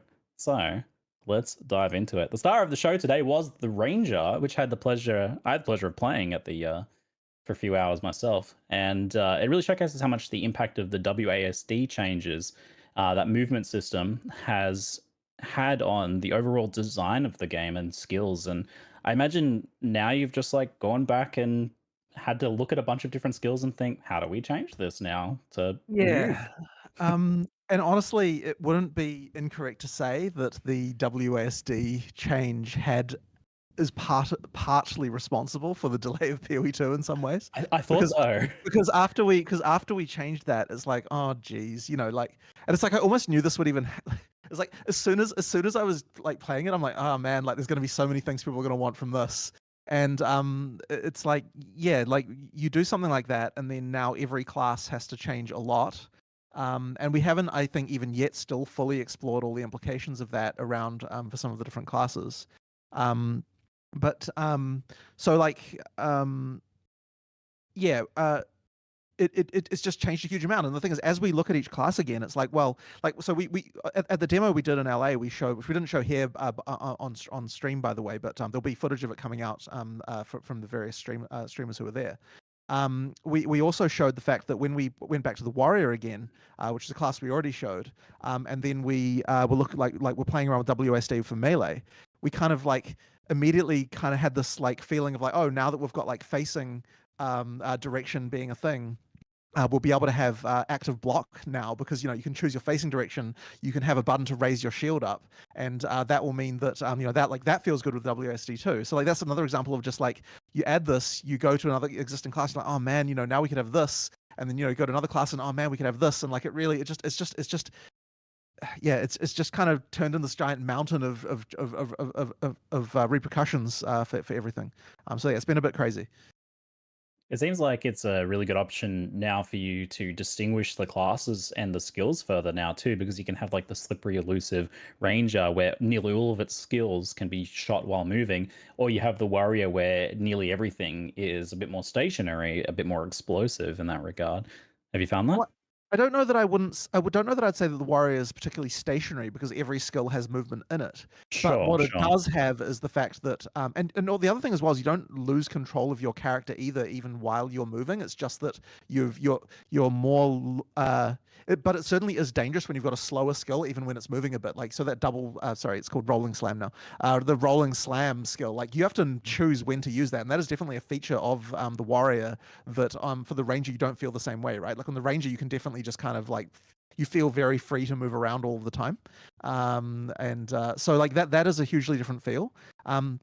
But at the same time, we always want to make sure that there's that feeling of like, I've still got control of my character. I can still do what I need to do. So even when you've got like this sort of slower attacks on another class, there's still like a feeling of control, or at least ideally there should be. Yeah, like that's I guess that's sort of ultimately really important to me. You just never feel like you're losing control of your character. How does the fact that like you'll have these differences in movement between different skills and potentially builds affect things like boss and monster design, and how do you like balance against classes that do have to stop a bit more? This is the other big thing, is that like I tell Mark, hey, we're adding this now, and he's like, oh my god, we have to go through all the monsters again. Yep. You know, it was like it was dodge roll, and then it's like, oh no, like we have to go through and make sure like every monster, every skill, everything we have to go, can you be dodge rolled or can you not be dodge rolled? Right. And we have to make that decision. And then it's like, finally we got through all of them. Oh, and here's active block. I'm like, oh no. Well, so yeah, because we've added now an indicator on attacks that implies they're unblockable. That means they're unblockable. But also all the bosses have to make sure that there's the right ratio of blockable to unblockable attacks. You know, and there's a few things you cannot get wrong. You cannot have the AoE look like one thing and it is actually another thing. Very bad. Skoczcie gadać, ludzie, dajcie patrz 20 radius and it does 30 radius and damage. People will immediately, even on one boss, people will be like, this game has bad hitboxes and blah, blah, blah. And then the other thing is if you all of a sudden are using active block and a skill that you think should be blockable, isn't blockable and we don't like telegraph that properly, again you'll have the same problem where you now don't trust that feature throughout the whole game. So it's like, not only do you have to get it right, you have to be ultra meticulous with it and just be like, you know, should this be blockable? Should this not be blockable? You have to ask several people like what they feel, because sometimes it's in a gray area, and generally if it's in a gray area, you have to say yes, it is blockable, because 50% of people will think it is. So, and so yeah, holy, the amount of times you have to go through all those monsters and everything is not low. But then even with like moving or shooting on the ranger, like, because then once again you need to make sure the monster composition of each area has monsters that can catch up to you and hurt you even while you're moving, which is actually a little bit more complicated than initially seems, because just even the smallest amount of movement, like depending on what the monster attack times are, will cause you to not get hit. So then there's like a whole bunch of tweaking you have to do there as well. There's a lot more monsters that have a kind of step or lunge attack as well to counteract this now. Right. So when they run up to you for the first time, in order to maintain momentum, the same thing the player does, they leap forward and attack, and that has the capacity to hit a moving target. But even projectiles on bosses, it's like, if you are moving just a tiny bit, like a projectile's going to miss. And so now you have to think, okay, should it have predictive firing? Or do we just have to increase the speed enough? Like, we've added tracking to way more boss abilities. That like, so the tracking has to be way tighter. So like, even with the first boss, potrzebuję item, który mi ściąga całego, patrzcie ile expa zmarnowanego, który ściąga całego expa na mnie. Way towards the end of the attack, because then the moment you've got moving while shooting on one class, it's like, well, that means that that class was just trivially moving away from that ability. So suddenly the boss tracking has to get an upgrade, and like everyone kind of has this thing, but the repercussions have just been immense. But I think it is worth it. Oh, it feels so much cooler and so much better when we get that right. Like 100%. Yeah. That was going to be my response. Like with the hands-on, like the boss fights, they feel incredible. And I noticed what you said, where you have to like, you really have to get good at skilling the dodge, because it needs to be right before it goes off, not like the early dodge, which is something I'm much more used to doing. And in Path of Exile 1, you know, you only get hit when you stop moving, so I can see how that was like an issue here. We are certainly getting away from the just run in circles for 99% safety. And I think that is an absolutely amazing thing. You still kind of run in circles just because you do dodge generally in one direction over another, but like it's not just the like, I am 100% safe while albo przynajmniej 4 te krokodyle, które przyciągają. Ja nie mam chyba żadnego krokodyla, który przyciąga ten lód do mnie. Żadnego krokodyla przez całą grę. You don't need to run in circles now. You can just pause and you know, take a breather.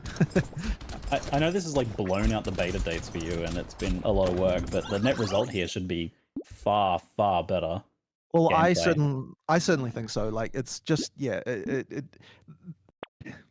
like I felt really bad about missing that deadline, but like it's like at the end of the day, like if we have found a game that is better than the one we were making before, then we have to make that game instead of what we were making before, like regardless of if it pushes the date out. So yeah, like that's ultimately, I think, and like to be fair, it wasn't just that. Like there has certainly when we came to do polish, and it's interesting actually going back in. So it's been so long since we really polished the start of a game before.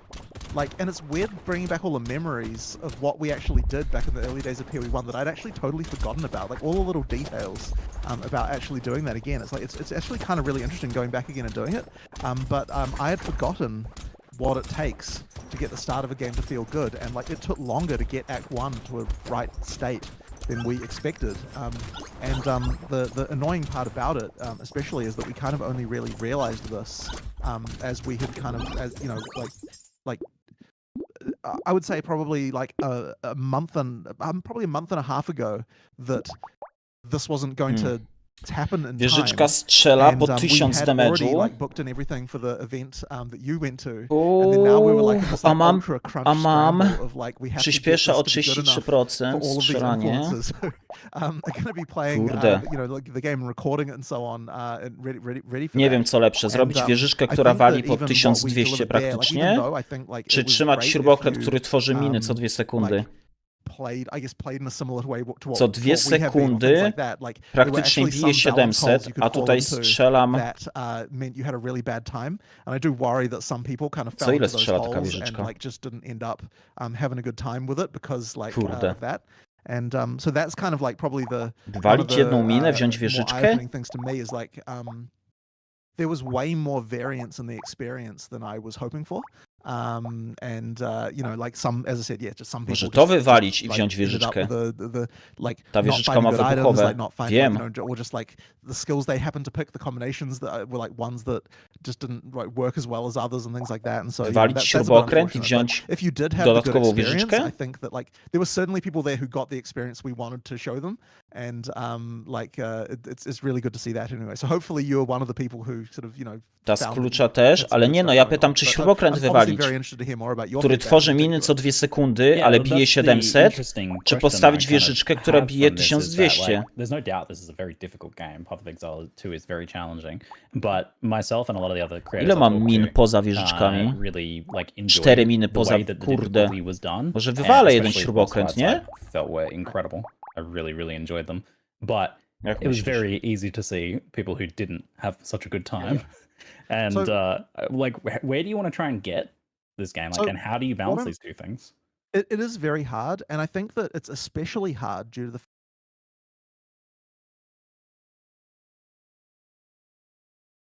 fact that because the bosses have learnable mechanics, like it's hard for me to go and have an objective like play session on another class because I already know the boss, and so like that means that to actually find out, I have to watch people play who haven't played before, like play again, and that makes it really hard.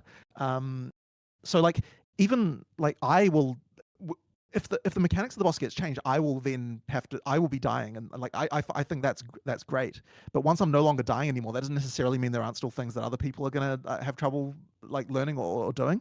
But I think the worst one is that and I think people ran into here as well, is that there's something about the item system in PoE 2 now that's leading to too much variance. Chcesz klucz kupić za śrubokręt? Tak. With Mark before this, what's going on klucz za śrubokręt chcę kupić. It's not obvious to me yet even why that is. Like the things like the amount of IPD you can get in a weapon and so on, these are basically the same as what they were in PoE 1. We haven't really changed the mod pool very significantly.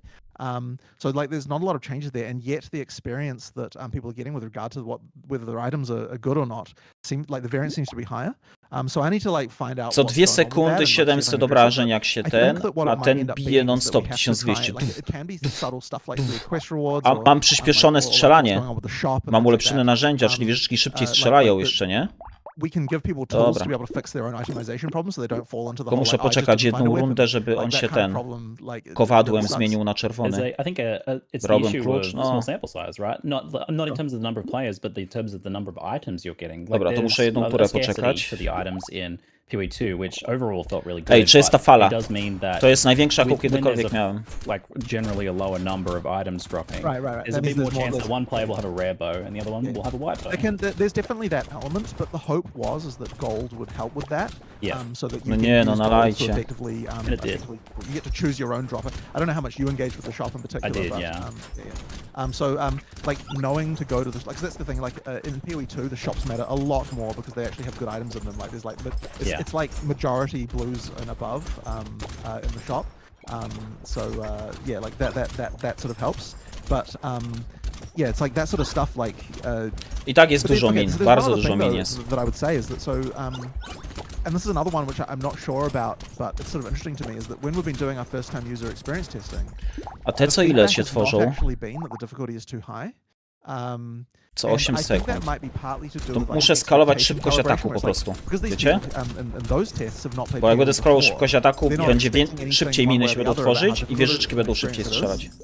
So they, I guess, might be kind of like more fine with the difficulty actually, which seems kind of counterintuitive. Ulepszył się gitara. Yeah, like a new player is actually like, oh, the difficulty is fine. Like this is just a difficult game. You know what I mean? Whereas like a PoE 1 player might be like, this is so much harder than PoE 1, which is like kind of a weird situation that I did not expect before doing this event that we just did. Oh. So yeah, that's kind of an interesting one as well. But yeah, there's quite a lot of things there that are going on. But yeah, we really have to get that nailed, and it's going to require, I think, a lot of good alpha testing and things like that as well to make sure that everything there is good. It might be a thing where it's something you have to approach with a safety net mindset, where you have like things like you mentioned having some gold so that the safety net can be items from the shop. And another idea that myself and a bunch of the other creators kind of discussed at the event was the idea of like having a slow passive flask charge generation so that as a safety net, players who are struggling in a boss fight can play defensively and slowly get flasks back that they can use to stay alive. I mean, I certainly agree that what I don't want to do is a change that will push the top end up either. Because the top end I think is fine. Like you can definitely feel powerful if you get good stuff. Like there's video footage that that I've seen of obrażenia na początku będę miał mniejsze, ale potem będę coraz większe miał. Like to a, you know, their bow or mace or whatever to like something like with an alk that was very juicy, and you know, like things like that going on. So the top end is still absolutely possible to like really annihilate shit. But it's that bottom end, like people falling into holes, that that I'm concerned about right now. It's a fascinating like design problem to approach. Right. This with Path of Exile 2, and I'm super interested in seeing how you guys have been evolving it and will continue to evolve it. Something I also noticed about like difficulty was, and it certainly came up at ExileCon, was the issue of stuns, getting stunned by monsters, just how brutal they can be. I felt like it was definitely better here. I don't know if it was just me getting better, or if you guys changes were made, so it should have. To co, wyrzutnia za to, nie? It still was something 1900, to będę musiał sprzedać. Like getting stunned while mid-air using escape shot on the ranger. And that should not be the case. There should be iframes in that skill, certainly. Okay, so yeah, I think that's not quite right. We did have a discussion recently where a number of those like jumping skills should effectively be kind of considered to dodge rolling. We need to add it. It can just get a bit abusive because you can just be like jump. Yes, and so we need to figure something out with that just to make sure it's not like, you know. Well, that was ja nie mam odblokowanej tej postaci chyba. These skills, have you considered the idea of them having like when you are winding up you can be stunned, and when you're like winding down you can be stunned, but you're in the air, there's a short window in Odblokujesz jak na pion. Ja teraz gram na zerówce, nie? That'd be good, yeah. It looked a bit weird. Pewnie dlatego tak łatwo. Sometimes it did look quite cool and brutal when like a werewolf would do this like lunging attack and swat me out of the air. Ej, ale potrzebuję ten item, który ściąga całego expa do mnie. No czemu to się nie chce trafić? It also looks a bit silly. It also looks a bit silly when you get frozen when you're 5 meters in the air as well. That one. We need fall damage. Oh yeah, fall damage. Sure, why not? Yeah. We're gonna have to push the beta back now because you're gonna design like a full Z level system and fall damage and. Well, I mean, people haven't, I don't know. Have we even shown any areas with subscenes yet? I guess we might not have. No, I'm not too sure. Trochę będę zbierał na tego. There are multi-story dungeons. Ale jaka różnica w damage'u w ogóle. Ja, to jest do wywalenia ta wyrzutnia. Biorę nuka, kurde. To mnie nie stać.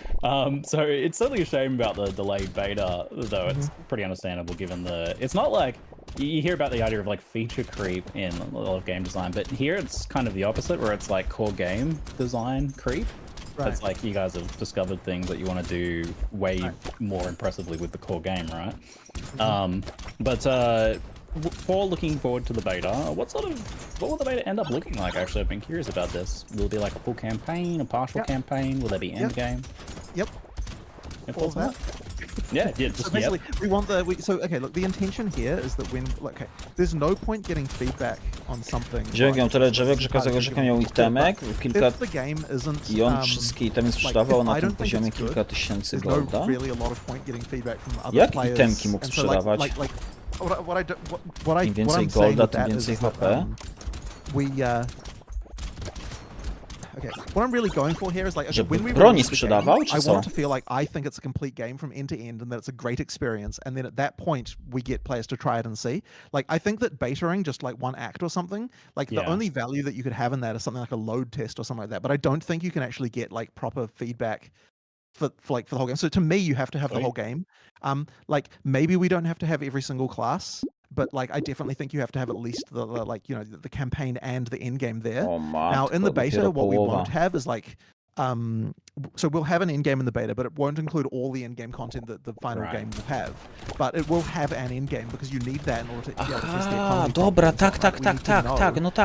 W ogóle nie pomyślałem, że tam na początku przetwarzasz. So I want that game to like certainly the beta should feel like here is a full game. Like 50 skrzynek zebranych podczas fali i wszystko sprzedawał. This is a new release and that like you know and it would feel that good. But of course the main thing is that we need to be able to the reason why we'll call it a beta is because we need to be able to still make balance changes and be free with that, right? Because if we couldn't do that, then a mi cały czas rośnie, cały czas mi damage rośnie, nie?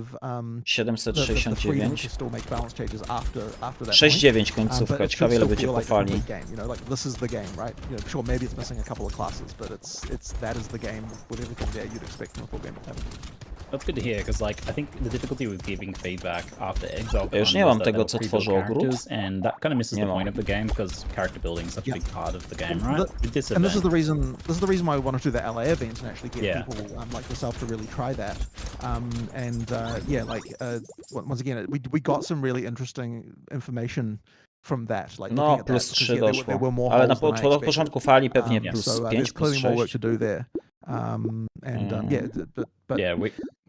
We got to build characters and you got to see stuff that you didn't expect. Like, for sure. No właśnie, bo mnie uciekały te co. For sure. Oh. That was pretty cool. You're like, oh, I didn't think anyone would use that skill that way. Well, the one that was the most annoying, that was a total mistake, was the crossbow.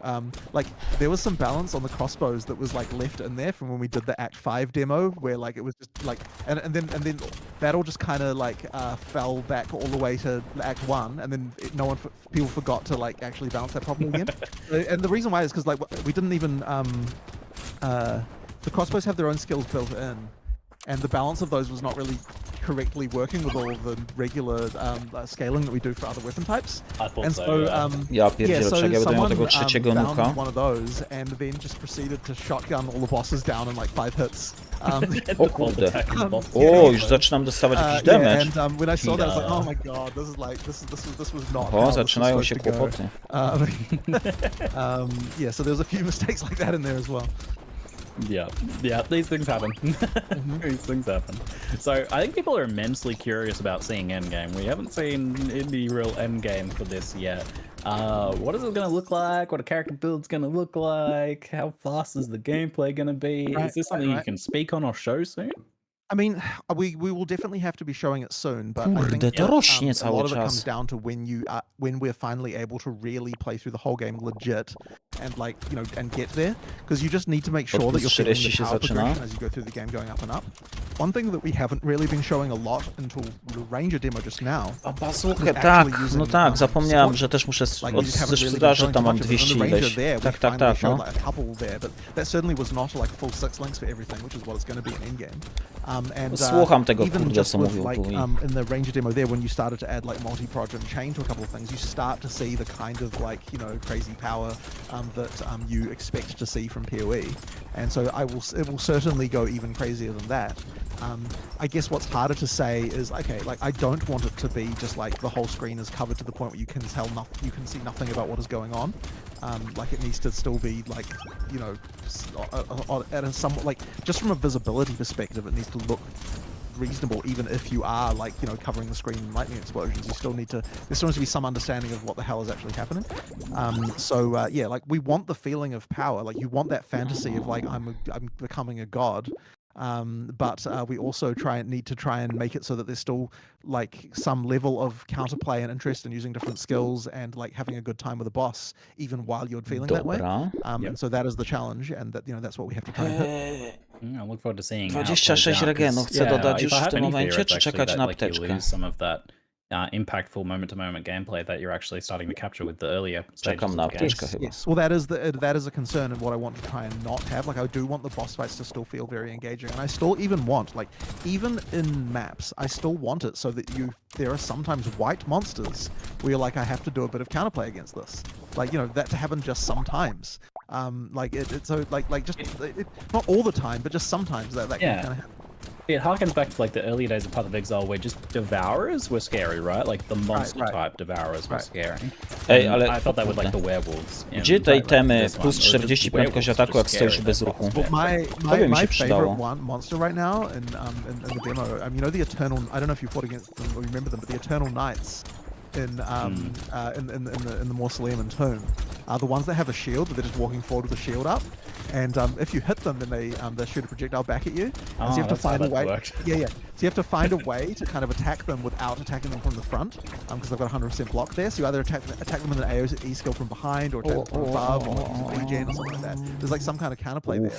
And as soon as I fought one of those, because I actually had not known that Mark was adding that mechanic to that monster. And as soon as I fought that, I like messaged him like, "Man, that monster is so cool! Like, it's just really cool to sometimes have monsters like that, but just like, oh shit, I have to think for a second, you know."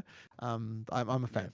Just specifically in that case, you when something is blocking, they still take stun damage, so they can still get stun them. You can stun them out of it. Good. But you can also walk up to them and they start attacking, and then walk back and then attack them. And then he'll have a moment in his animation where the shield goes more out like that. 30 regeny na 80. I didn't figure that out. But also, if you use lightning arrows, you can like AoE them from behind, or like there's the poison burst, which will poison the guy even though he didn't take damage from the hit. And, like there's so many ways, but it's like kind of interesting to have something like that. Yeah. People noted the poison on the live globe. Is there other like display of these sorts of effects on characters? I do want to do more of those. That was Dobra, really bo ja mam coś recently, takiego, że na and it was początku fali weirdly pojawiają cool. się jacyś Like, ci, I to didn't byli expect oni change chyba. to matter as much as it mattered. Teraz już jest trochę But it lepiej. actually really does, and having more visibility for those different effects is really important. So I definitely want Ale to ty do masz ten more. I rekord think na that, czym? Na zerowym shock poziomie, and czy na knife and, 5? And stuff like that, and bleeding, of course. Bleeding being one of those ones that would be good to have more visibility on. Zerowym. Like things like that. I think absolutely. I mean, increasing visibility of those mechanics, I think is Wiesz, że super obniżyłem important. życie i damage potworów? We'll definitely do more of that, and I don't think we've exploited like the UI to the degree that we could have before. So like just that simple, just make the life orb green when you're poisoning something. Just it's weird how much it matters. Zgrzebałeś? Stary, ale to działa tylko na tych pierwszych falach, wiesz? Wczoraj obniżyłem i doszedłem do 39 i mnie chłopie rozgnietli, no wiesz, po prostu chłopie, to już tam, wiesz, to mało różnicę robi. To robi różnicę tylko na pierwszych 20 falach, wiesz? Potem to już jest chłopie orka, kurde. There's just tons of stuff that we should do better there.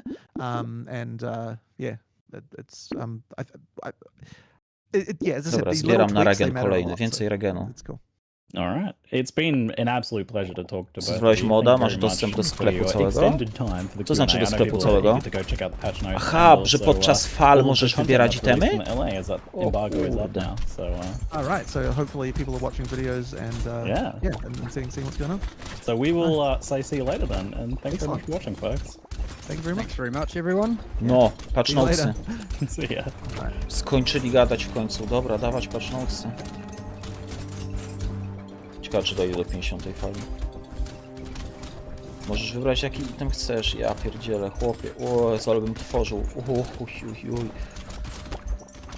To bez kitu, to grać na postać, która ma jak najwięcej golda na takim modzie.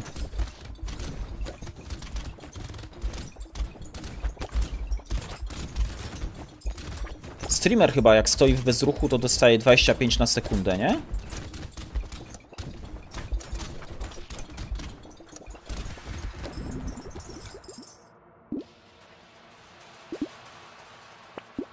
Coraz droższe te rzeczy, kurka. No dobra, jeszcze jedną falę muszę przeżyć. Miałeś 6 razy mega działko, nie przetrwało długo. Jakie mega działko?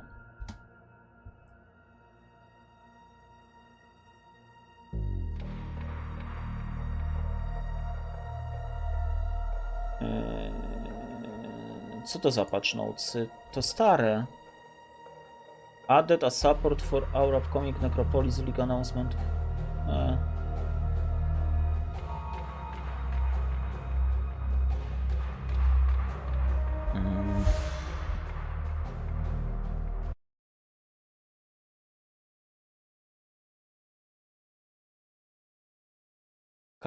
Content update. 2 minuty temu. Czy tu są ten? Dobra, są patch notesy.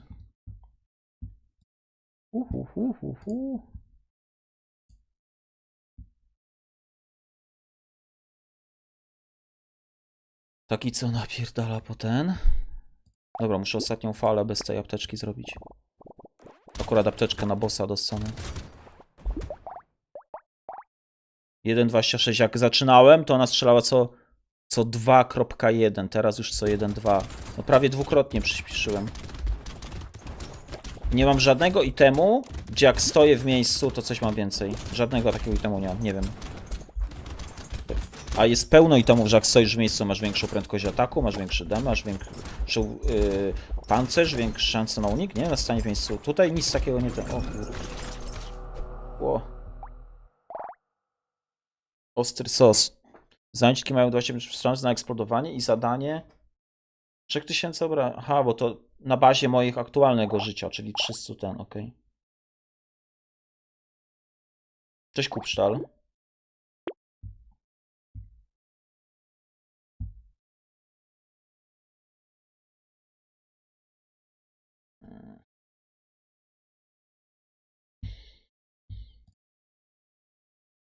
No dobra, to zamykamy brodato. 49 fala przeżyłem. Może bym doszedł do 50, tylko taki nieskupiony jakiś byłem za bardzo. Włączmy sobie... A, to sobie włączmy.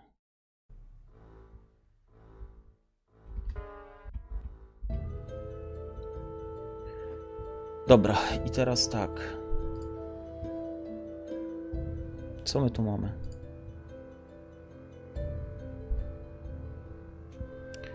Necropolis League.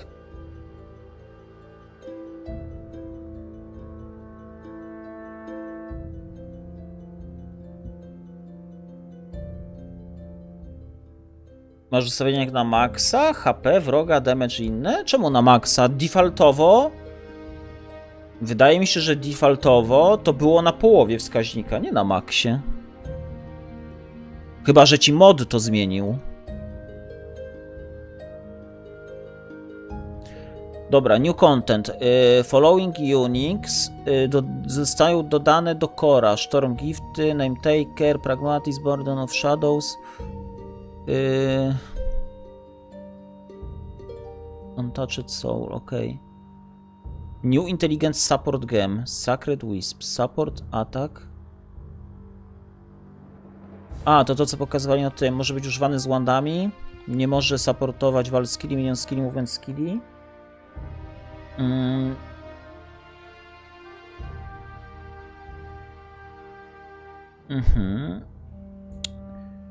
Okej, to pokazywali na filmiku. Dodali Transfigured wersję Altrieli Baristy, Elemental Hita, Ice Shota, Insirenta, Kinetic Blasta, Poison Concoction, Summon Holy Relica, Tornado, do dupy. Ani Wave of Conviction nowego, ani nowego Cyklona, ani nowego RF-a, kurde. Veiled Scarab, dobra. Veiled Chaos zmieniony na ton. Teraz tak, Diviny, Exalty, Regale, Stacked Decki, wszystko będzie mogło być w staku po 20. Spoko. Kosmetyki dodali. A nie, fragmenty. Cosmetic, Decaying, Awakening, Synthesizing, dobra. Czyli na tych bossów. 14 nowych uników. Minimapa, na minimapie jest ikonka strongboxów, że nie przeminiesz teraz. To widziałem. Recipe unlock for movement speed. Rank can now be found in the city. Okej. Spoko, fajnie. City of Carnie od razu ten na movement speeda sobie rzucić na buciki. Fajnie, fajnie.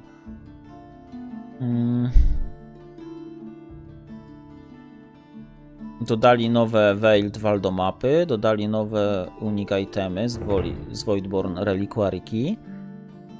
The Witch. Aha, dialog. Okej, audio dialog i The Witchki, ten New Trade Notification Sound. Shield Crash of the Chieftain.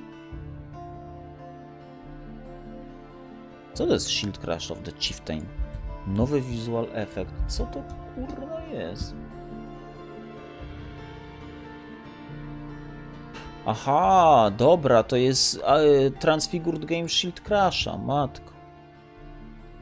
Albo sam sobie utrudniłeś kiedyś? Wiadomo kiedy będzie patrzą odnośnie skilli? No właśnie jest patrzą odnośnie skilli, nie?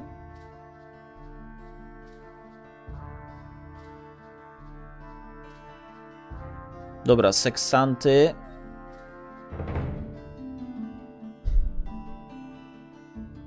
Removing sex, ale kurde. I...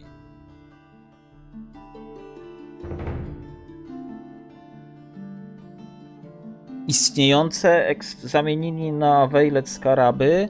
Kurde, Awakened Sextanty dropiły jak oszalałe w Sanctum. Co teraz będzie... Każde Sanctum można było skończyć mając 50, 80 Awakened Sextantów. To był ponad Divine w Sextantach.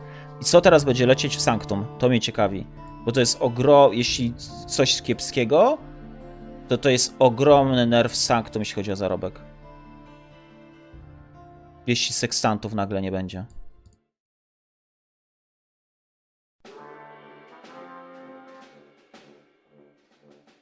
Poprzednie źródła seksansów w nagrodach, takie jak Legion, Ritual, Incursion i Sextant oferowane do kupna Bajkiraka, zostały zamienione na skaraby.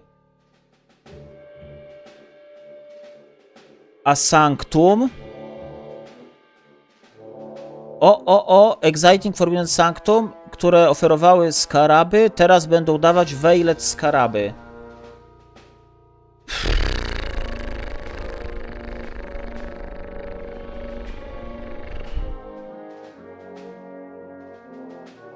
I teraz pytanie, ile będą warte Veiled Skaraby? Przecież dać łapeczkę i spadasz spać. Dzięki Kupszal za łapkę. Dzięki, dobranoc. I kurde, jakieś 45, 50, 55 Awakened Stansów to był Divine. Jak opłacalne, ile będą kosztować Veiled Skaraby? Które Veiled Skaraby to...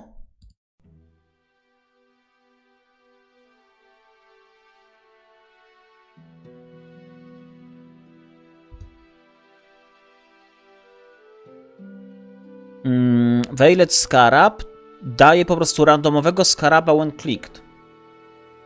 Czyli gameblink skarabami. Czyli mogą być bardzo drogie skaraby albo bardzo tanie. Zamiast, kurde, Awakened Sextantów. No nie wiem.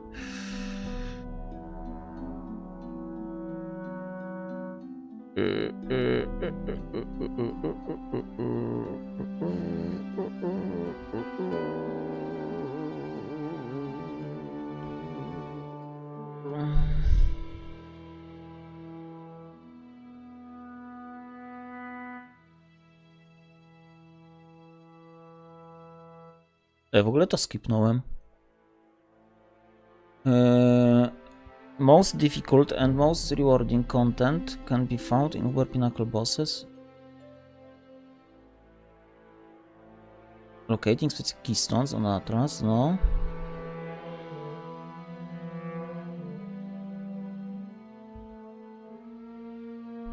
Czyli to wszystko, co było na filmiku w sumie.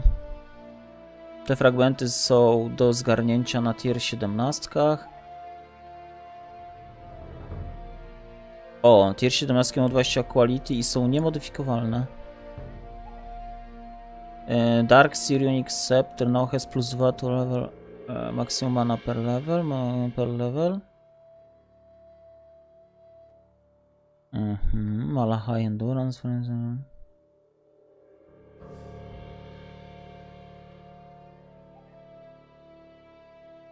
Ej, fajnie, zamiast 20% on kill, teraz dał 10% on hit. W końcu, kurde, generowanie ma jakiś sens, bo on kill to na bossie nie zyskacie nic, on kill. A on hit, od razu wam się zaczną włączać. Mana Storm Unique Shield. By increase mana recovery from plus, gain mana per enemy killed. Plus 100 maksimum mana. Czyli do RF-a. RF na manę ogólnie, żeby manę stakować.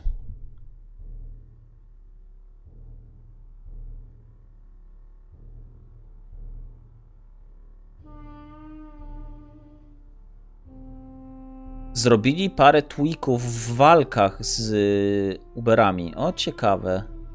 Od nowa trzeba będzie się uczyć walki z Uberami. Tyle mi to zajęło, a nagle ten.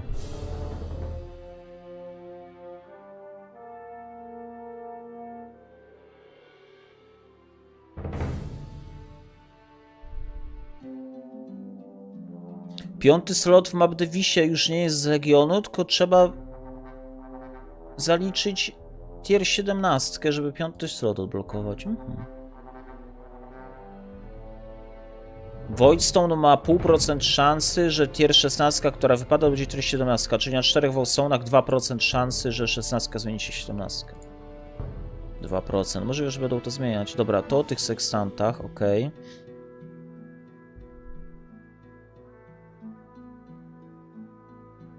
Okej, i to, że w Sanctum lecą Veilet skaraby. To pozmieniali w Cruciblu. Scarab Rework.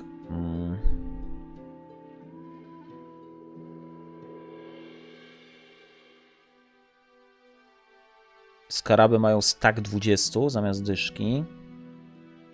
Fajnie.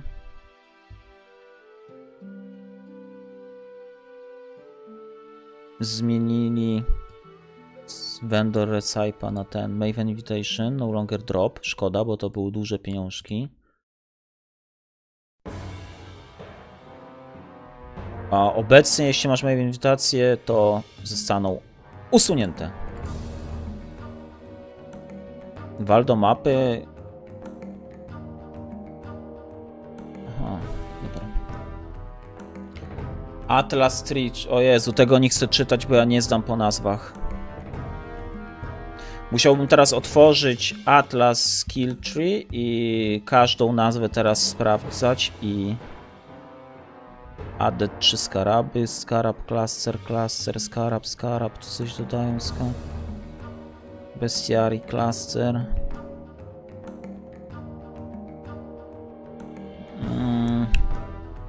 O ma, oj, nic mi to nie obałasz.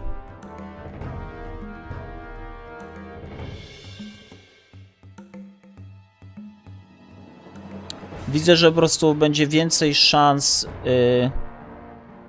na przykład szansa na Sacred Grove, na Harvest było 15%, teraz ta notka ma 30% szans na Harvest, bo będzie jeszcze łatwiej targetować ten content, który chcecie.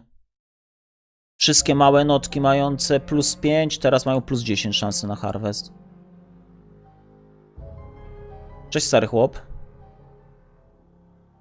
Monolity teraz mają plus 8 zamiast plus 4. Te co miały plus 5 tu mają 12. Okej.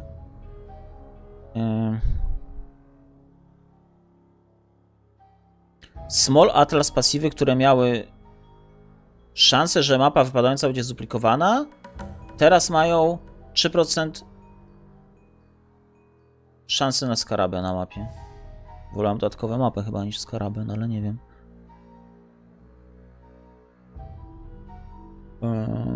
League Chain, ok. Ilog Research, Anarchy Scarabs, Jorgin, dobra, to w tym. Syndykat co dają? Jakie zmiany? Atlas Change, ok. Mapy syntezis, które dropiły z bossów tier 14, 15 i 16. Aha, nie, wcześniej dropiły od 11 wyżej, a teraz od 14 wyżej syntezis mapy. I teraz mają level 81, wcześniej wypadały z 80.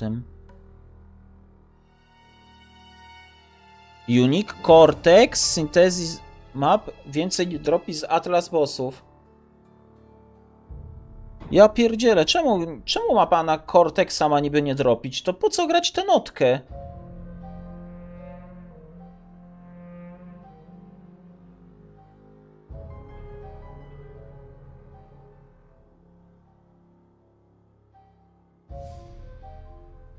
Dobra, usuwają z Atlasu Ancient City, Bazar, Calderę, Carcass, Chateus, City Square'a, Colonnada, Colosseum, Cora, Dark Foresta, Crater, Diga, Ghetto, Insit Valley, ok. A co wróci? Wróci nam Arsenal, Borrowsy, Belfry, Chelsea, Cold River, Courthouse, Defield Cathedral, Desert Spring Dungeon wróci, Forbidden Woods, Fongol Hollow, Graveyard, Lava Lake, Mausoleum, Phantasmagoria, Jezu, straszne te mapy są. Pit, Primal Pool, Shipyard, Shrine, Silo. Terrace, Toerka wróci. Toxic Severy i Waterways. Waterways chyba fajne, proste są.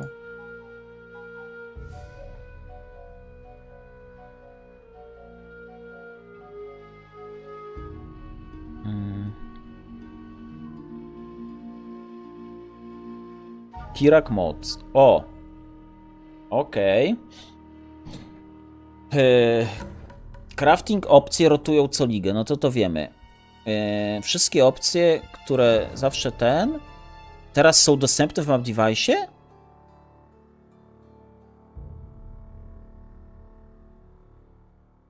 Ale jaja. Ale tanie, najdroższy 7 Harvest za 6 chaosów był za 12.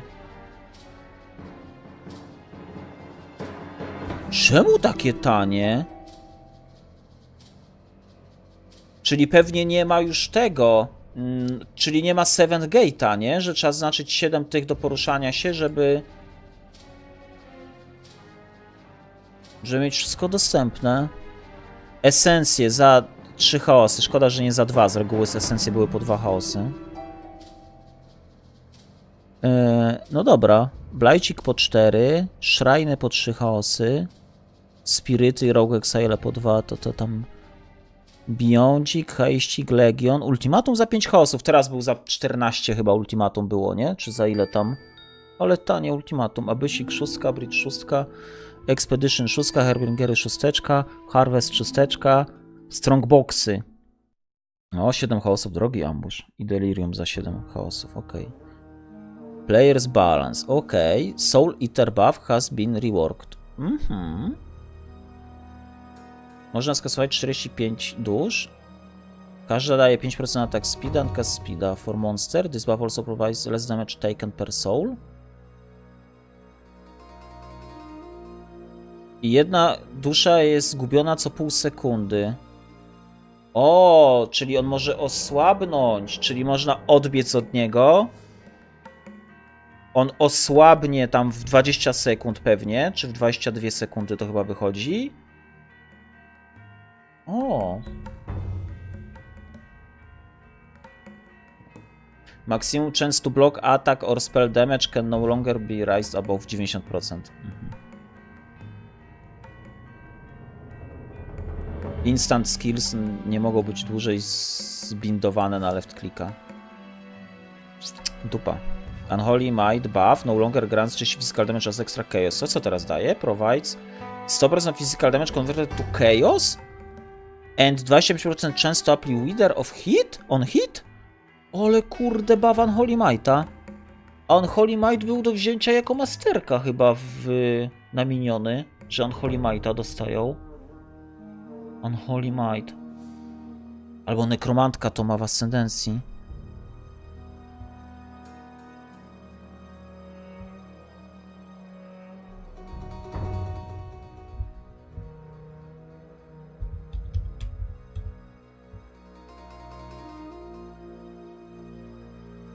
Tak, 25% szans Unholy Might on kill. Tylko na bossie nie działa, okej, a ona ma... Miniony mają Unholy Mighta, o kurka. 100% convert physicala w chaos i jeszcze 20% szansy na rzucenie Withera. Oj, nowy chaos Necromancer widzę wchodzi w ten. Wchodzi do gry.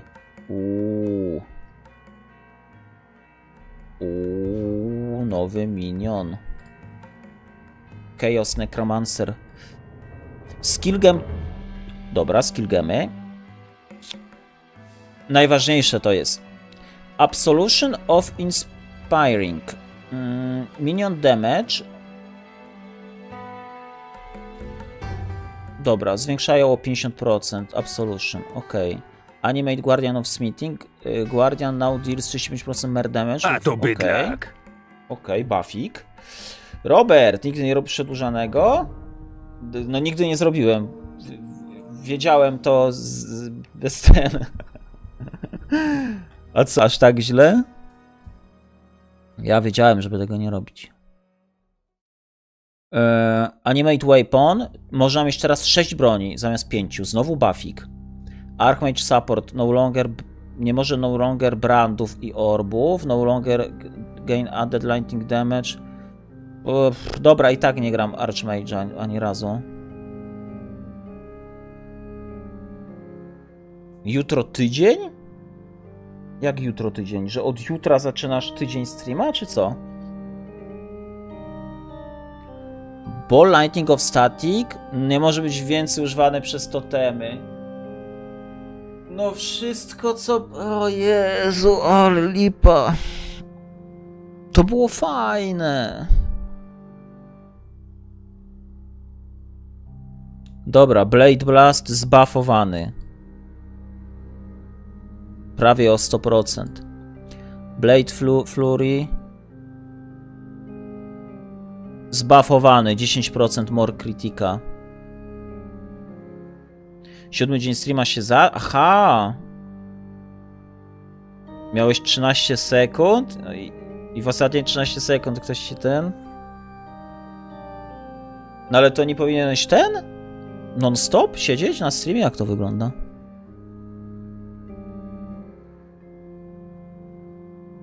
Blade Trap of Grades. Nie używam Blade Trapa. A może być, kurde. Więcej na pierwszym levelu i... O dobra, więcej... Okej, znowu buff. Na razie Ball Lightning of Static udupili totalnie. Nawet nie nerf, po prostu wyłączyli używanie z totemami. Blade Vortex... Scyty.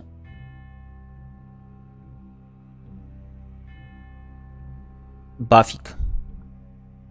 Blink Arrow of Prismatic Clones. Więcej damage'u i Elemental Arrow. Buffik. I'm only sleeping i czas zatrzymany. Zaraz spać i... Aha. W taki sposób. Divine Ire of Holy Lightning.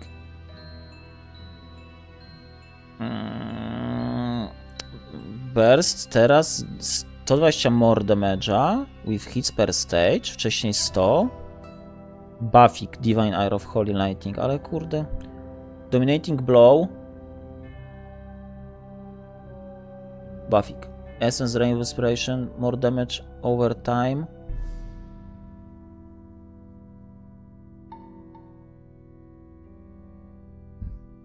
Więcej życia się traci teraz, tak?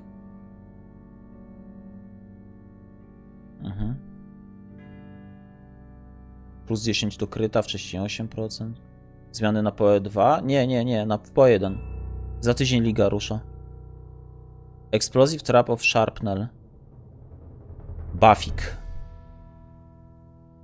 Physicala, damage, buffik. Jest 5 do 8, było 5 do 7. Skaluje się dużo wyżej. Buffik. Radius zwiększyli. Nie. Zmniejszyli radius na pierwszym levelu. 2,4 metra były 3 metry. I z 3,6 metra na 3 metry na 20 levelu. Okej. Exanigate of Transmission. Teraz 16 życia na pierwszym. Więcej życia kosztuje. Firestorm of Pelting. Można mieć 10 Firestormów naraz z 8. Git. Flame Surge of Combusting. Burning Ground. Teraz bije 30% of fire damage per second. Of inflicted wcześniej 25% damage'a. 10%.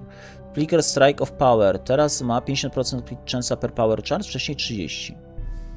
Frost Blades of Catabasis. Teraz bije 20% more damage over time. Colda. Frostblink. Effectiveness added damage o 70% więcej. Dobra. Frostblink of Winter Blast. To ja tego używałem. Teraz ma ten spell, cast time is dodawany to this cooldown if triggered. Dobra, chodzi o te skakanie tym. Dobra. Czyli znerfienie tego Frostblinka, który działał jak Flicker Strike chyba. Jeśli dobrze rozumiem. Galvanic Field to nie. General Scry ma teraz cooldown 3 sekund zamiast 4 sekund.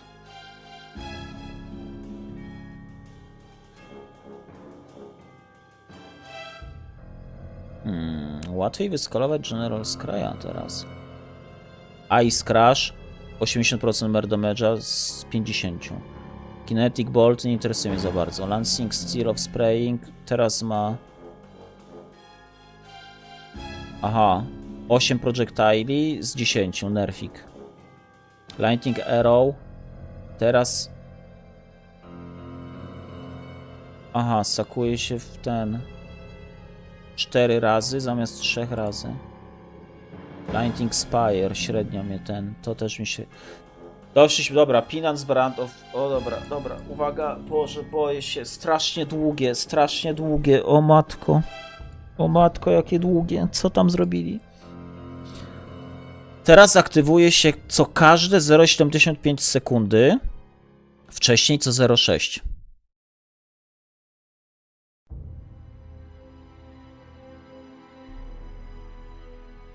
Jedna dziesiąta sekundy, można aktywację ściągać cast time'em. Ma tylko 50% effectiveness of update damage, miał 65.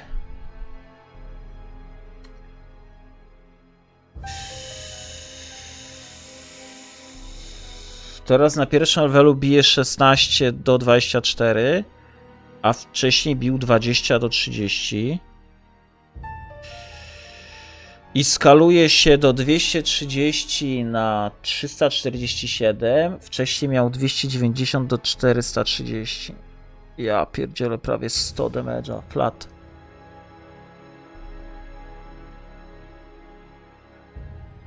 A puls teraz bije 30% more damage'u per energy.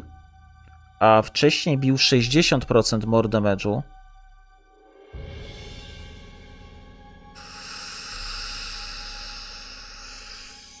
Ja pierdzielę, to jest zaorany skill chyba. Upierdolili go chyba totalnie.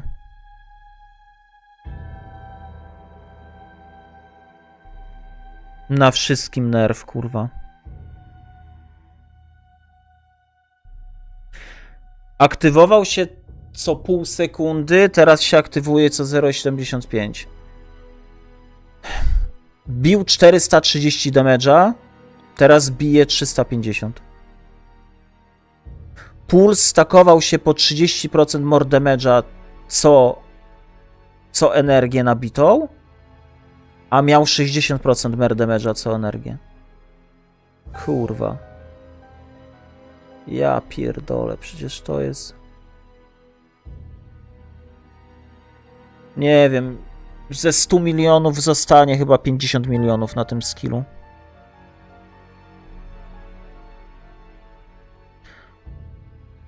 Kurwa, to jest chyba upierdolenie w ogóle, o Boże.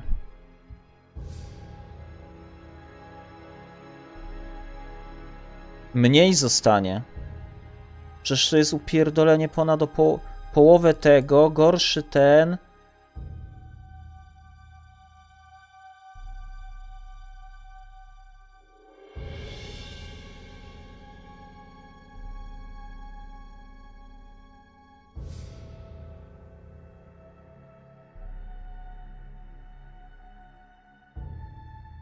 Spadające zombie nie mogą być dłużej używane przez Detonateda.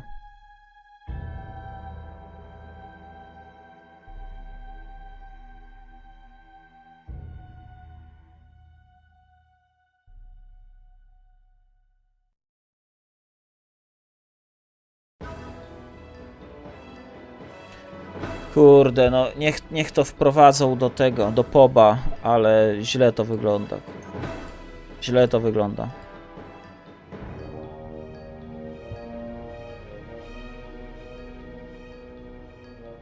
Gdzie jest moja postać? Pinance Brand. Mój? To jest moja postać?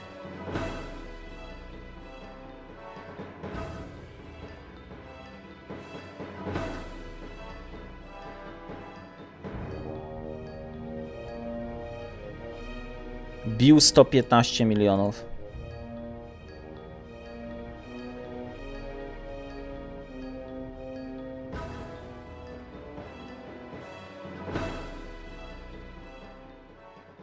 Dobra, zostawmy, że 100. Załóżmy, że Valheista nie używałem. Nie zawsze się ma Valheista. Bił 100 milionów. Czekamy na update POBA. Ile zostanie ze 100 milionów? 102 miliony w tym momencie.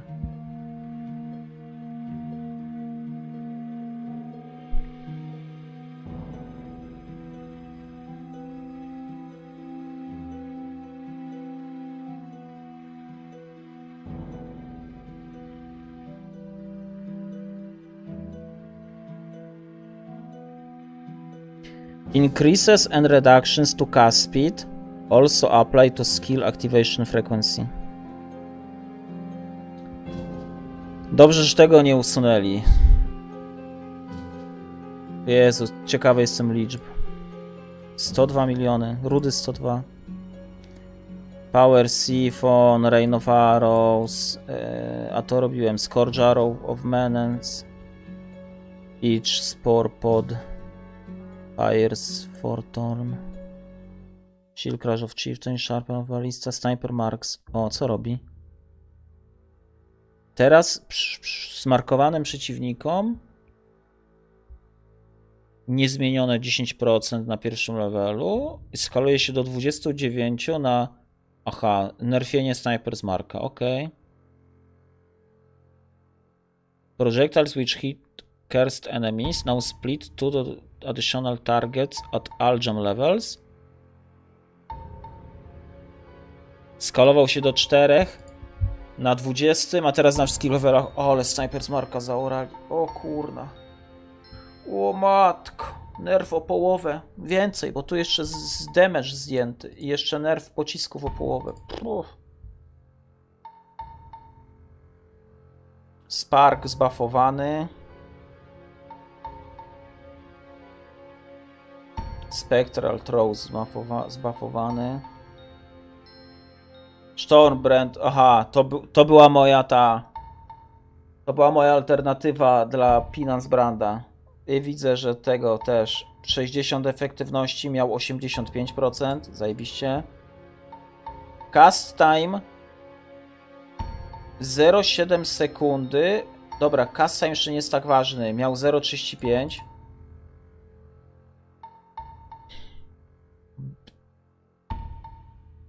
Bije 500 damage'a na 20, a bił 700.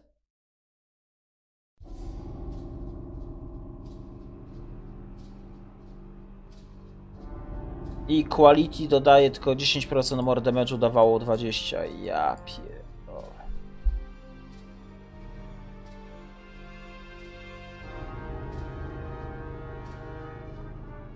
Summon Raging Spirits. The Raging Spirits melee attack no longer naturally gains 38% more damage'a. Jak leveluje? Czyli co? Zabrali 38 more damage'a z SRS-ek? Ja dobrze rozumiem? Upierdolili SRS-ki?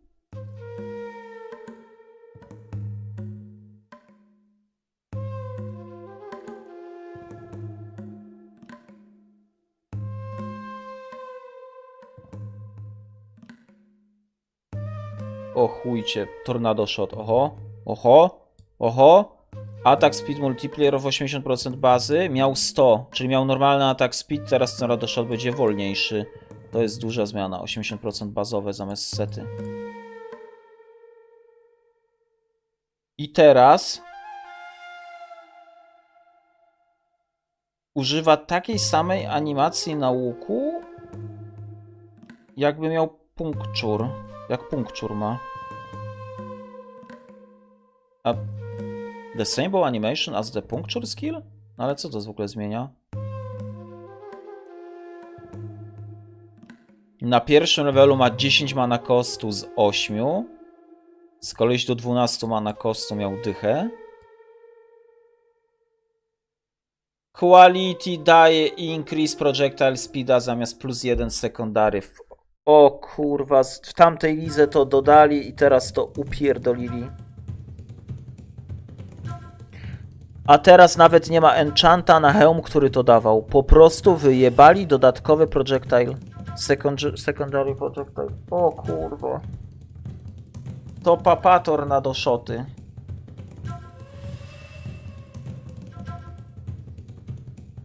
a nerf znerfiony o 10%. O 1/3 nerfa dostał.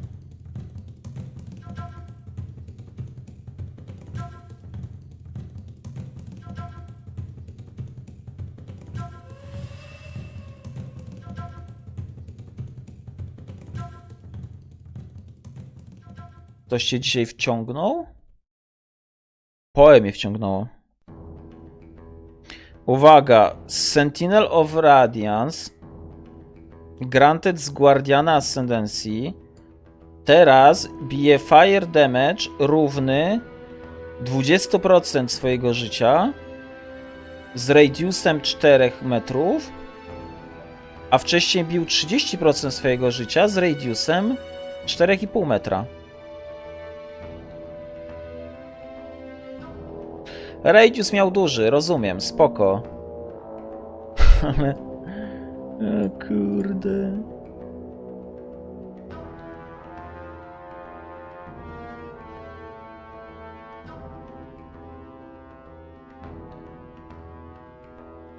Mindless Aggression Ascendancy, czyli u nekromantki chyba, nie?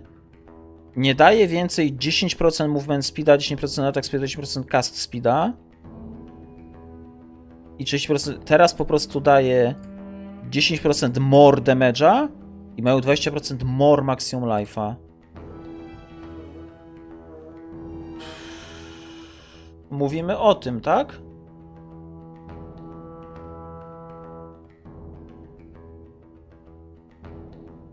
Nie, o tym. Nie ma movement speeda, nie ma 300% increase damage'a, nie ma attack speeda i nie ma tego. Czyli zamiast tego miniony będą miały więcej życia i more damage'a. More damage'a będą miały 10% more. To jest lepsze niż 30% increase ogólnie, ale 20% more damage'a. To co, trzeba znowu grać SRS-ki popcorn? Skoro zabrali SRS-om w ogóle damage melee attack, a dali 20% more maximum life'a? Ej, to można niezły popcorn wykurwić teraz na SRS-kach, tak mi się wydaje. 20% more, to nie jest increase, to jest more. To jest mnożnik.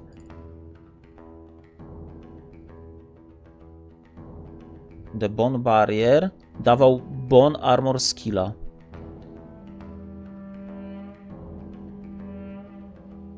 Dawał Bone Armora i dawał 1% redukcji i 2% recovery, maksymalnie do 20%. I moby miały 20% more life'a. Nie mówcie, że 20% more life'a dodali tu. O Jezu, nie to. Teraz posiada... Nie, to tu.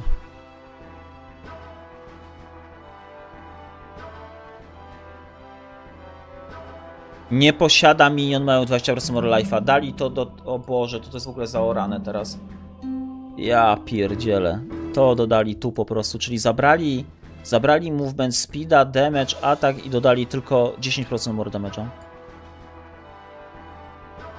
Teraz będzie miało... Miniony mają 40% swojego życia, added as extra energy shield. I 1% damage'a bitego przez twoje miniony jest liczowany jako twoje życie. O.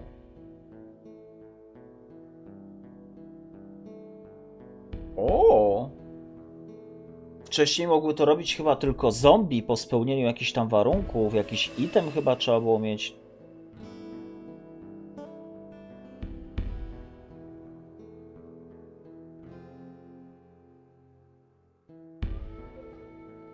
Jeden procent z 1 HP?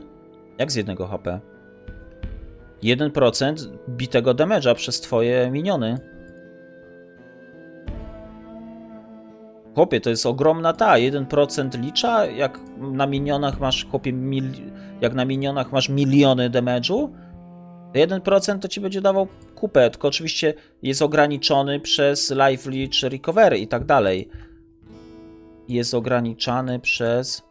Miniony będą miały damage zwiększony. Nie. Oczywiście to jest ograniczone przez total recovery per second, live leech, i jest ograniczony przez total live recovery per second, nie? Ale to można zwiększać ten recovery. No i możesz też mieć ten, że twój leech jest instant.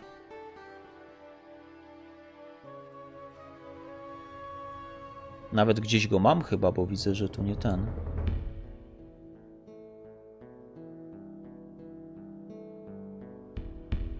Nieważne. Ciekawe zmiany u nekromantki. Szkoda, że nie u gladiatora na przykład. Dobra. Call to Arms Keystone jest zmieniony na Warlord's Calla. I teraz daje Warcry no longer exert attack and Warcry also grants their buff to nearby allies. Nie są instantowe teraz? W sumie jak się nie ma na left clicku, nie można mieć na left clicku, to nie ma instantowych.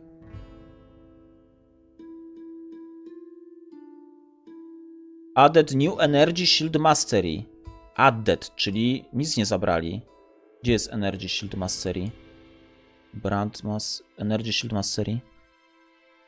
Physical damage taken while on full life. Stun Threshold. Regen. Chaos damage nie bypassuje. I Energy Shield from Equipped Helmet. A co dali? 50% of your Energy Shield is added to your...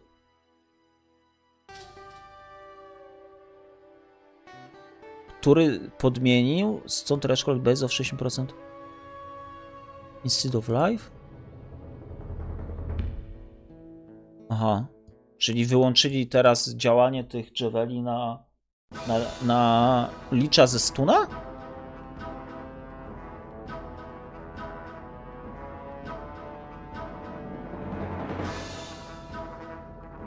Ej, wyjebali te jewele, które używałem na tym. O kurna. Ty, na czym ja to używałem?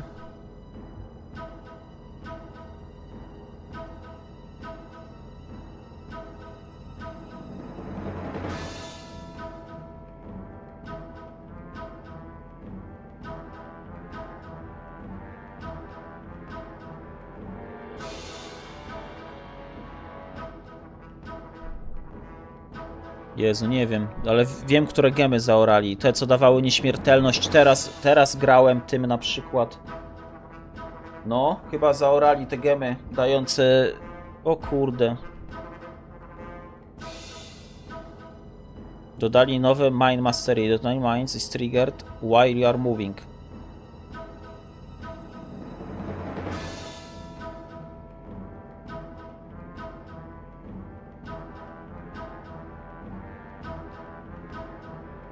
Increase mana regenerate. Now has 30% increase maximum mana, plus 20. Maksimum mana, czyli więcej stakowania many zamiast regenu many. No dobra. The Dreamer. No longer increase 20% maksimum mana, teraz ma 30% mana.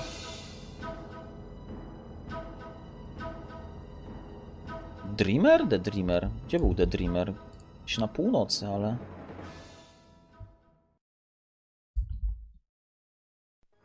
Jest już jutro? Nie ma.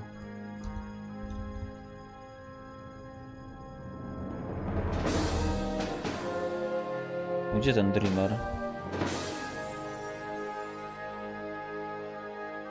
Czyli nie ma increase maximum mana, ma 30% mana regenu, tak? Nie ma 20%, teraz ma 30%. Aha, okej. Unique item. Ralakesh, buty. No longer provide 30% increase movement speed. Zachorali Ralakesh. O Boże, kto będzie używał teraz Ralakeshów? Kurde, jak... O matko święta.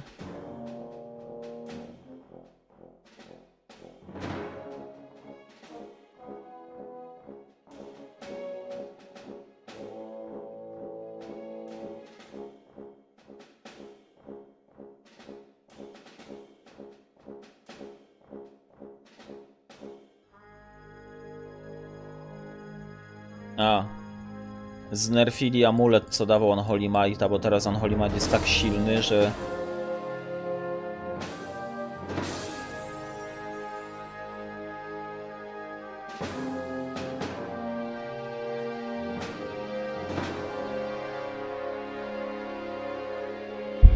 Stacked Deki, Diviner, Strongbox and Divination Card.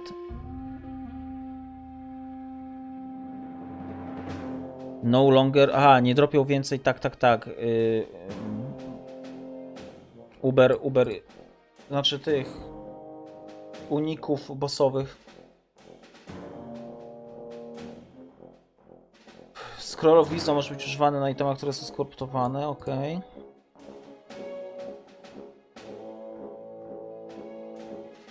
Mana cost nie może być więcej kraftowany na flaszkach. O matko.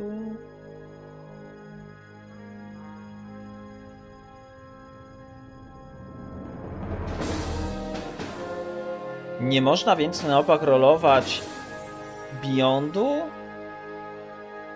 I Aria posiada 2 Rogue Exile.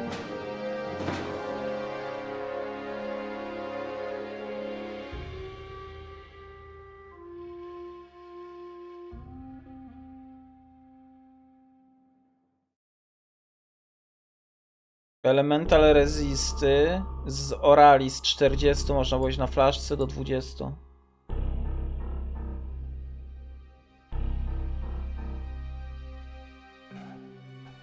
Jewel dający 5% reduce mana koszta dłużej się nie roluje. Boże, jak oni chcą tę manę zaorać ludziom.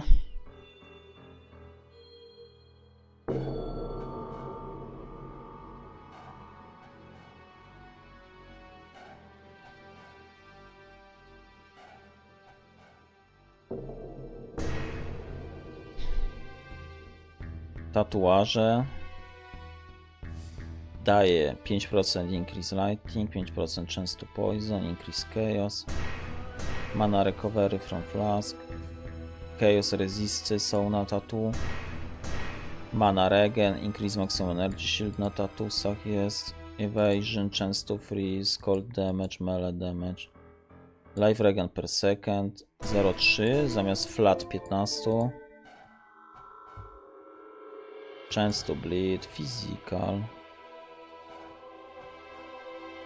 Reduce effect of shock. Chance to ignite. Less duration. Avoid poisoning. Projectile speed.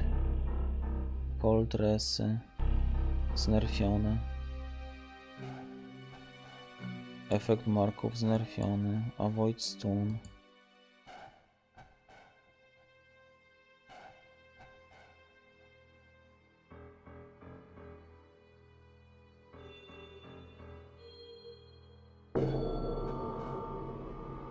I zmiany w Ruthlessie. Dobra, Ruthless sobie tam.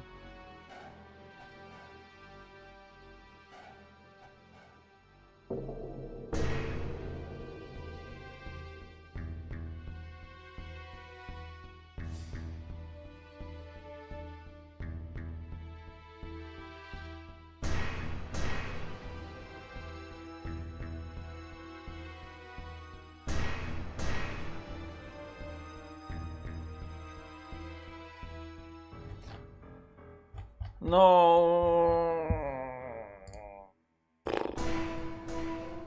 Pozostaje czekać, aż wprowadzą liczby do poba i zobaczymy, o ile damage jest ujebany na tych. No dobra, czat. Kończymy streama. Trzymajcie się. Elo.